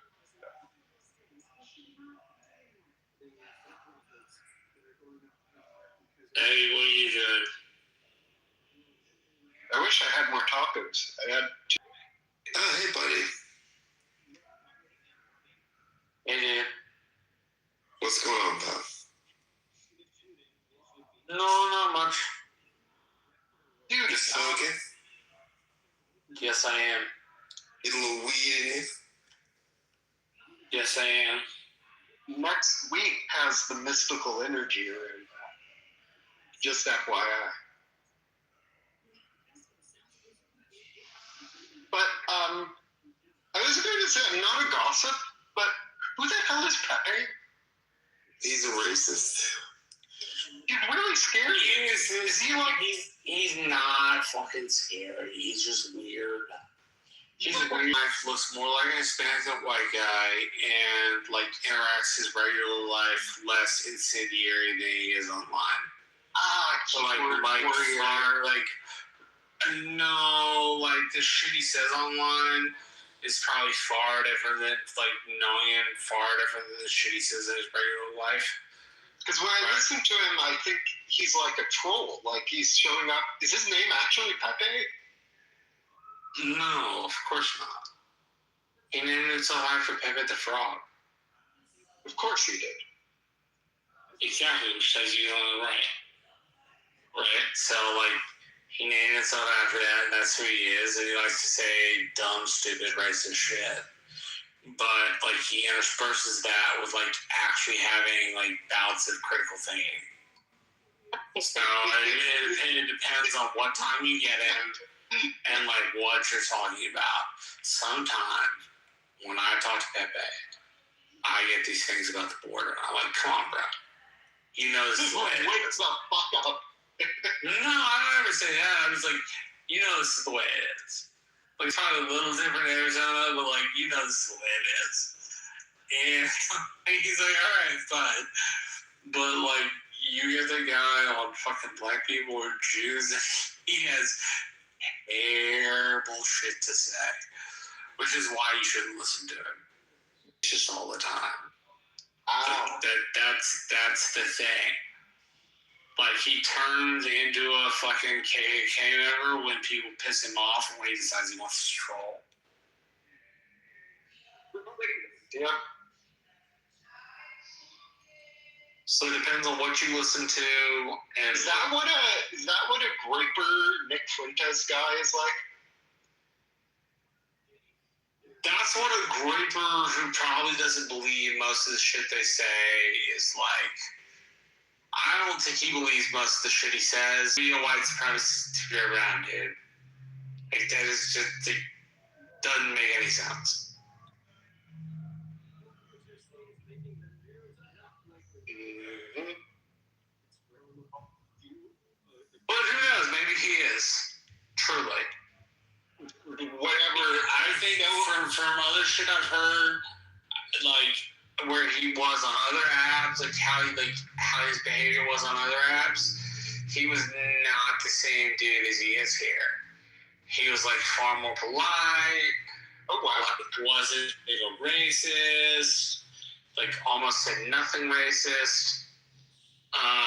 Which, like, I wish they would say nothing racist. I'm just somebody who knows this person. You're a good guy.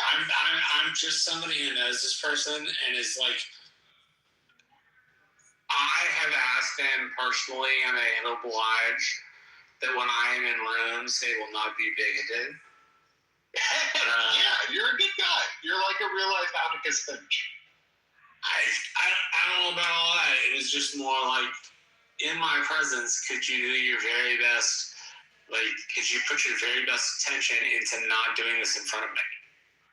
Like, I don't fucking like it. If you hold that opinion, that's fine, and I can't change it. But, like, don't fucking do it in front of me. That's a good aura. I don't know if that's bringing out the best of people, or if that's more saying it's live and let live. Like, you want to be a dipshit, that's fine. You can be a fucking dipshit. Just, like, do that on my own. No, it's bringing out the... Right, like, that's kind of what that is. Like, you want to be a dipshit, just don't be a dipshit around me. I really don't care. It's a vibe. I mean, I'm a Californian, so, like, you show up. I don't know if it's a vibe so much as, like, I don't think I'll ever change the person. Like, I doubt whether there will ever be a... Well, I doubt whether there will ever be a conversation.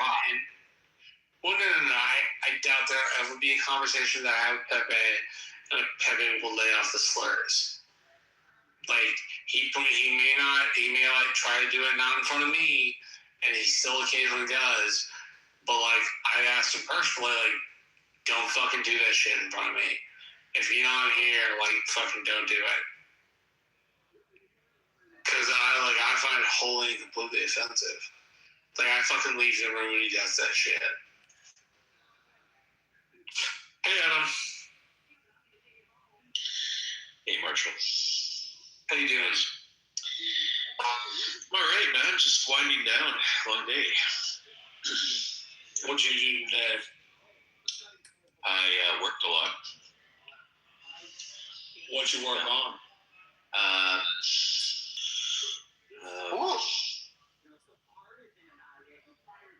Just some highway works, bridge engineering,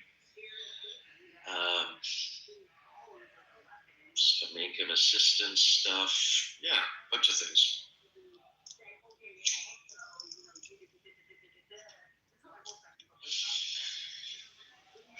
How about you?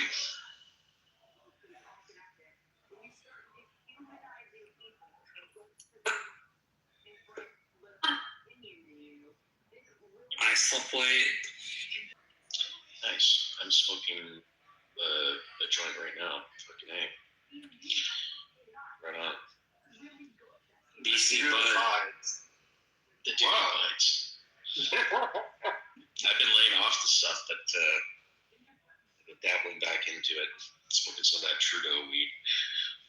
I was one of the voters of legalization in California. I'm not a fan of weed, but it should for sure be legal. Yeah. Yeah. I'm a fan of psychedelic rock, so yeah, it should for sure be legal. Exactly. Yeah. What would the world be like without psychedelic rock? What would the world be like without paintings like this Lisa painting I have in my PTR? I know my life would be completely different if I hadn't been steeped in the glory that is the Jimi Hendrix experience. I love Jimi Child. My dad got to see Jimi Hendrix in person. That's awesome. Awesome. That's awesome. When he torched the guitar. Whoa. Monterey Pop Festival? I don't know. He swears he didn't do drugs, but I don't believe him. Yeah, I mean, Hendrix was there he was a Flash, right? He was there and then gone. Yeah, it's sad that happened to a few of the best and brightest of the 60s. Jim Morrison, Janis Joplin. And it wasn't weed that killed him. It was... No, weed doesn't kill anybody unless you get lung cancer. Yeah, his death is pretty suspect. It was scary, yeah. It was an alcohol overdose. Yeah, his lungs were caked in red wine. Yeah. And it was a mix of alcohol and sleeping pills, but looked like he was waterboarded with red wine. Jeez, scary.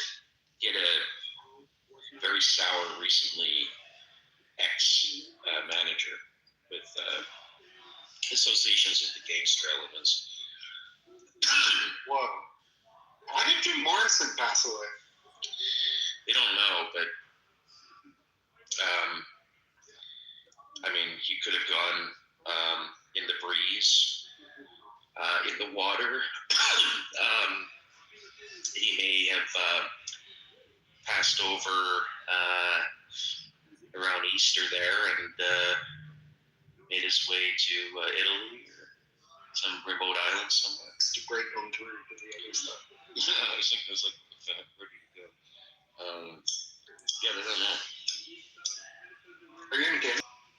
I'm in Canada, yes. That's cool. I guess so. I don't know why. I think your country's on the up and up. I apologize for the bull in the China club fucking with your economy.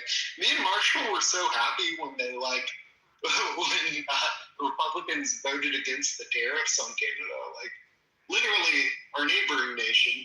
Like, let's be nice to our neighboring nation. Some of the Republicans did, right? Not all of them.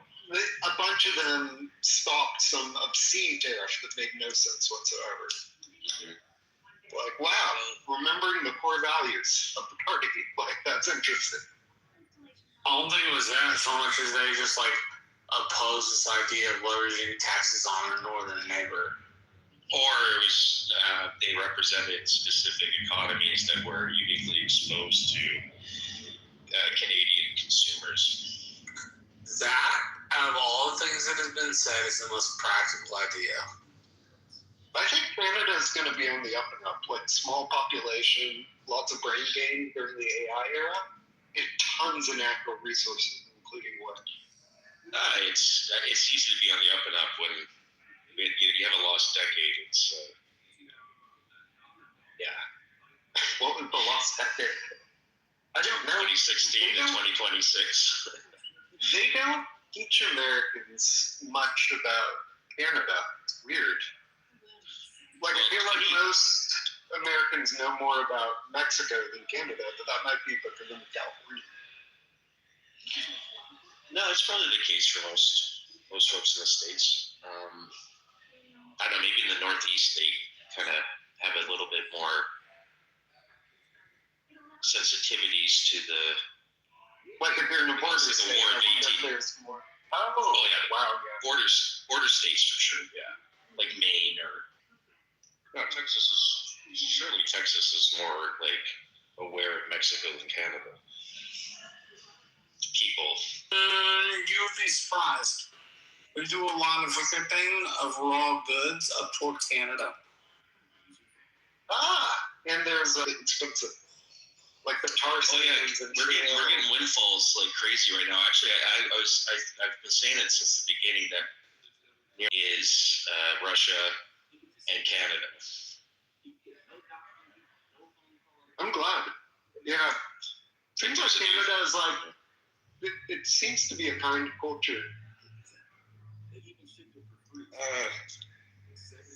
No, I mean, sure. Everything's relative. Yeah, we need to evolve differently or something. You know, it's cold, even if you know, things. But it's a very different history. There was no Revolutionary War in Canada or whatever. The War of Independence. It's interesting. So we would characterize it. We'd call it something different than the United States would. No, there were some wars like the French, right, that had to be rectified for crown rule, and the race to the west was interesting.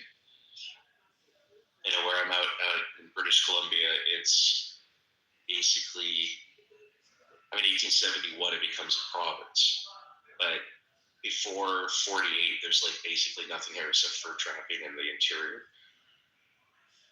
And then all the gold, it was the gold rush. It was California gold rush, 49, and then late 50s in BC.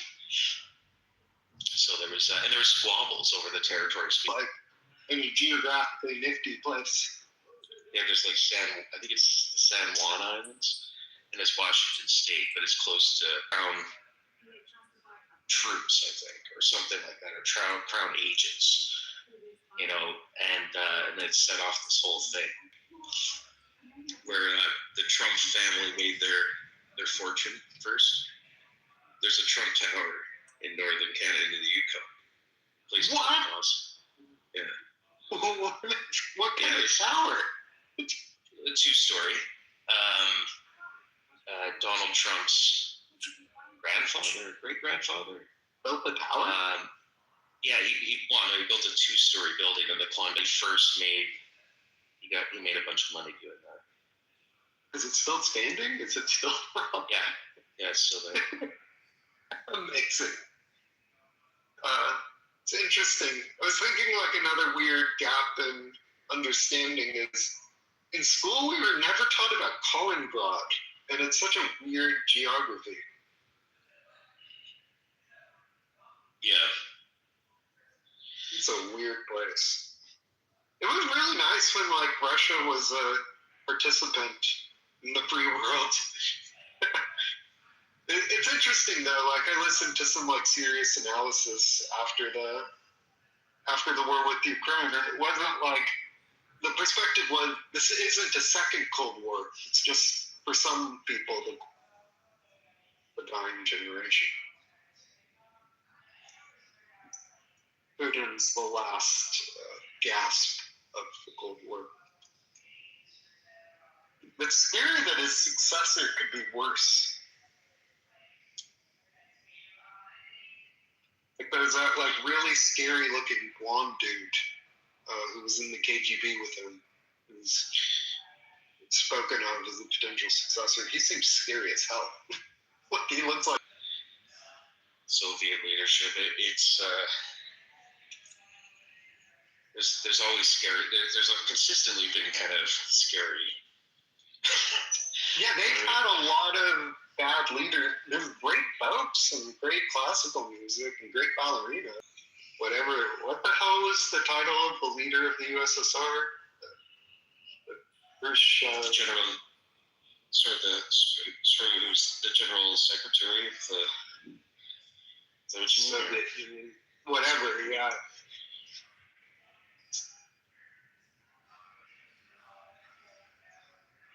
There's Gorbachev, right?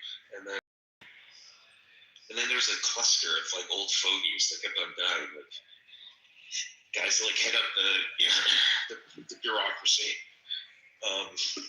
It's like nice when they're in harmony with the rest of the world, but I agree, like it was so crazy. Like right before war started, like Russia is the best emerging market, and you threw it all away to kill all your opinions. Is it just me, or you might be kind of bugging out? Maybe it's me. You're sounding like the aliens look in your PTO. I only have one bar of LTE right now. Are you being abducted? Yeah.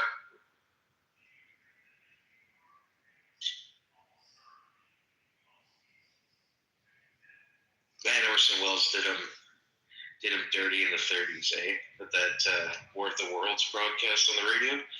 Man, some wild shit. It's like putting spells on people. Well, I guess I gotta build the ballroom now. Do you guys have one? The ballroom? Probably. I don't know. What's the prime minister's residence? Like the Ottawa. Oh, that one's Quagmire. It's an old building. It needs a lot of work. Rito Hall. Does it have a name? What's it called? I think it's called Rito Hall. Interesting. And Downing Street's pretty cool. Like the number 10. Cool. There's been some assassination attempts through that property. Actually, the Trudeau family weren't home, but there was like a gunman who's like, he came from Winnipeg, and was sleeping in his wife. Right, Jean Chrétien is probably like 60, 65 years. And it was his wife. There was an intruder came into the bedroom or something, and then the wife got him like out of there. Chrétien's wife like was able to like kick the guy out. Nice. So I don't know if that's an assassination attempt or not. He might have had a knife. And it wasn't a gift from the government. I can't believe Pelosi's mansion and SF have such lax security. Weird. Yeah. Her husband got attacked. Yeah, by a male from British Columbia. He's from the Sunshine Coast, north of Vancouver. Yeah. What was his beef? I don't know. He was deranged. I think it was some sort of just like deranged, probably drug fueled pathology of violence. Yeah.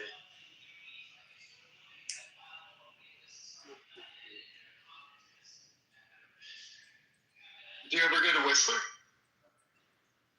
I've been to Whistler. I haven't been there yet. Sounds amazing.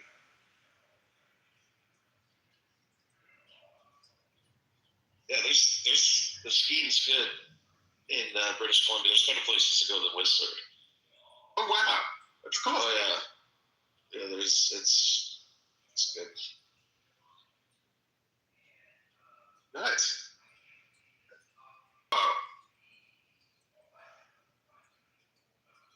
Yeah, it's kind of we call it the Southern Rockies, but they'd be like north of your Northern Rockies. Interesting. Huh. That's cool. Have you been to Banff? I like that Instagram has made Banff like super, super viral. I haven't been to Banff, no. I think it will.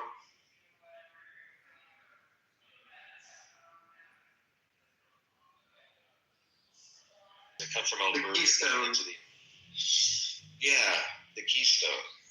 Or is it Trans-Canada? Oh, I don't know. Something like a Keystone. And that verse, even Trudeau was pushing for it. Whoa. Yeah, Trudeau was all in. And then he's like, okay, we're going to do this other one. We put one to Vancouver. Twinned the existing line. And so he increased and now that's actually just that line coming in. We can sell a bunch of oil at a premium to Pacific Indian Rim kind of, yeah. So to try to diversify some of our exports. I wonder which name brand gas stations get a lot of fossil fuel from Canada. I like supporting Canada as an economy. I need to start buying real Canadian maple syrup. Yeah, there's the stockpiles, right? There's index, right? There's like an actual strategic reserve of maple syrup in Quebec. It's good. Maple syrup is underrated, even though it's generally appreciated.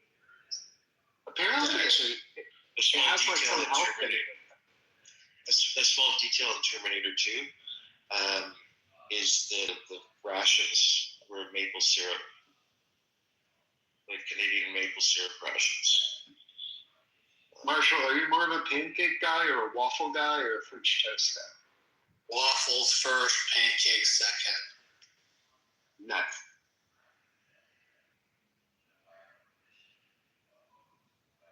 Belgian. Maple syrup is much better than whatever that stuff's called. Like rolled sugar, whatever it is. Like, yeah.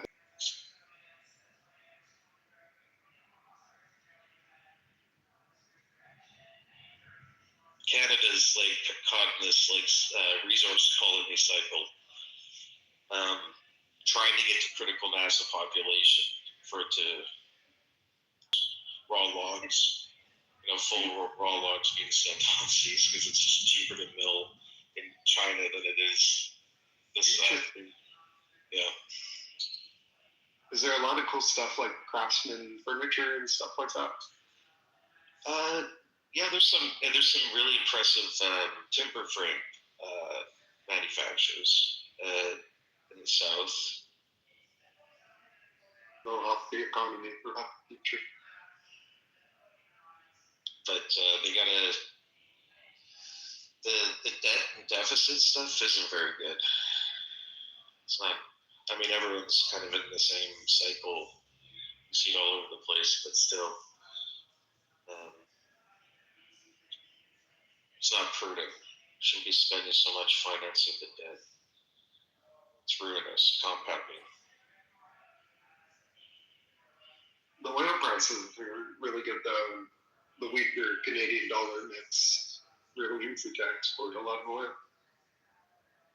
Yeah, exports preferred.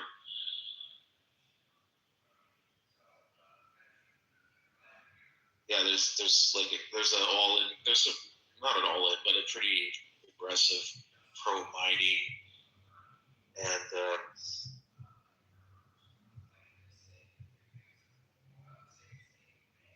I don't know. I'd rather. I think Trump is. I don't think Trump. Whoever succeeds Trump is not going to beat Trump. So I think with time, maybe space, some of these whatever it is he's doing will dissipate. I don't think his successor will die on the hill of Kentucky getting absolutely furious about the bourbon that's not being drank up north. Yeah. I really like that bourbon. I miss it.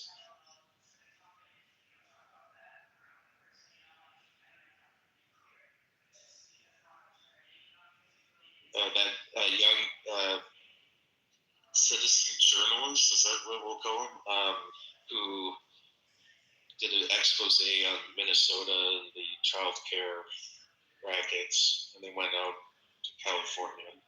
He went up to Vancouver and he was like just going around asking people like who would talk to him on the streets. It was pretty funny. Did he show up to Canada and start exposing corruption as well? Well, the clip I saw was just him kind of walking around, like talking around to people who would like to talk to him. And he got actually an interesting cross section of people. The one lady who was in the cosplay, she was like, just remember, like, we know where the White House is. We'll do it again kind of thing. Wow.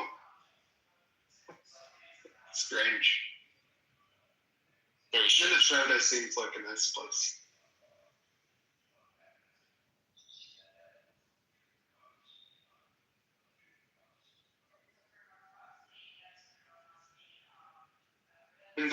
is one of the older cities in Vancouver, yeah. Yes, yeah, the capital. Yeah, Victoria's Fort Victoria.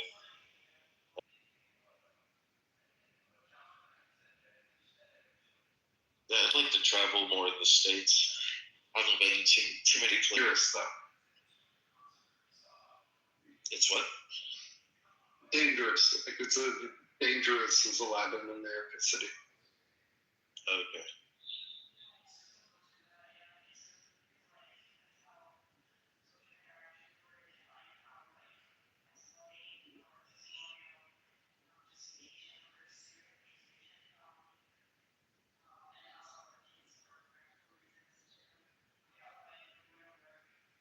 Is there a lot of precipitation in California right now?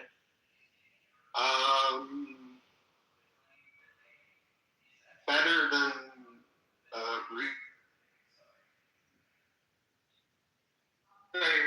not a lot, but You were beamed up for a moment.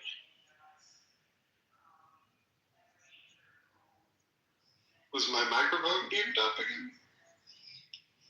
Yeah, you went up into orbit for a moment with the aliens. You were taken away from us. The ancient.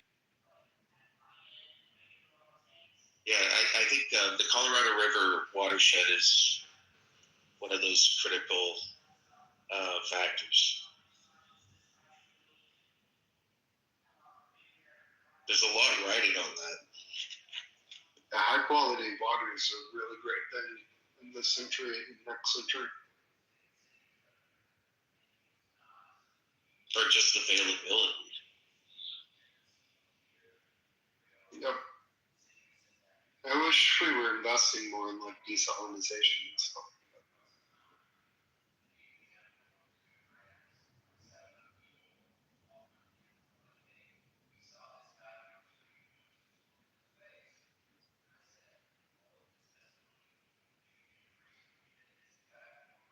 Do you think Trump's crazy like a fox?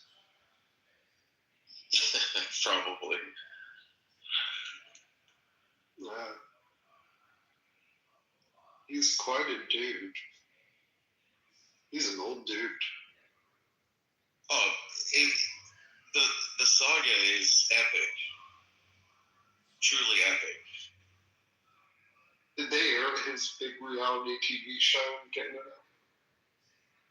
The Apprentice? Yeah. Oh yeah, we got all that shit. Like, we're definitely the same level of reality TV that America got. Well, box office, results. Domestic includes Canada, the Canadian market. Nuts. Yeah. No, it's pretty integrated, like a lot of things.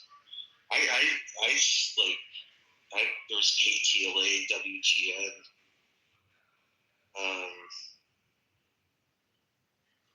LA is cool. You got to know the cool neighborhoods to get here. What's that? LA. Yeah, my point of reference is like speed, I think. Just gonna keep the bus above 50.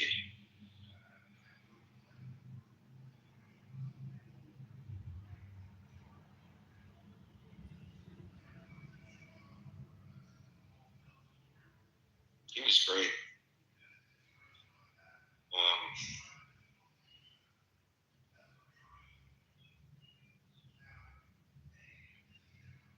What's his name? The bad guy.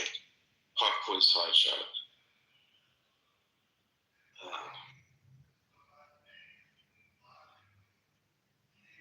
Blanket.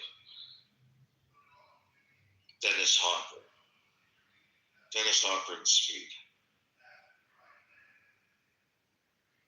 Interesting.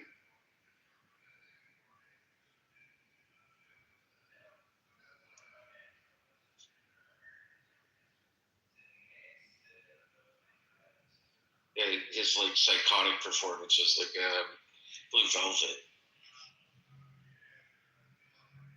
I haven't seen that one. I think I'd either see speed or some segments of it. I don't have maybe I didn't see it. Don't have deep remembrance of that movie.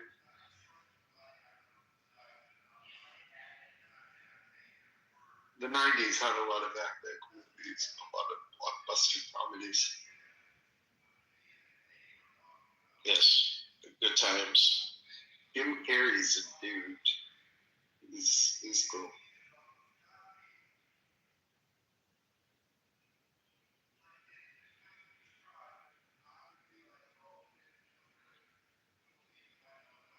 Yeah, 97. Just even the action and stuff. I Con Air. Okay, I think Con Air is one of the greats. It's like the pinnacle of that sort of like 90s cheese, awesome action. And everyone's in it. Tremendous. You know, the things absurd. Diabetes doesn't even make sense in that universe.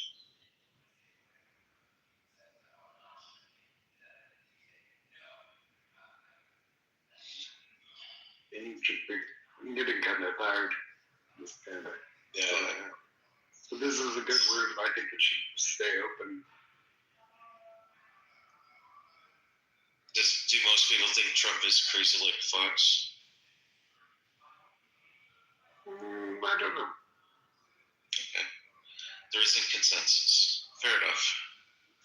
Yeah, I think a lot of people agree that he's pretty crazy, but I think Abby and Scott mentioned that he was on when he met with Bill Maher, the late night TV show host. He's a sensible guy, and he said Trump's not that crazy after having dinner with him. It's good to have adults in the room when people are hanging out with Kid Rock.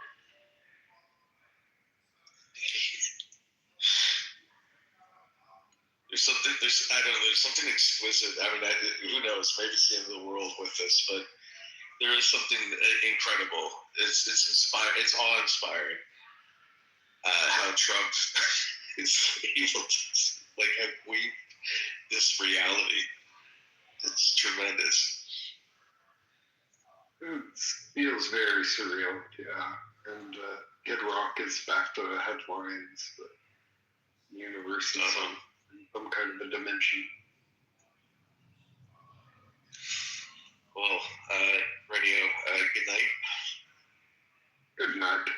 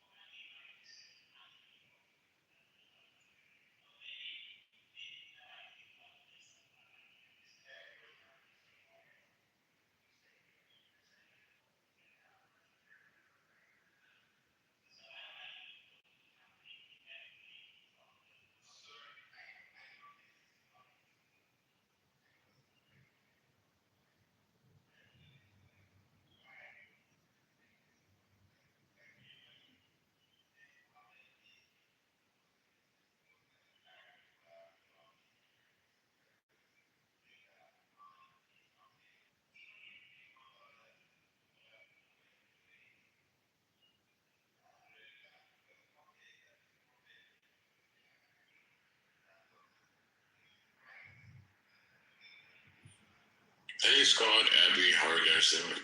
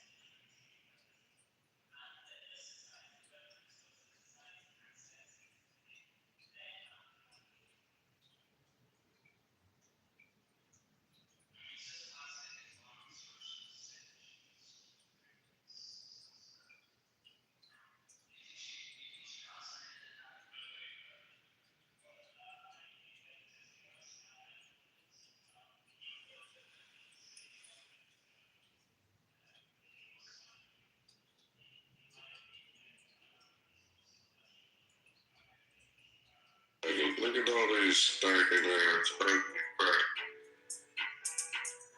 People niggas look like Adam 24. That y'all vote. White people vote. That's why they hate Donald Trump, because he ain't give the white people a mule and 1,000 acres. White people say, Trump, we want something. I didn't hear you say, can you repeat yourself?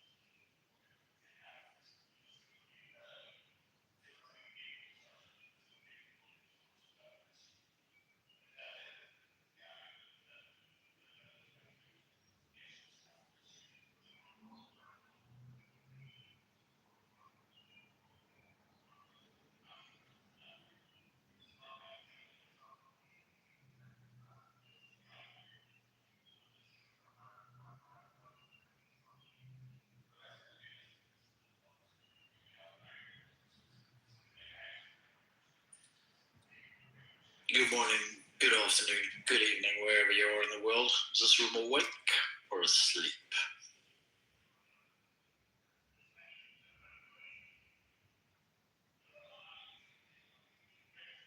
I'll take that as being asleep.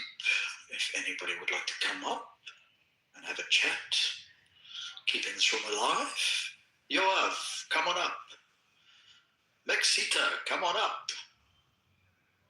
Anne, come on up. Kat, Sean, Will, let's have a chat.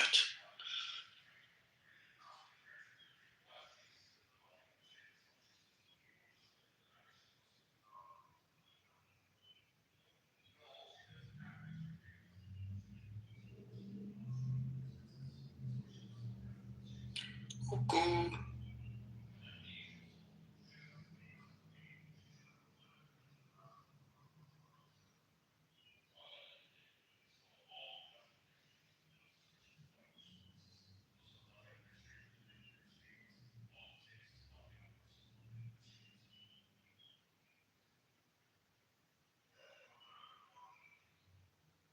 Okay, I'll just hang fire here until somebody comes up for some like decent conversation. So keep me posted.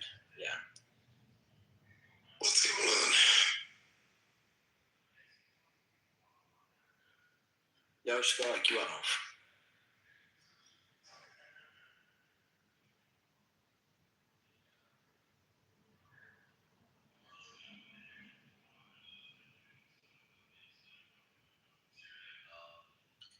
I mean, look, is Trump crazy like a fox? I mean, a fox is crazy. I think they're cunning, but they know how to get themselves out of trouble pretty quickly. So I'd say they're as cunning as a fox. Trump is as cunning as a fox. He's not crazy. Yeah. I mean, crazy. Like, yeah, maybe some crazy things here and there, but I think it's part of the strategy, isn't it, really? I mean, it's changing worldviews, changing opinions, getting people to see what's right, or getting people to see right from wrong by using tactics that make them, we were wrong, and he was right.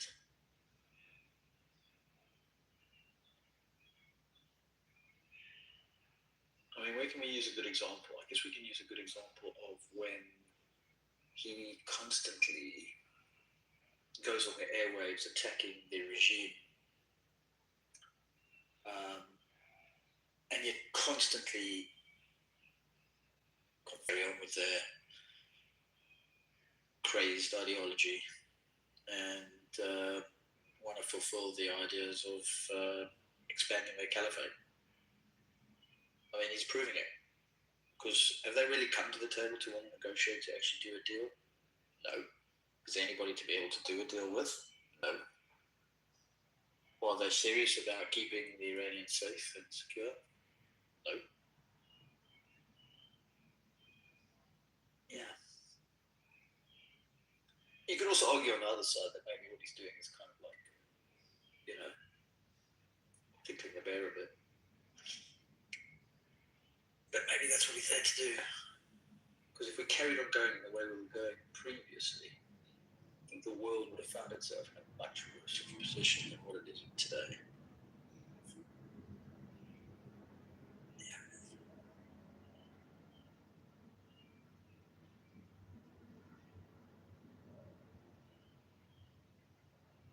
Anyway, that's my 2 pence.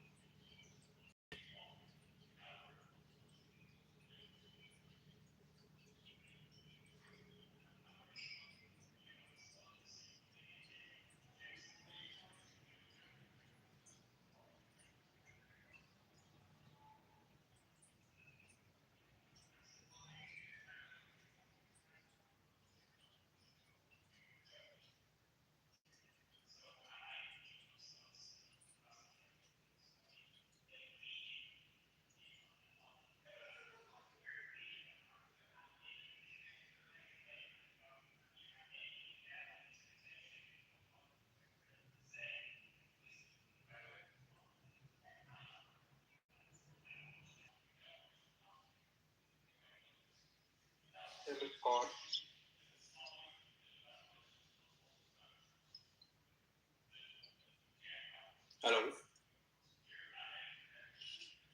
What happened? What's your name? Ryan. No, your name, bro. What do you mean? What's my name? Try and say my name. No, I can't pronounce your name. Try. You can do it. Yeah. So no, I don't want to try because if I pronounce your name first. Okay, Latch. Latch is great. Latch. You've called me Latch before. Okay, how are you, Latch? I'm okay, thank you. I can say the same about Ryan. What does it mean in your language? Okay, so once you answer my question, so then I will definitely tell you the meaning of my name, bro. It doesn't have any meaning, my name. My name doesn't have any meaning. So it doesn't have any meaning. So how No. So how the hell you selected it for yourself? Or your parents did that for you? You got a problem with it? No, I have no problem. This is the first time that I heard someone telling me that, he has a name and it doesn't have any meaning. No meaning. There's no meaning to my name. It's just. If you look it up, you can use Google. Use Google, you'll find it. No, I Google to search for other people's names. Sure you do. No, I won't. Of course you do.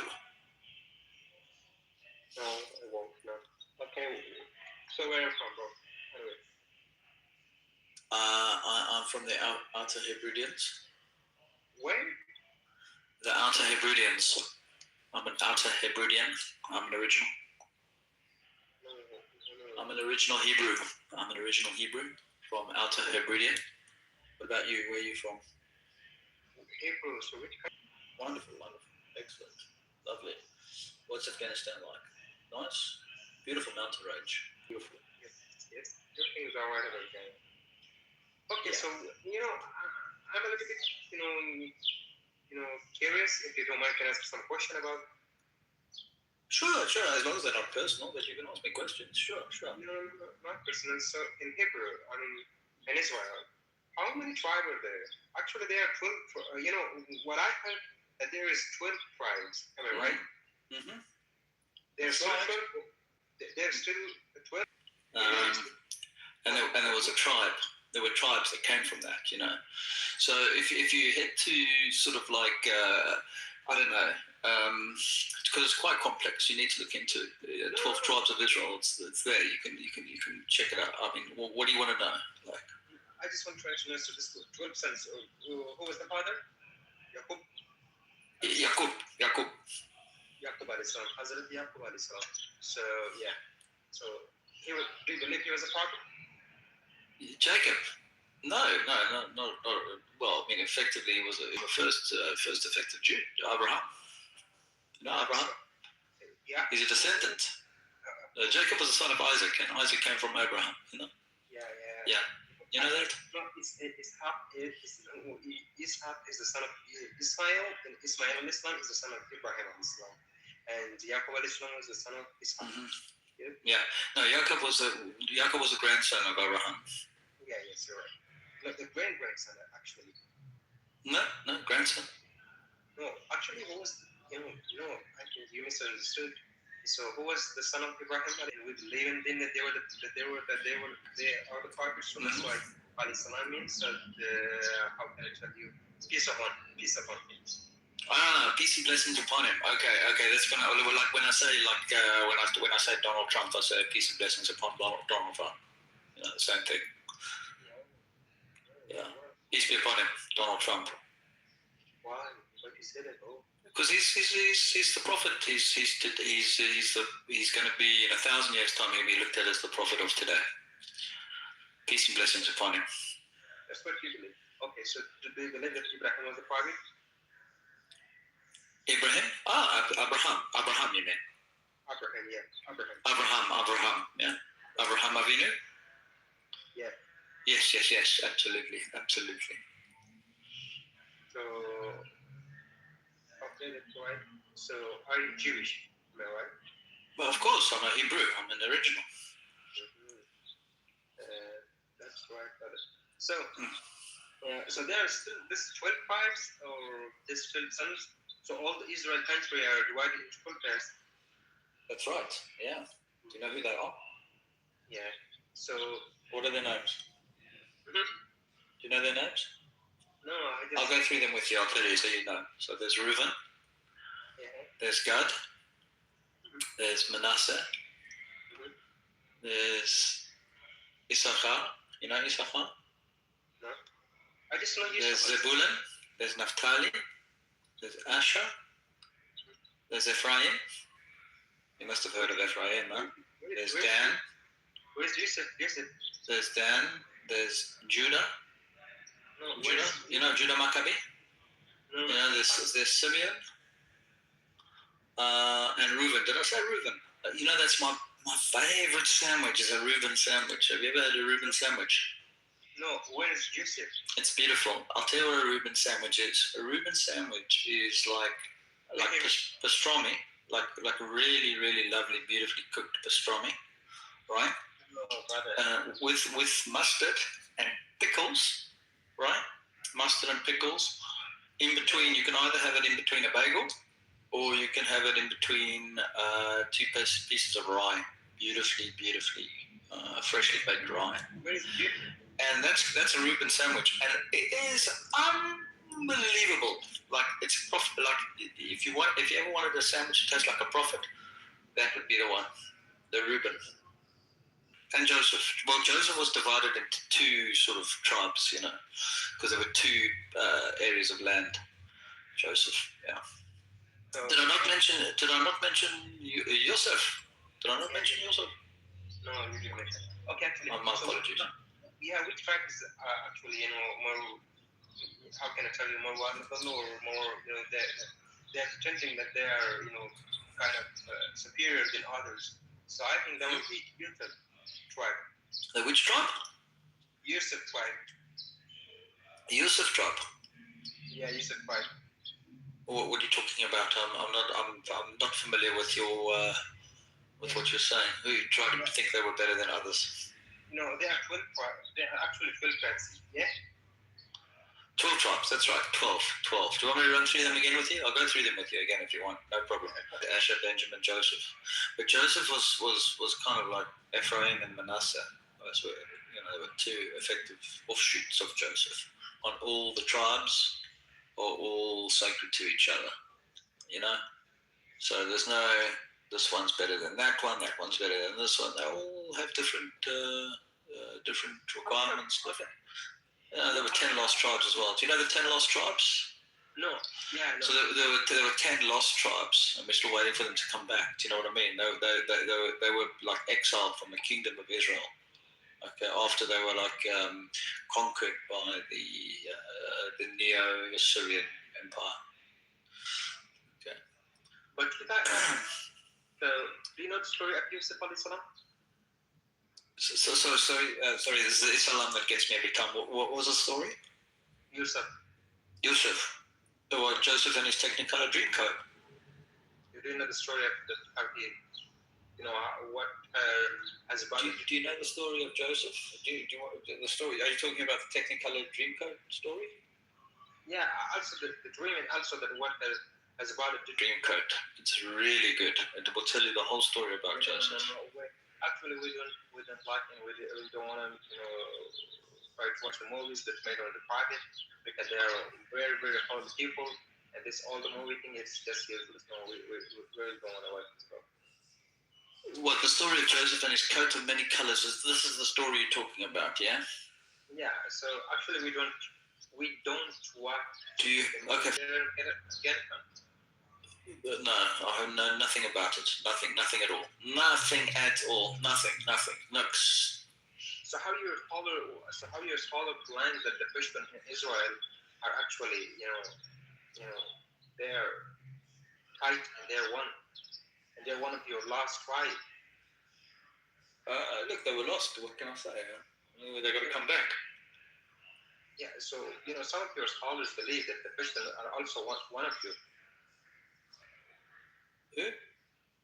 Some of your scholars believe that the Christian tribe, which currently lives in Afghanistan, that they are one of your lost tribes. Yeah, they're one of the lost tribes. Yeah. So do you still believe that? Well, I believe in Beni Israel, of course, absolutely. No, do you believe the Pashtun is one of your tribe? Yeah, they could have been one of the tribes, absolutely. Yeah, no. So why do you believe it? Why? Well, I believe it to some degree, but they don't identify with what they should be identifying with, which is Judaism. Yeah. So you people are really, we believe all the prophets that from Adam alayhi salam to our prophets. So we believe all of them. So most of the prophets just come and you're.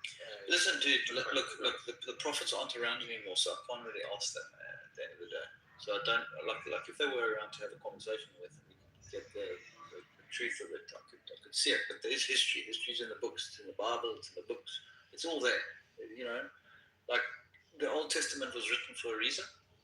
And effectively, that's how it came about. I can't go anything over and beyond that because that's what I believe in and that's what was given to us at the time. You can't kind of like make changes, and then come to us with changes and say, oh well, actually that wasn't that believe is what we believe, and nobody's going to try and make us change the way we're going to believe. Believe is what we believe, and nobody's going to try and make us change the way we're going to believe. You got to respect that, and that's over and above in most religions. It basically says, "I shall respect another religion or what other people believe." You see, you can't. You're trying to ask me to sort of change my belief. Who says this? Was that Aisha was? Hold on 1 second. Hello. Yeah. Okay. Hello. Yeah. Okay. Yeah. Okay. Yeah. Okay. Yeah. So what were you saying? You were saying something. What were you saying? Okay. So what I'm telling you is there were the prophets before Musa, and there are also prophets after Musa. So also you can find in your holy book in Torah that there will be some other prophets that Isa came, and after Isa, Muhammad sallallahu alaihi wasallam. That's all. So what's the problem? We believe in all the prophets. We just don't believe in Isa alayhi salam and Rasulullah sallallahu alaihi wasallam. So that might be not fair.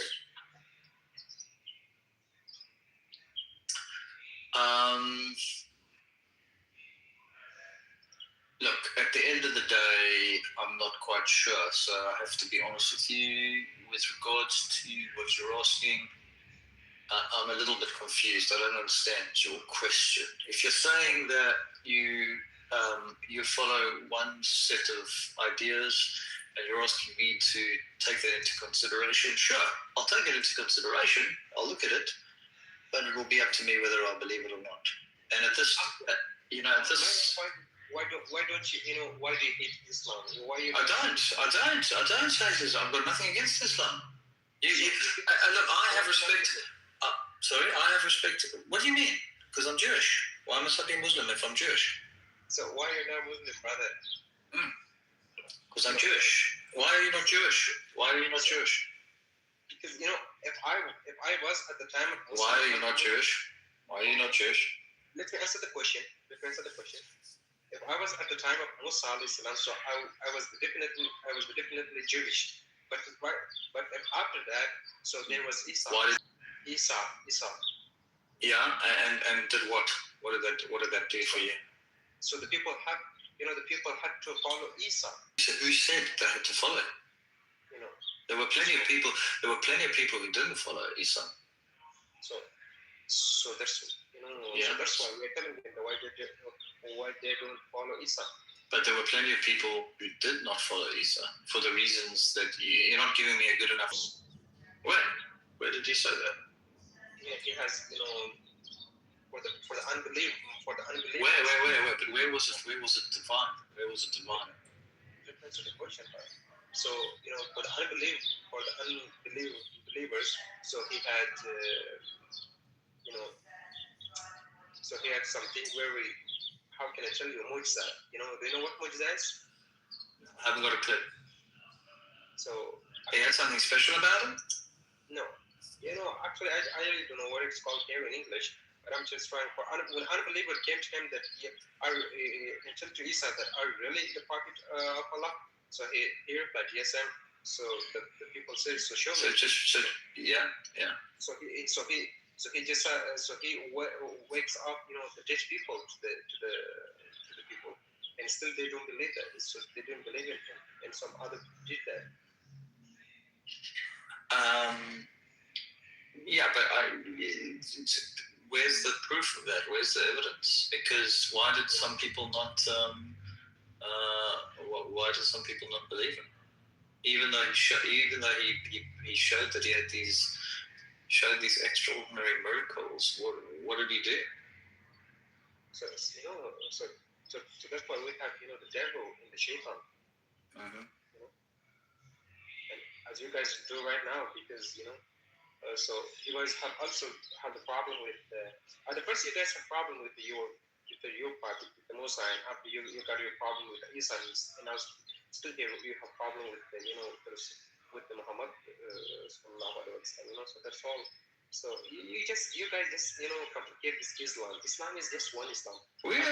Listen, you guys can follow what you want. We're not stopping you. Yeah, we are not stopping you at all. No, so if you're not stopping us, so Islam is only one Islam. So at the time of Musa Islam, so there was one Islam. So after the Isa, so all these prophets are coming here in one religion. So why you people just make another religion, but Jewish? Why? So on the earth there will be only one religion. No, we're not out there looking for people to become Jewish. If you only become Jewish if you want to become Jewish. We don't go out there and try and convert people. It's not in our nature. It's not in our ideology. It's not in our belief. For example, if I have a question, so why you're not Muslims? What would be your answer? Because I'm Jewish. That's my answer. I think it's a good enough answer. No. Listen, Isa was Jewish, no? No, Isa was not. Isa was Muslim. Hold on a second. Isa was a rabbi. You're talking about Jesus, yeah? Jesus. Yeah, Jesus. Yeah, Jesus. No, Jesus was a rabbi. Now you're telling me he's Muslim? Oy.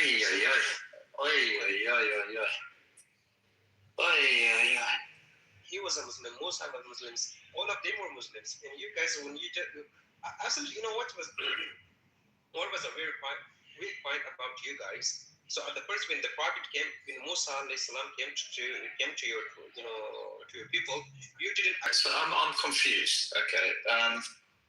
Yeah. Yeah.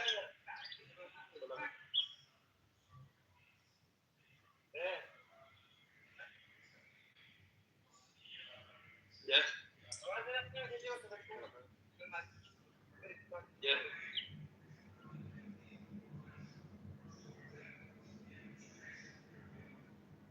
Yes, lad. I can hear you.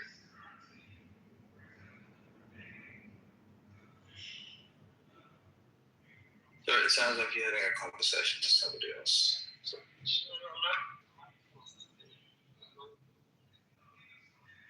Okay, you can ask questions. You're confused? No, I'm not confused. I'm confused about the fact that Isa, who was very well known to be like a Jewish rabbi, effectively a Jewish scholar, and you guys believe that he was Muslim. No, bro, no. I'm not talking about Muslims. I'm talking about the prophet Jesus. Yeah, we're talking about Jesus. Yeah, Jesus. Yeah. Jesus. Yeah, the one that Christians say is the Son of God. Yeah. Yeah, they call him the Son of God, and you guys call him a prophet. So it's also a little bit confusing. So which one is it, prophet or Son of God? No, it's a prophet. Okay, he's a prophet. Are all prophets sons of God? No. Okay, so there you go. So there's a prophet is a bro.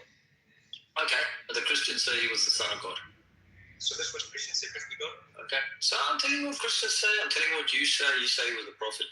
No, we say he was just another man. I'm trying to know that why you guys why you're not Muslim. because you're Jewish, that's not gonna answer. If you're telling me, Well, it's a perfectly reasonable answer. If you want that answer, you can either take it and move on. Okay, he's Jewish. We respect him. He's Jewish. Thank you very much. So that's why I'm an original Hebraian. I'm the original. And look, Isa was Jewish. It was good enough for him. It was good enough for me. So there you go. All right, that's fine. I'm happy to go to Gehenna, knowing full well that effectively I believe in what I believe. And when Hashem takes me in Gehenna and says to me, you know what, fine, you believed, you were doing what we asked you to do. Me as Hashem, I asked you to do X, Y, Z, you did it, thank you very much, you followed the scripture, you're a good Jew, you can come to... Okay. And I have no issue with this, bro. I have no issue with this.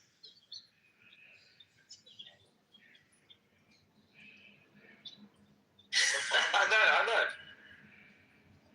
You know, as long as you're happy to go to Jahannam, so why should I tell you to come to Islam? You know, so leave it alone. Okay, you're happy with your Jew. I'm just trying to make a you think I'm going to go to Jahannam. You think I'm going to go to Jahannam, not me. Absolutely, I think you're I know. Because in your mind, everybody who goes to Jahannam is going to basically go, I'm going to Jahannam. So it's fine. That's what you believe. No, so in your mind, so where will we go? To Jahannam or to Jannah?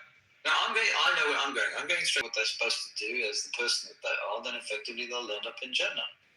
If they don't, and they're bad people, and they go against the will and the want of Hashem, then they will go to Jahannam. No, so do you believe in Jahannam, for example, in your book, in your religion? Do you believe in Jahannam? Not in the same way you believe in it. Not in the same way you believe in it. So what do so do you guys think that the people that they're not Jewish, will they go to Jahannam or they will stay this on earth? Well, let's define the difference between the two. Do you know the difference? Between what? Do you know the difference between Jahannam? In Jannah? No, the Jahannams, the different Jahannams. No, I don't. Okay, so you don't. Okay, so what is your Jahannam? No, I'm just trying to, we believe that the people who are Muslim, they will go to Jannah, and the people who are not Muslims, they will go to Jahannam. That's all, So let's come to the point. So in your religion, so the people who are Jewish, they will go to Jannah, and the people who are not Jewish, they will go to Jahannam, or what? Well, look. The thing is that we have a different view of Jahannam to what you have a view of Jahannam at the end of the day. So if I'm a bad person, people who are not Jewish, they're good men, and they're not Jewish. What will happen to them? Whatever I have to say, that's at the will of Hashem. Will of Hashem. We'll decide that. So will they go to Jahannam or to Jannah? What do you mean? No, the people. I just told you. I didn't get you. I can't help it if you didn't get me. So could you repeat it again for me?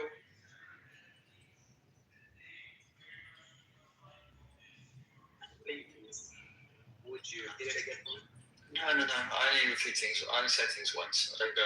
Look, I'm not going to do your homework for you. You can look it up. You can look it up.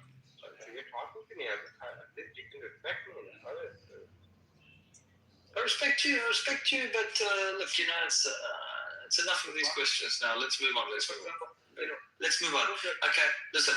If you're a good boy, you're gonna go to Jannah. If you're a bad boy, you're gonna go to Jahannam. Okay, let's just leave it at that. Simple, easy. Okay. Okay. Very good. I'll keep it at that. Very good. Thank you. Let's move on. Okay. Next question. You said you had a few questions. Next question. Teach me your religion. I'm just trying to know your religion. No. I can't teach you anything. You've got your own religion. I'm not going to teach you. I don't want to invite you to my religion. You stick to your religion. We go from there. Yes. Thank you. Guys, if you're interested in learning about my religion and you want to become part of my religion, you need to show and prove it. At the moment, you're just asking me crazy questions about Jahannam and Jannah and this and that, blah blah blah. What happens to non-Jews? What happens to Jews? Yada yada yada. Not interested. Good luck. Okay, you're right. Okay, next question. Yeah, we go. Next question. Go on. Yeah, guys, what have you just done to Gaza? I knew we were going to get to this. No, because we're Muslim. Okay. So, what did you want us to do to Gaza? So why, if you're a good man and you live in Jannah and Jahannam, so why are you still going to do it to the people, to innocent people?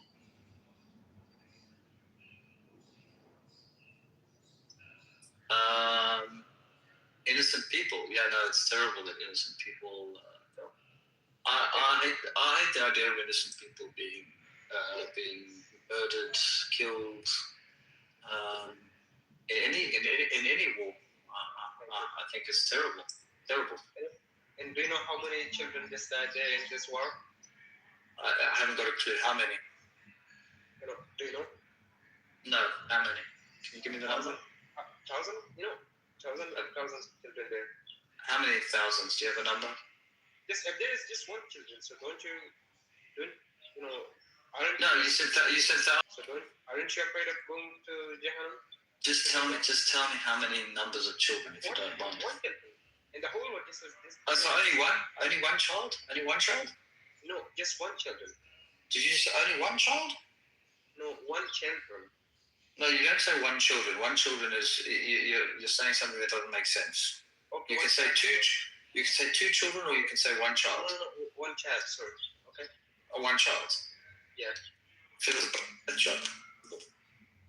But you said to me thousands and thousands. So how many thousands? Because that's awful. How many thousands?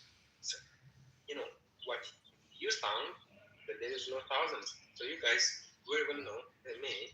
So you guys killed thousands and thousands of children there. I didn't kill anybody. I didn't kill anybody. Just so you know, I didn't kill anybody. So when you say you guys, just be careful with what you say, because I didn't kill anybody. You're Jewish and Israel and this.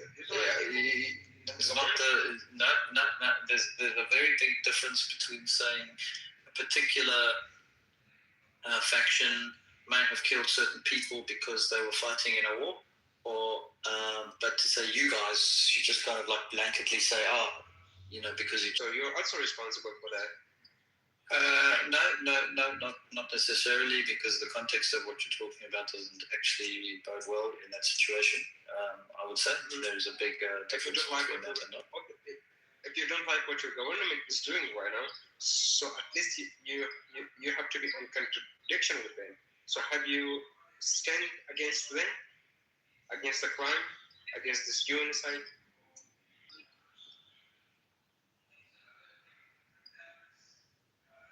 Yes. So as you were saying, you understand now that it's you can't blanketly put it on every single person. Yeah, Mitch, I'm just. So can we talk later? I'm just going to to ask you, and you can add me back so we can hear back, and definitely talk about this issue. Okay? We're talking. Yeah, let's talk. Let's talk. Happy. But I know someone's calling me. I have to go. Oh, you gotta go. Okay. And I just added you. Can we add it back to the talking later? Okay. So there are a lot of people just looking. Okay. You will leave right now and have a good day. You're not hesitating back to it. It's alright. It's alright. It's alright.